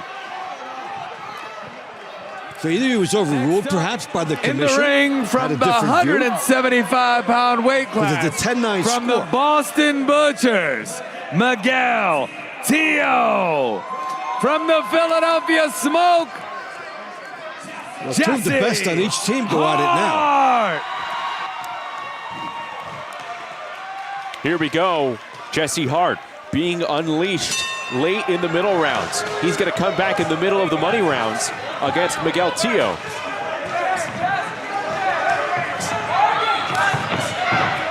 And Philadelphia enters the Jesse Hart round up by 1. Yeah, I'm going to be curious to see how Jesse Hart develops during the season, because he's one of the top fighters for Philadelphia. And he's a good boxer, but he has to channel his energy into a shorter time period. It looked like he had some difficulty doing that the first time against New York. He came back and got a split. Because if you're Philly, if this is a guy that can find himself and get hot, you have another anchor. Miguel Tio, 3-0 to start 2025.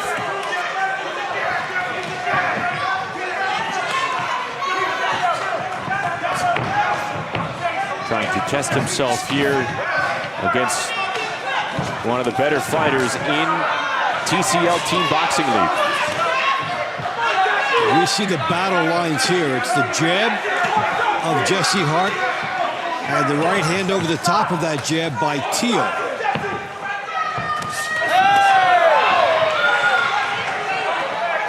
Hart connecting with the left.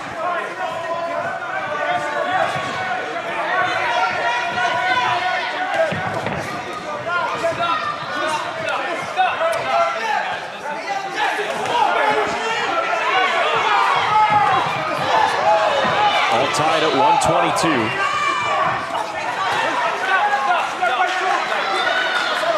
Hart jabbing and throwing the right hand, missing over the top. Interesting to see if he puts something different into the equation. Tio caught Hart with the left hand. And we see how Hart responds. 50 seconds to go. You haven't seen much of body work from Hart, which you could do off the jab. It's the same shot, the head hunting shot, missing over the top behind the jab. One thing you could do if you're Hart, you start to make it look like you throw that right hand because you've been doing that, and then see if you can get a different shot in like a hook or an uppercut. Final 30 seconds. The scores just changed because the commission did rule that last fight, Ray Robinson, Steven Sumter, a 10-8 round. So Robinson does pick up the 10-8 round. A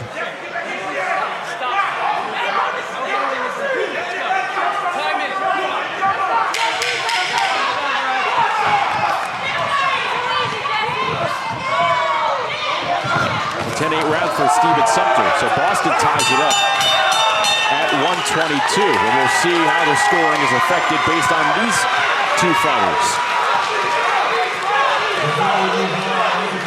Direction with the last round. It was scored 10-8, making the fight 122-122 after the last round.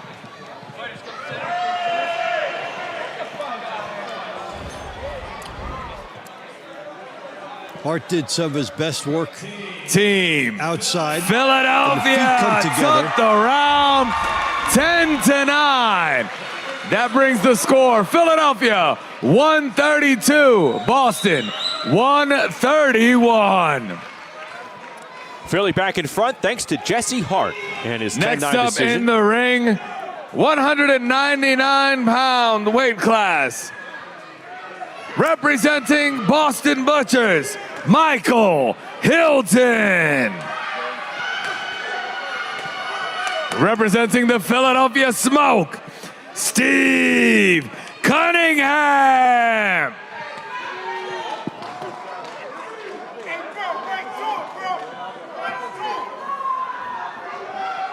Steve Cunningham in the white trunks and Michael Hilton in the blue trunks for Boston. A one-point event as we wind down here in the middle rounds in Philadelphia.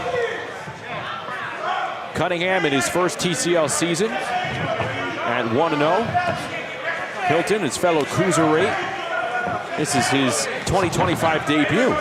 His second season, his third season. Overall 2-3 in his TCL career. He has been stopped once.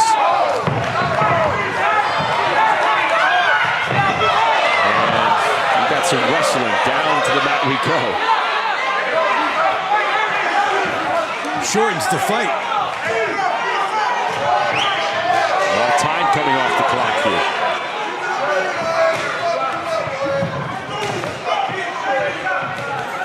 Steve Cunningham in those white trunks has a 3-inch height advantage on Michael Hilton. Smooth jab by Cunningham, professional looking, double from the shoulder, stiff, and he moves with it. Knows what he's doing. He steps with the jab. Talk about the range of experience with TCL fighters. Steve Cunningham's been at the very top, former IBF Cruiserweight World Champ.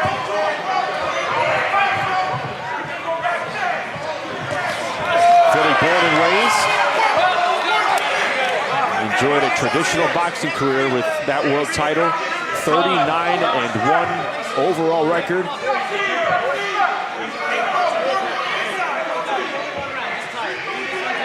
Time is called for some tape on the shoes. Got to get that relaced.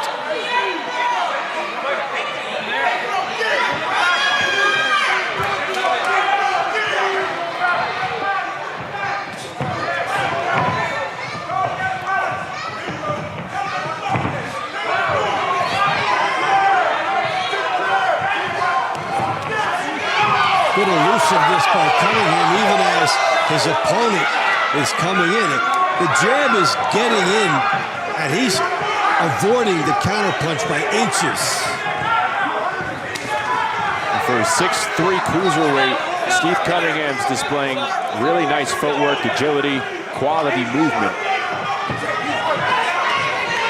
45 seconds to go here in round number 15. There's some wide punch attempts by Michael Hilton. With rare exceptions, Cunningham's first punch has always been the jab.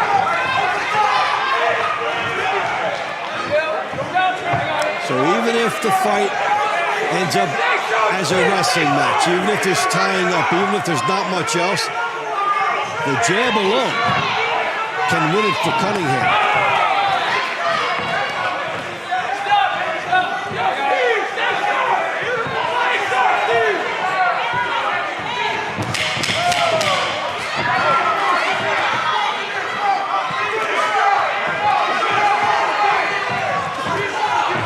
Steve Cunningham looks like he's done enough to secure a round win for Philadelphia.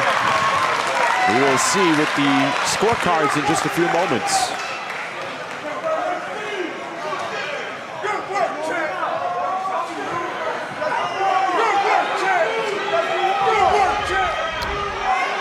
It started to get a little chippy in here as intimidation attempted. And then Cunningham was talking about his elusiveness. This is what did it for him. The turn of the head, and that takes our score to Philly, 142. To a 10-9 win. Boston, 140. Next up in the ring, heavyweights from the Boston Butchers, Quinton Sumter. From the Philadelphia Smoke, Joey DeVaco. There is Joey DeVaco as the heavyweights will go at it to close out the middle rounds. Philadelphia ahead by 2. DeVaco is going to try and increase that lead.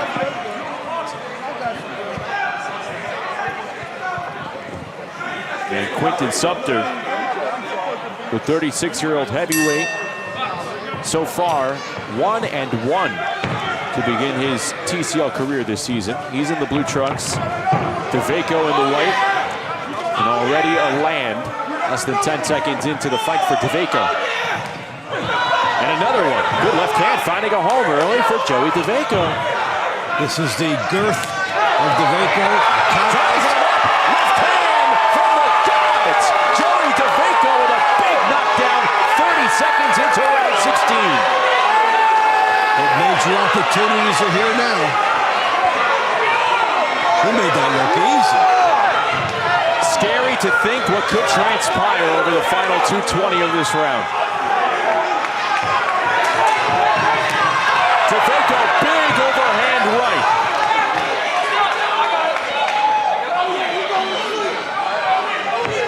DeVaco looking for his first win of the season after losing to Stanley Wright in the opener. This is a fighter who picked up a win over Patrick Mailata last year. And here comes Quinton Sumter trying to fight back. To his credit, coming back because he was nailed. And for Sumter, this ring is way too small. Not too many places for him to move. Moving corner to corner. Left hand to the body by DeVaco. Comes back upstairs with a right hand. Plenty of support for Joey DeVaco from the Philadelphia Smoke. This is where Sumter does not want to be. And he put himself there.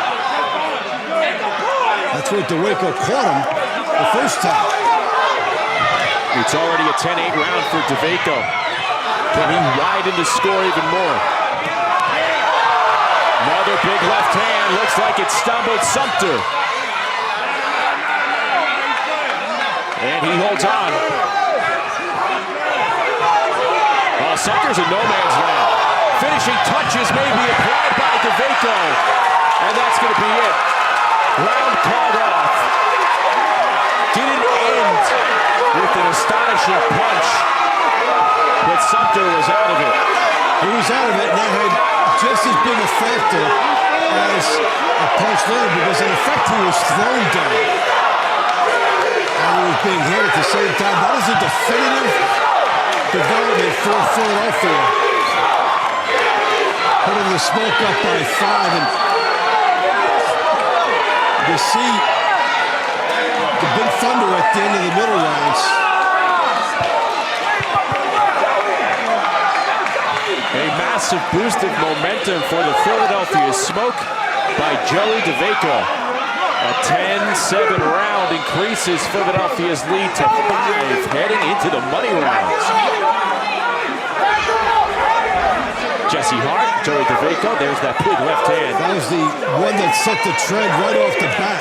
And it looks like just another day at the office for DeVaco.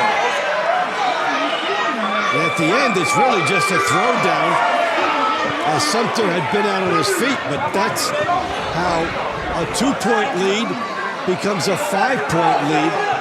And that's a big one going into the money rounds. Well, he set a tone with that big shot. Team Philadelphia took the round 10-7. That brings the score. Philadelphia 152, Boston 147.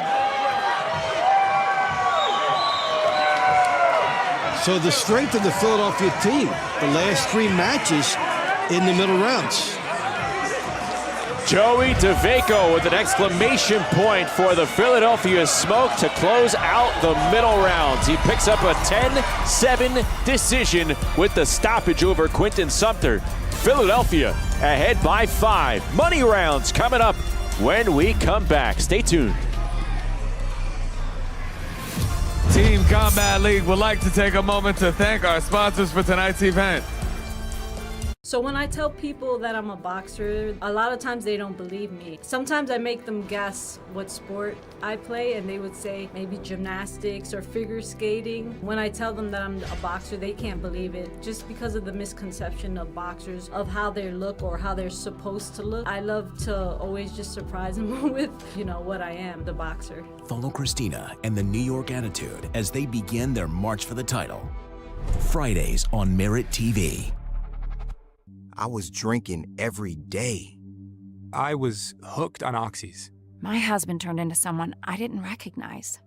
The addiction crisis. Worse than a pandemic, we have a growing epidemic. There are approximately 20 alcohol and drug-related deaths per hour every single day. Addiction is a disease. Like any other disease, it may have serious harmful effects and may lead to death if left untreated.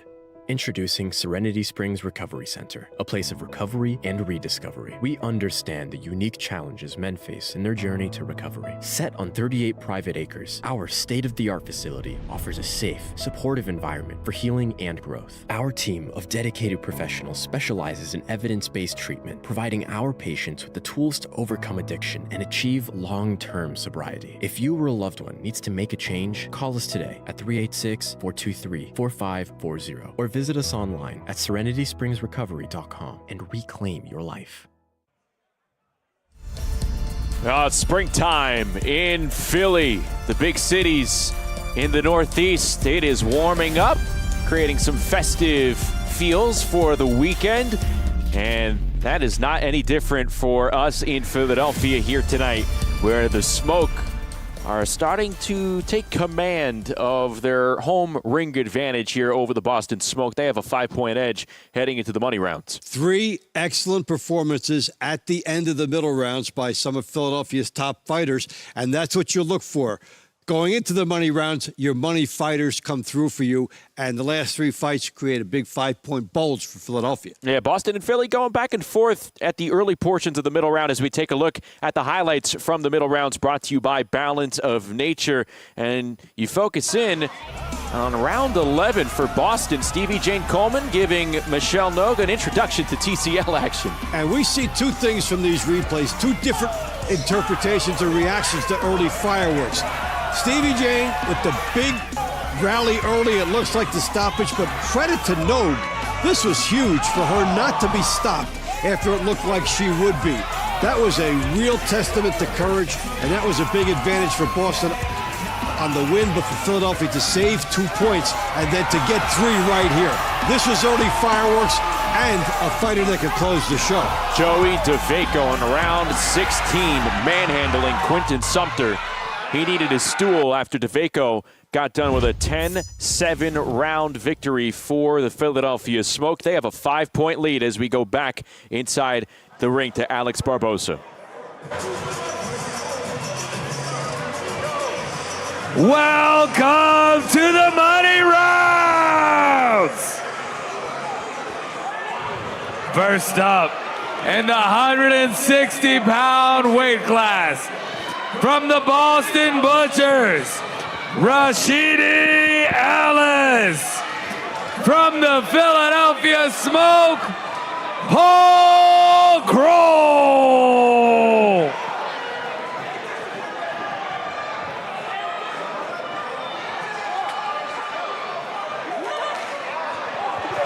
There you see Paul Kroll. He fell 10-8 in round number 7 to Rashidi Ellis. Sustained a flash knockdown. Didn't get damaged, but it was enough for him to get sent down to the mat and get extra points for Rashidi Ellis and the Boston Butchers. And we're seeing a lot early in the season. Fighters a little bit out of position, just a little off balance. They get tapped, they go down. It's not much of a big-looking knockdown, but it counts.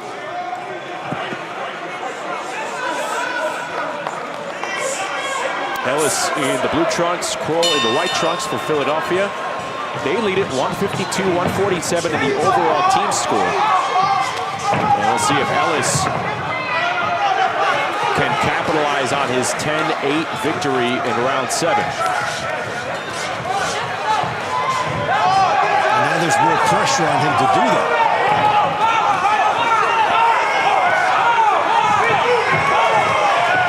There you see the records for both fighters here in the TCL. And Kroll digging deep into the body of Rashidi Ellis.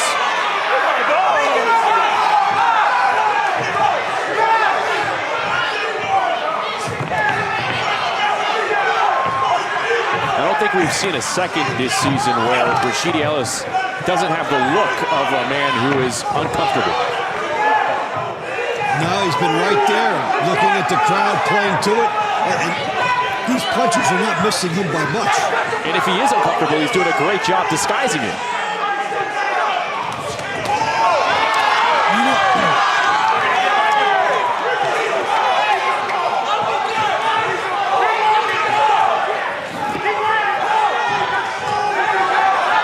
Ellis getting a jab in there as the Butcher bench looks on.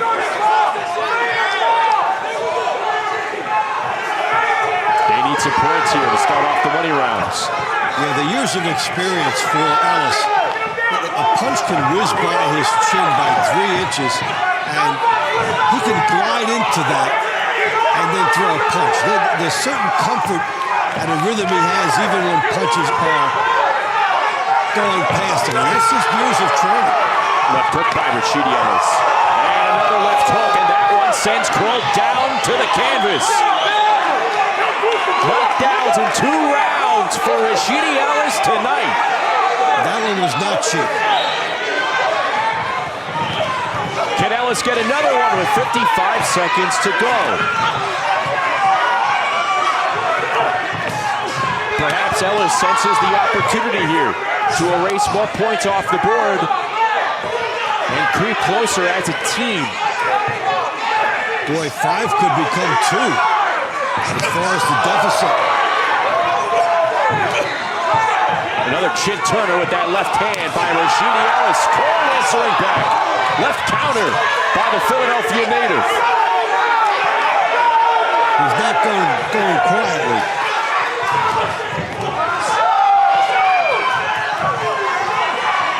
Kroll holding his own in his TCL debut season. But right now, staring down the barrel of another 10-8 defeat in this round at the hands of Rashidi Ellis. Well, they'll knock it down to 3. Yeah, big pickup of extra points for Rashidi Ellis and Boston.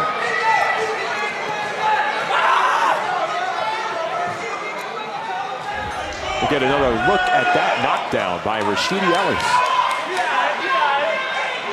Good left hook as he got his opponent walking right into it. He was comfortable, set himself, and got everything into that shot near the temple area. Team Boston took the round 10-8. That brings the total score. Philadelphia 160, Boston 157. This round is brought to you by Climax Moonshine Fire number 32, known to bring the heat.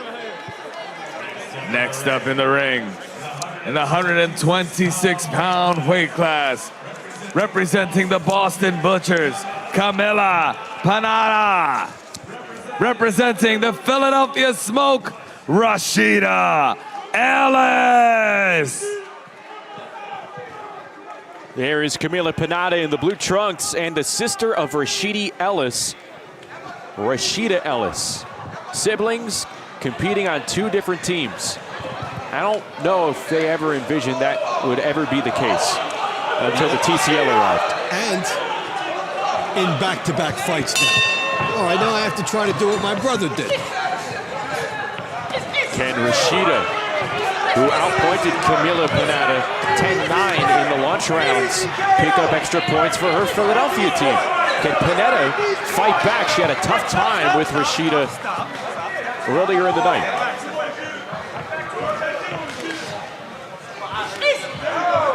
That right hand was the bugaboo for Camila Panetta back in round number 3. And 3 points, you're still in it, but on the verge of the team that's ahead pulling out. So Ellis has the chance to put her team up by more than 1 knockout. And Panetta right now doing a good job evading that right hand by Rashida Ellis. Can she keep it up for the remaining 2 minutes?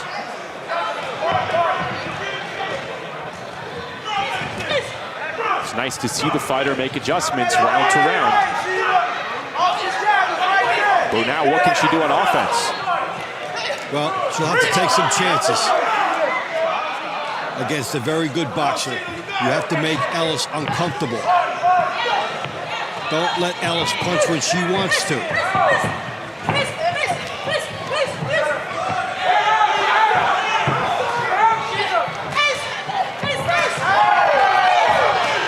Good counter combo by Rashida Ellis.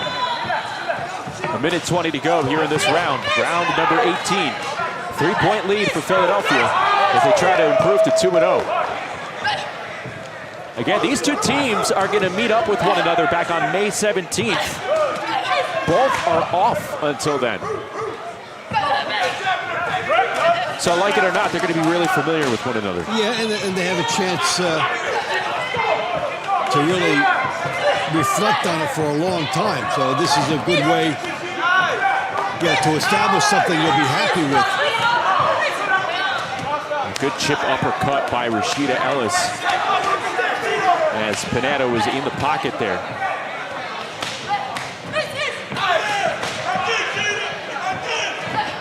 I think this is a better showing for Camila Panetta, but Ellis is finding different ways to be effective this time around. Yeah, Panetta doing a much better job of showing the aggression. And no need for that. Doing a nice job with the aggression, but Ellis has a lot of ways to win.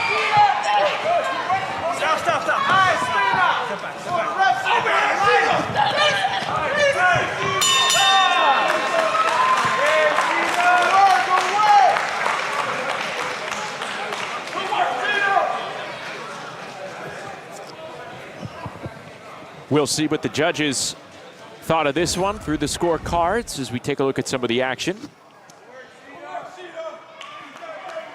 She was fortunate that that wasn't a penalty because she's also got the arm draped up. But then looking over at the referee saying, really? You can't call that?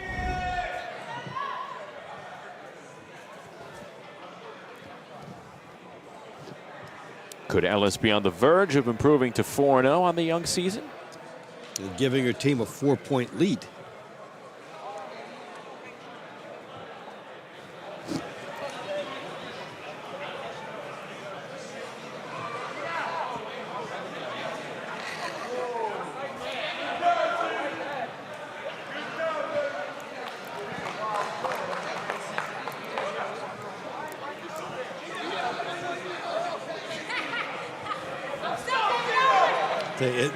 For the Ellis fan, elusiveness runs in the family. Hard to catch up with either fighter. Well, being told that they're configuring whether or not those uppercuts should lead to a penalty for Rashida Ellis. I think she was fortunate not to have one. Well, let's listen in. We'll see what happens. Team Philadelphia took the round 10-9. That takes our grand total score to Philadelphia 170, Boston 166. In the end, it did not influence the scoring. 135-pound weight class from the Boston Butchers, Jonathan DePina. From the Philadelphia Smoke, Nair Albright.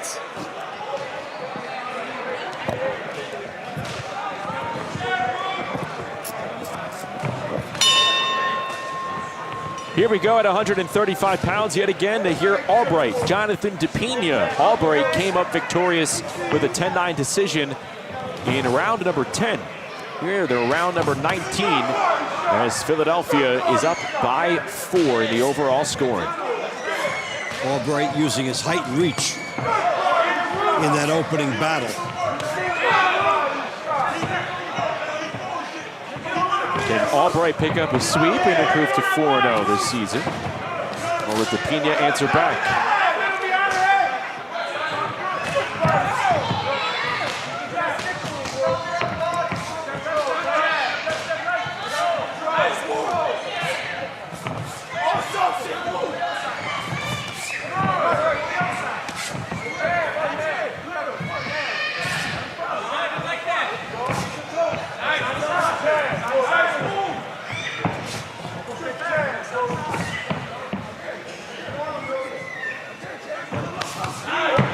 Good timing there from Nahir Albright, getting inside. Might have snuck the jab through the guard.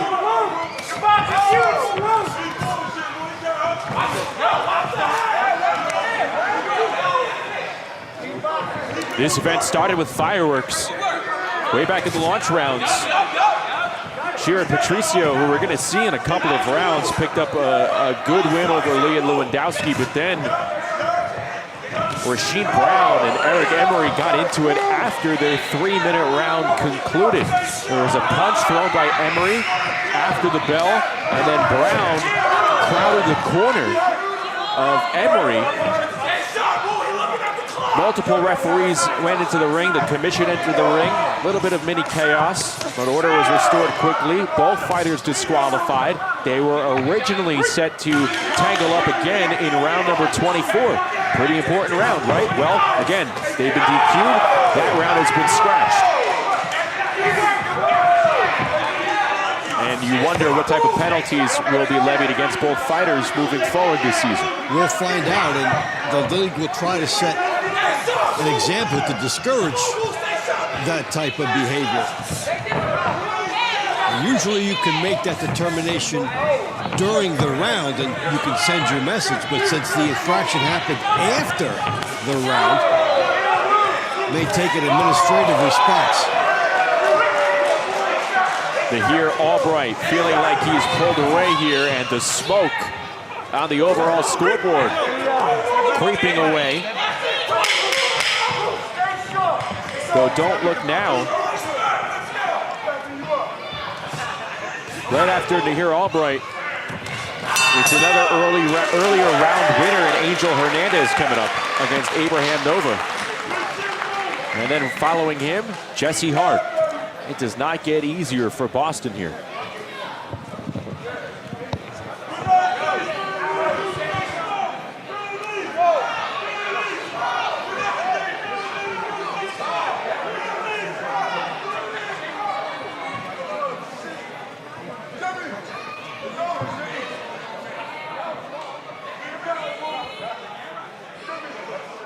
Team Philadelphia took the round 10-9. That takes the grand total score. Philadelphia 180, Boston 175. This round is brought to you by Balance of Nature, proud health supplement partner of Team Combat League. Next up in the ring, in the 135-pound weight class, from the Boston Butchers, Abraham Nova. From the Philadelphia Smoke, Angel Hernandez. You know, something that can't be lost here, Dave, and it's tough because Boston has spread out their round victories, but Philadelphia has won 9 of the last 12 rounds. And some of their best hitters at the end. Boston had prevailed with the 10-8 for Ellis that got them closer. They've had some big moments, but Philadelphia's been consistent up and down the line. Angel Hernandez scored a 10-9 decision over Abraham Nova back earlier in the launch rounds. Boston's round victories have broken up many stretches by Philadelphia, so it doesn't feel like it's been a dominant stretch by the Smoke. And yet here they are, up by 5. And Boston would take some of those big moments and get right onto the cusp of contention. And Philadelphia able to turn Boston away.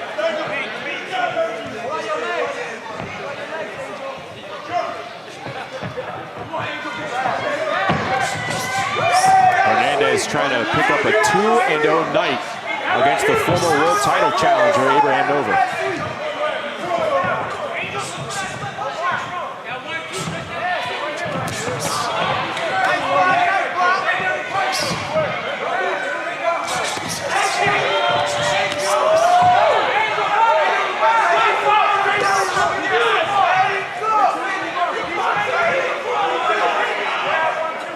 Hernandez, just 22 years of age, lives and trains out of Brandon, Florida, on the west coast of the Sunshine State. Good double jab by Nova. Yeah, he's getting there first with some good shots.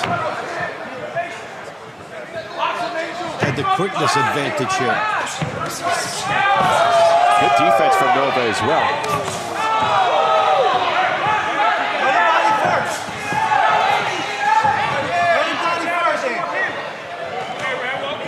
Less than a minute to go in round number 20.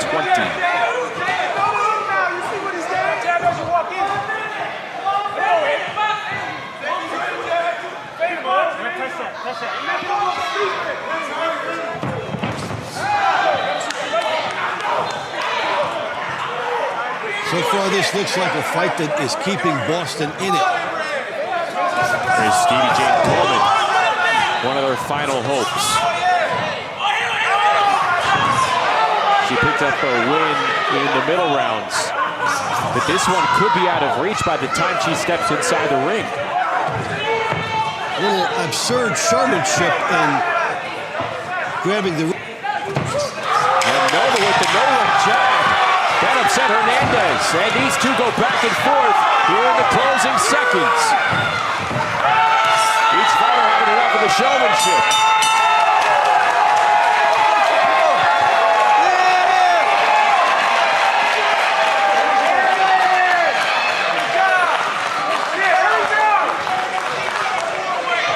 Hernandez is animated now.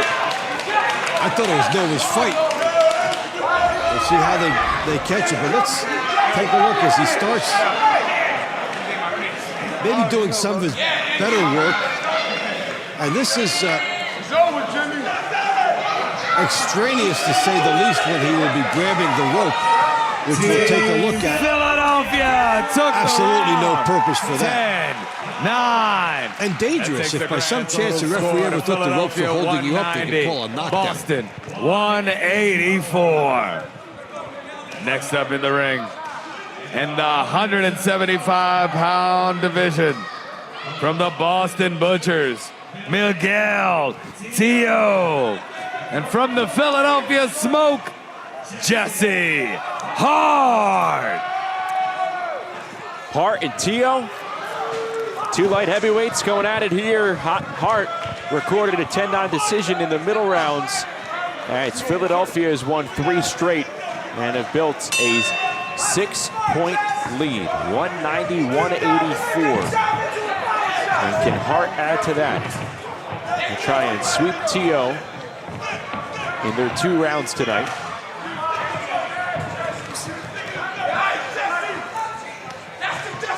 This is round number 21. Again, round 24 was scratched after the DQ of both fighters. Rasheed Brown for Philadelphia and Boston's Eric Emery. No word just yet if it will be substituted by a swing bout. Yeah, if you're Philadelphia, you've got fighters like Hart who you're just relying on to keep the separation. In the scoring sense, just keep them on the end of your jab. They get to 4, you put it back to 5.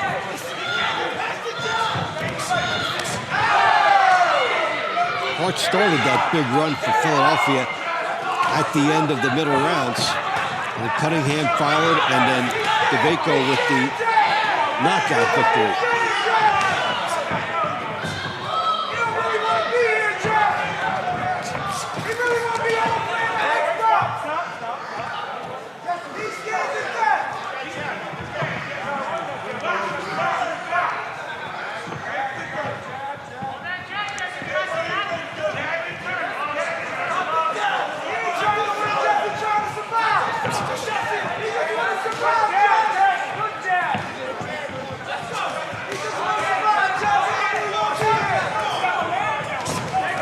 feeling in control.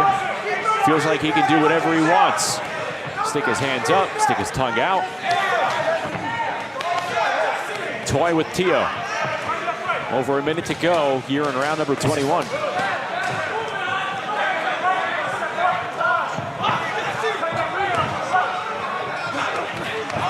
Oh, Tio connecting on a couple of punches right there. Hart had to shell up.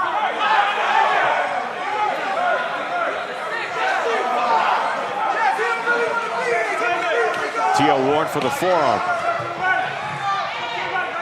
You wonder if this woke up another dimension of Jesse Hart.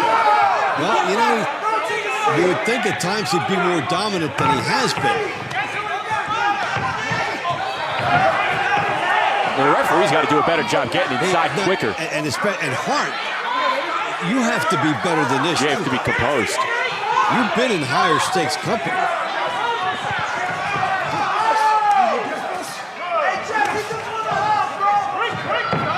It's another possibility that could have been a point taken with what Hart is doing with his elbow.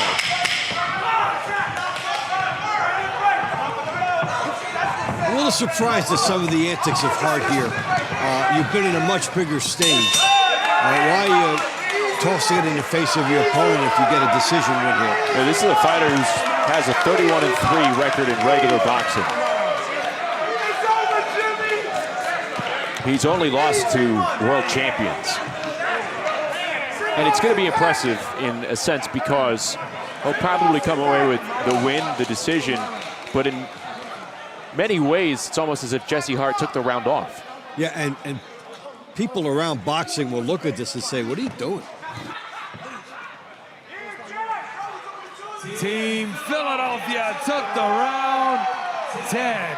And you can't afford to take a round off because it's A, your reputation, and B, it had been a 4-point fight before that. Now it's 5 again. For Boston. Philadelphia 200, Boston 193. 7-point advantage for Philadelphia, and it's about to get... This round is brought to you by Serenity Springs Recovery Center, a place for recovery and self-discovery. Next up in the ring, 118-pound weight class. From the Boston Butchers, Leah Luwendowski. From the Philadelphia Smoke, Shara May Patricio.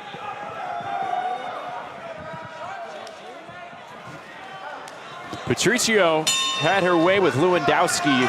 A 10-9 decision in the opening round to start the night. These two bantamweights going at it in round 22. Combos flowing early on from Patricio. Yeah, she took care of business right away in that first fight.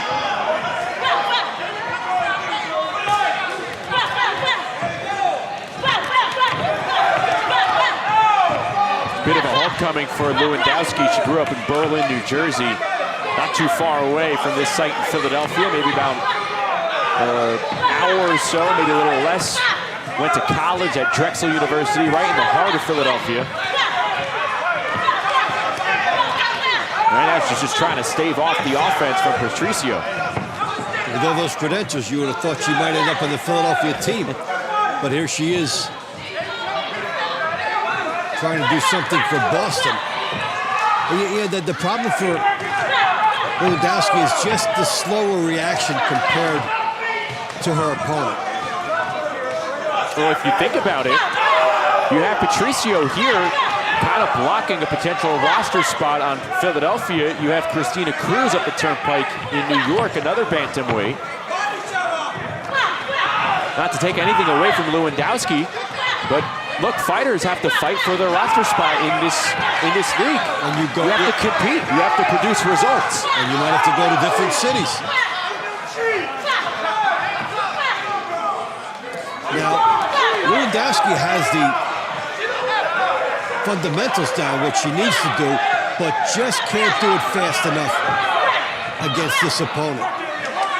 And as she goes forward, she'll be trying to be more decisive and off the mark faster.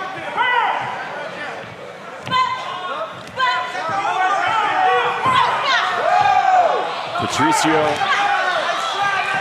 Born and raised on the island of Hawaii. We talked about it last night, how Hawaii is just growing its footprint within boxing, especially at the amateur level.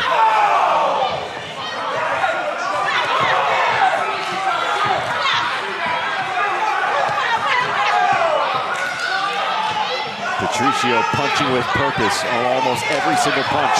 Big wind-up right hand, followed by the left by Patricio. When you have the edge in speed, you can just glide through and time your punches.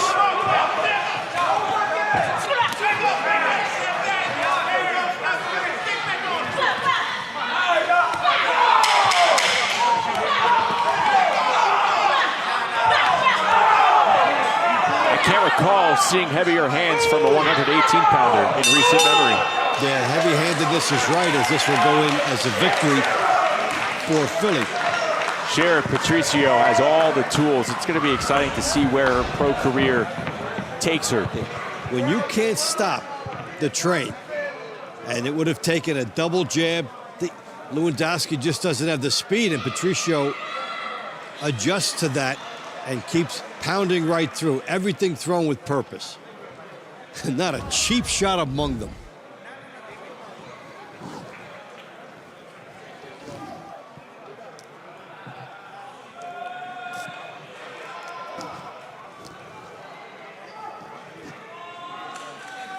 Team Philadelphia took the round 10-9.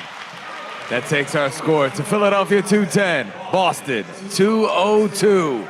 Well, Patricio broke the string of cheap shots extracurriculars, but she continues the streak that matters most, and that is 5 straight rounds won by Philadelphia. Next up in the ring, from the 140-pound weight class, representing Boston Butchers, Stevie Jane Coleman. Representing the Philadelphia Smoke, Michaela Nogue. Here is round number 23. And we'll see what Stevie Jane Coleman can do against Michelle Nogue, the 40-year-old TCL rookie. Who showed a ton of heart in that first fight, just to lose only 10-9.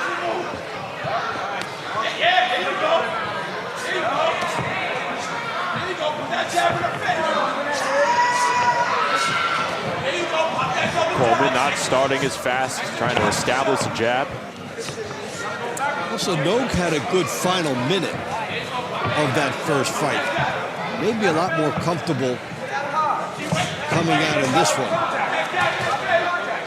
That's what makes, again, TCL Team Boxing League different and intriguing. It could be a continuation from the prior round of the final minute. It could be a completely different round, or it could be minute 4 of the first round meeting. And Nogue was blitzed in that first fight. Stevie Jane came out and just jumped on it. And it was a rude introduction for Nogue, who then found herself and grounded in the last minute, which that's why she's getting some respect here from Coleman. Now the question is, can Nogue get inside enough to land some effective punches?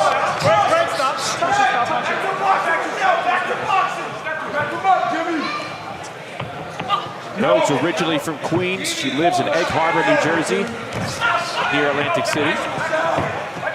My neighbor. And this is an intriguing matchup because these are two fighters who have met up with one another in a regular boxing match in the past. Nogue and Coleman fought on January 21st, 2023 in Connecticut. Coleman came away with a 4-round majority decision. 2 judges ruled at 39-37 in favor of Stevie, and the other had it even at 38-all. So coming into here, you would think that Nogue would know it. But in a different format, the opponent shows you a different speed.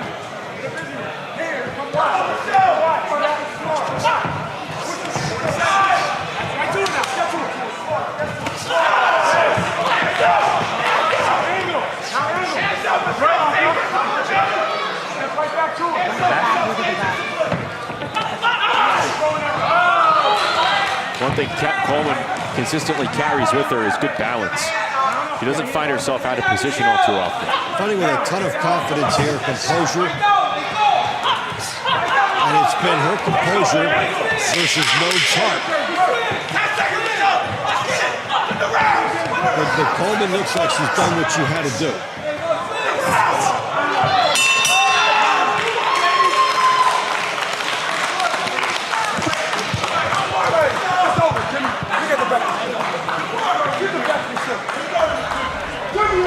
Let's take a look at some of the action here from round 23. So Node had a little bit more for Coleman, but Coleman had the accuracy here and the balance. Look how she drives her power through the hips. And there's the mutual respect.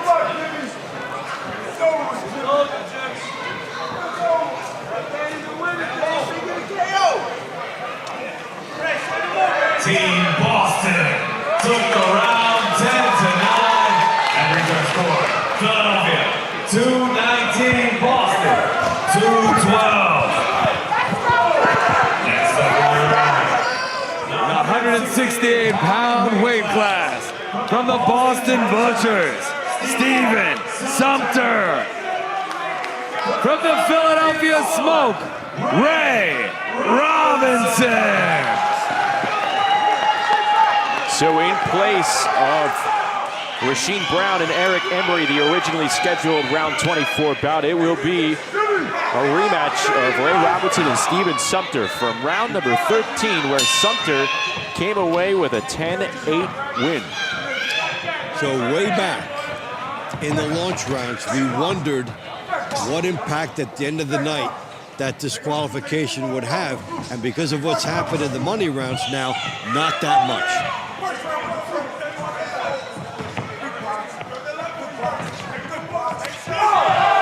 Robinson landing a left hand, flush on the chin of Steven Sumter.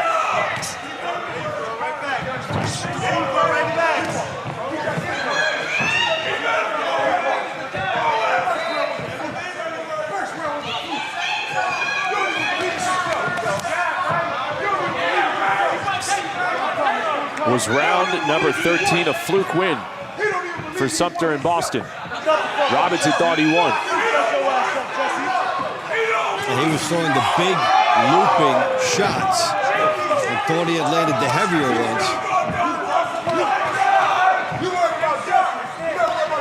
Robinson, immediately after the bell sounded, exclaimed how he won that round to anybody who would listen. But his hand was not raised. If you have two fighters with what could be mirror image styles, it's up to perception. You try to make it so easy for the judges that there's no question. 90 seconds remain here in the round and in the overall event. Philadelphia will improve to 2-0. They will join Las Vegas and Dallas as the three undefeated teams in TCL Team Boxing League. Boston, meanwhile, will fall to 1-2. And both teams will have off until May 17th when they meet up with one another yet again.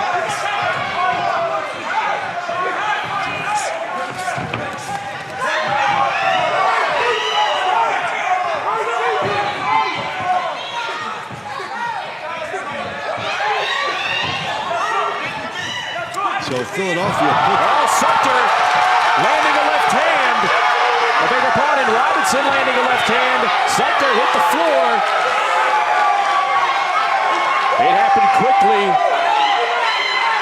These are the shots he was trying to land in the first fight. Finally got it home. Robinson connecting here in round 24. He found his mark.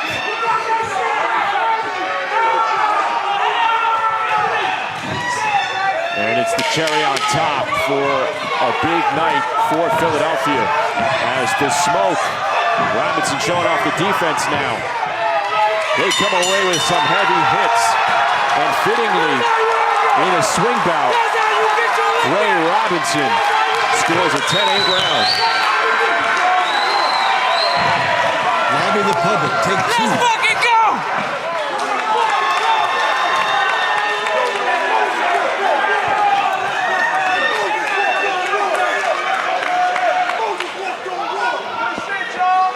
very impressive.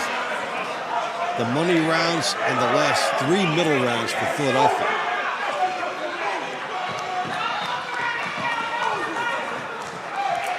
Team Philadelphia took the round, 10-8. That brings our final score. Philadelphia Smoke, 229. Boston Butchers, 220. The Philadelphia Smoke hold serve in their home arena. They only lose 2 rounds in the money round portion, and they skate to a 229-220 win over Boston. We'll be back after this.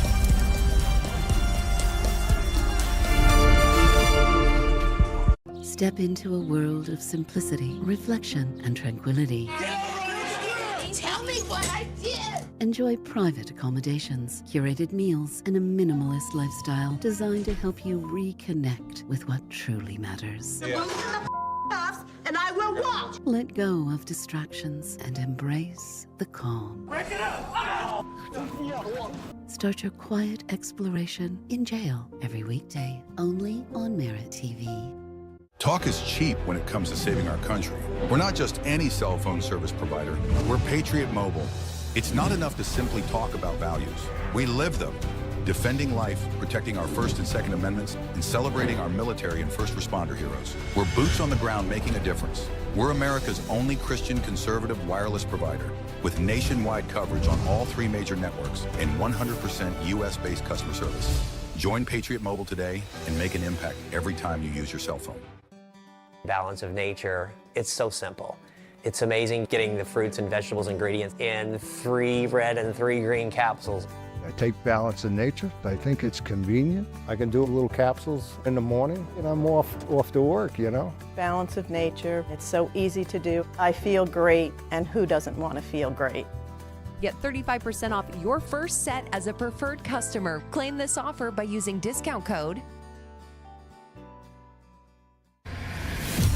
Team Combat League Boxing is brought to you by Climax Moonshine Fire number 32, a drink not only made to tingle your senses with hot cinnamon flavor, but also made to pay tribute to firefighters all across America. This drink will put a kick in your step with its bold, hot smoothness. Philadelphia wins it by 9. Let's take a look at the Fire number 32 KO of the night.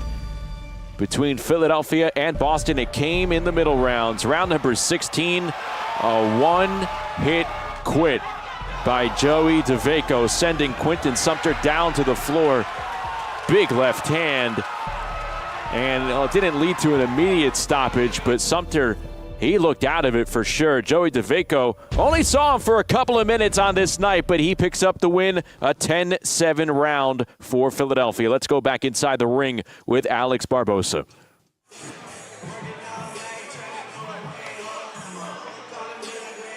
Tonight, your final score. Philadelphia Smoke, 229. The Boston Butchers, 220. Tonight's stars of the night, the 3rd star, Rashidi Ellis. The 2nd star, Shara May Patricio.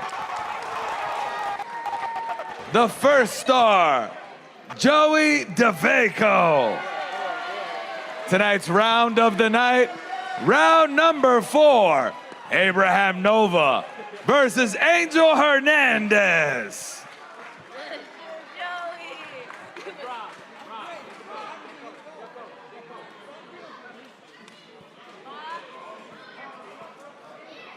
Joey. Tank, KO1. Handles business. Captain of the team. Yeah. No, Jesse Hart's Well, Jesse's Hart's captain of the team, co-captain. last season. What do we got to do to keep this ball rolling and go for another championship? Philly's the best team in the TCL. We proved it last season. Nobody wanted us to win, and we did it anyway. And we're going to do it again this season. Let's hear a round of applause for the Tank. Coach King. Bobby. How do we keep the ball rolling? What do we have to keep doing? We got 3 weeks. The same thing we've been doing. Win. That's what we do. That's what we do. We win here. Do you see any shortcomings, any weaknesses at all? No, we're going to keep getting better each week. We keep our same team. We don't pull people in each week to week. This is our team all year round. We don't stylistically match up per team. This is our team. Yeah! Let's hear it for Coach K. And then where is MMA legend Eddie Alvarez? Eddie. Special guest of the evening. I know you've been a supporter of this Team Combat League. You've been here. What is it that makes Team Combat League the new wave? I've been a Philly Smoke fan from the very beginning. I've been coming to these shows. There's nothing like it in boxing. It's a new sport. It's a new wave. And it just so happens right here in my hometown, Philadelphia, we got the best. We're the best in the building, baby. Are we going to run it back? Are we going to win the chip again? We got the chip again. Yeah, whoever wants it can get it. We'll take it back to the studio. All right, thanks, Alex. And I think it's wise words from Bob Kane talking about, he was, a few words right there, but they were important because he talked about Philadelphia, and a lot of people wonder, hey, they're the best. They look like the best team right now in the early going. What do they do different?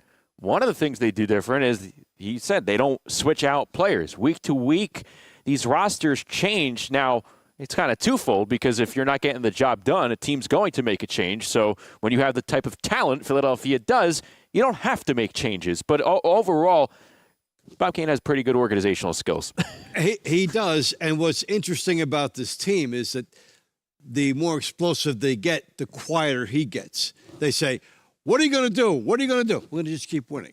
We're the best team. Tinoco said, we're the best team. So until somebody can prove differently, right now, I would say throughout the circuit, Philly and Las Vegas have been the best two good-looking teams. So I'm going to watch and follow their progress throughout the season because they've both made big statements so far. Philadelphia able to take care of business in the situations where they knew they could. They step up in other moments as well, and they roll here to a 9-point win. TCL boxing action will continue next week. An action-packed doubleheader coming your way as we head to San Antonio, Texas. We do the walk by the river walk for sure. Southwest showdown between the Dallas Enforcers and the Snipers of San Antonio. Then in the nightcap, the Houston Hitmen match up with the Phoenix Fury. All that action coming your way next Friday on MeritTV. Saturday, 8 p.m. Eastern, 7 Central. It's Atlanta and Miami. But we found out a lot on this night about teams in the Eastern Division. New York pulling off a terrific run to pick up a victory over L.A. And then Philadelphia obviously outpointing Boston. Next week, we're going to find out more about these Texas teams, which go back and forth. We thought that San Antonio had made such a big statement in week one, and then Phoenix comes back and turns the tables last night. So now you've got to juggle in that division. And in the East, Philadelphia and New York, the champions from seasons 1 and seasons 2, heating up and showing some pedigree. And now a couple of weeks rest for the reigning champs. The Philadelphia Smoke are off for the next 2 weeks. They will be next in action May 17th against these very same Boston Butchers. That's going to wrap it up here for us from our MeritTV studios. Philadelphia takes it in dominant faction by 9, 229-220, the final over Philadelphia. Again, next week, next Friday, San Antonio, Texas. We have a doubleheader for you, and it will be Texas size for sure. Until then, for our entire crew, for Dave Bontempo, thank you for tuning in for TCL Team Boxing on MeritTV Sports. I'm Justin Shackle. Have a great night, everybody. We'll talk to you next time.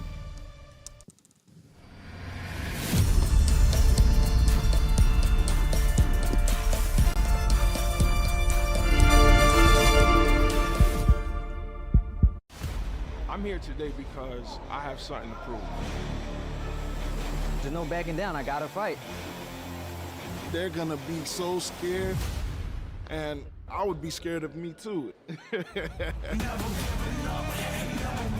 You hit us once, we hit you 2 times. You hit us 3, we hit you 4. I want to fight the best. I don't care who.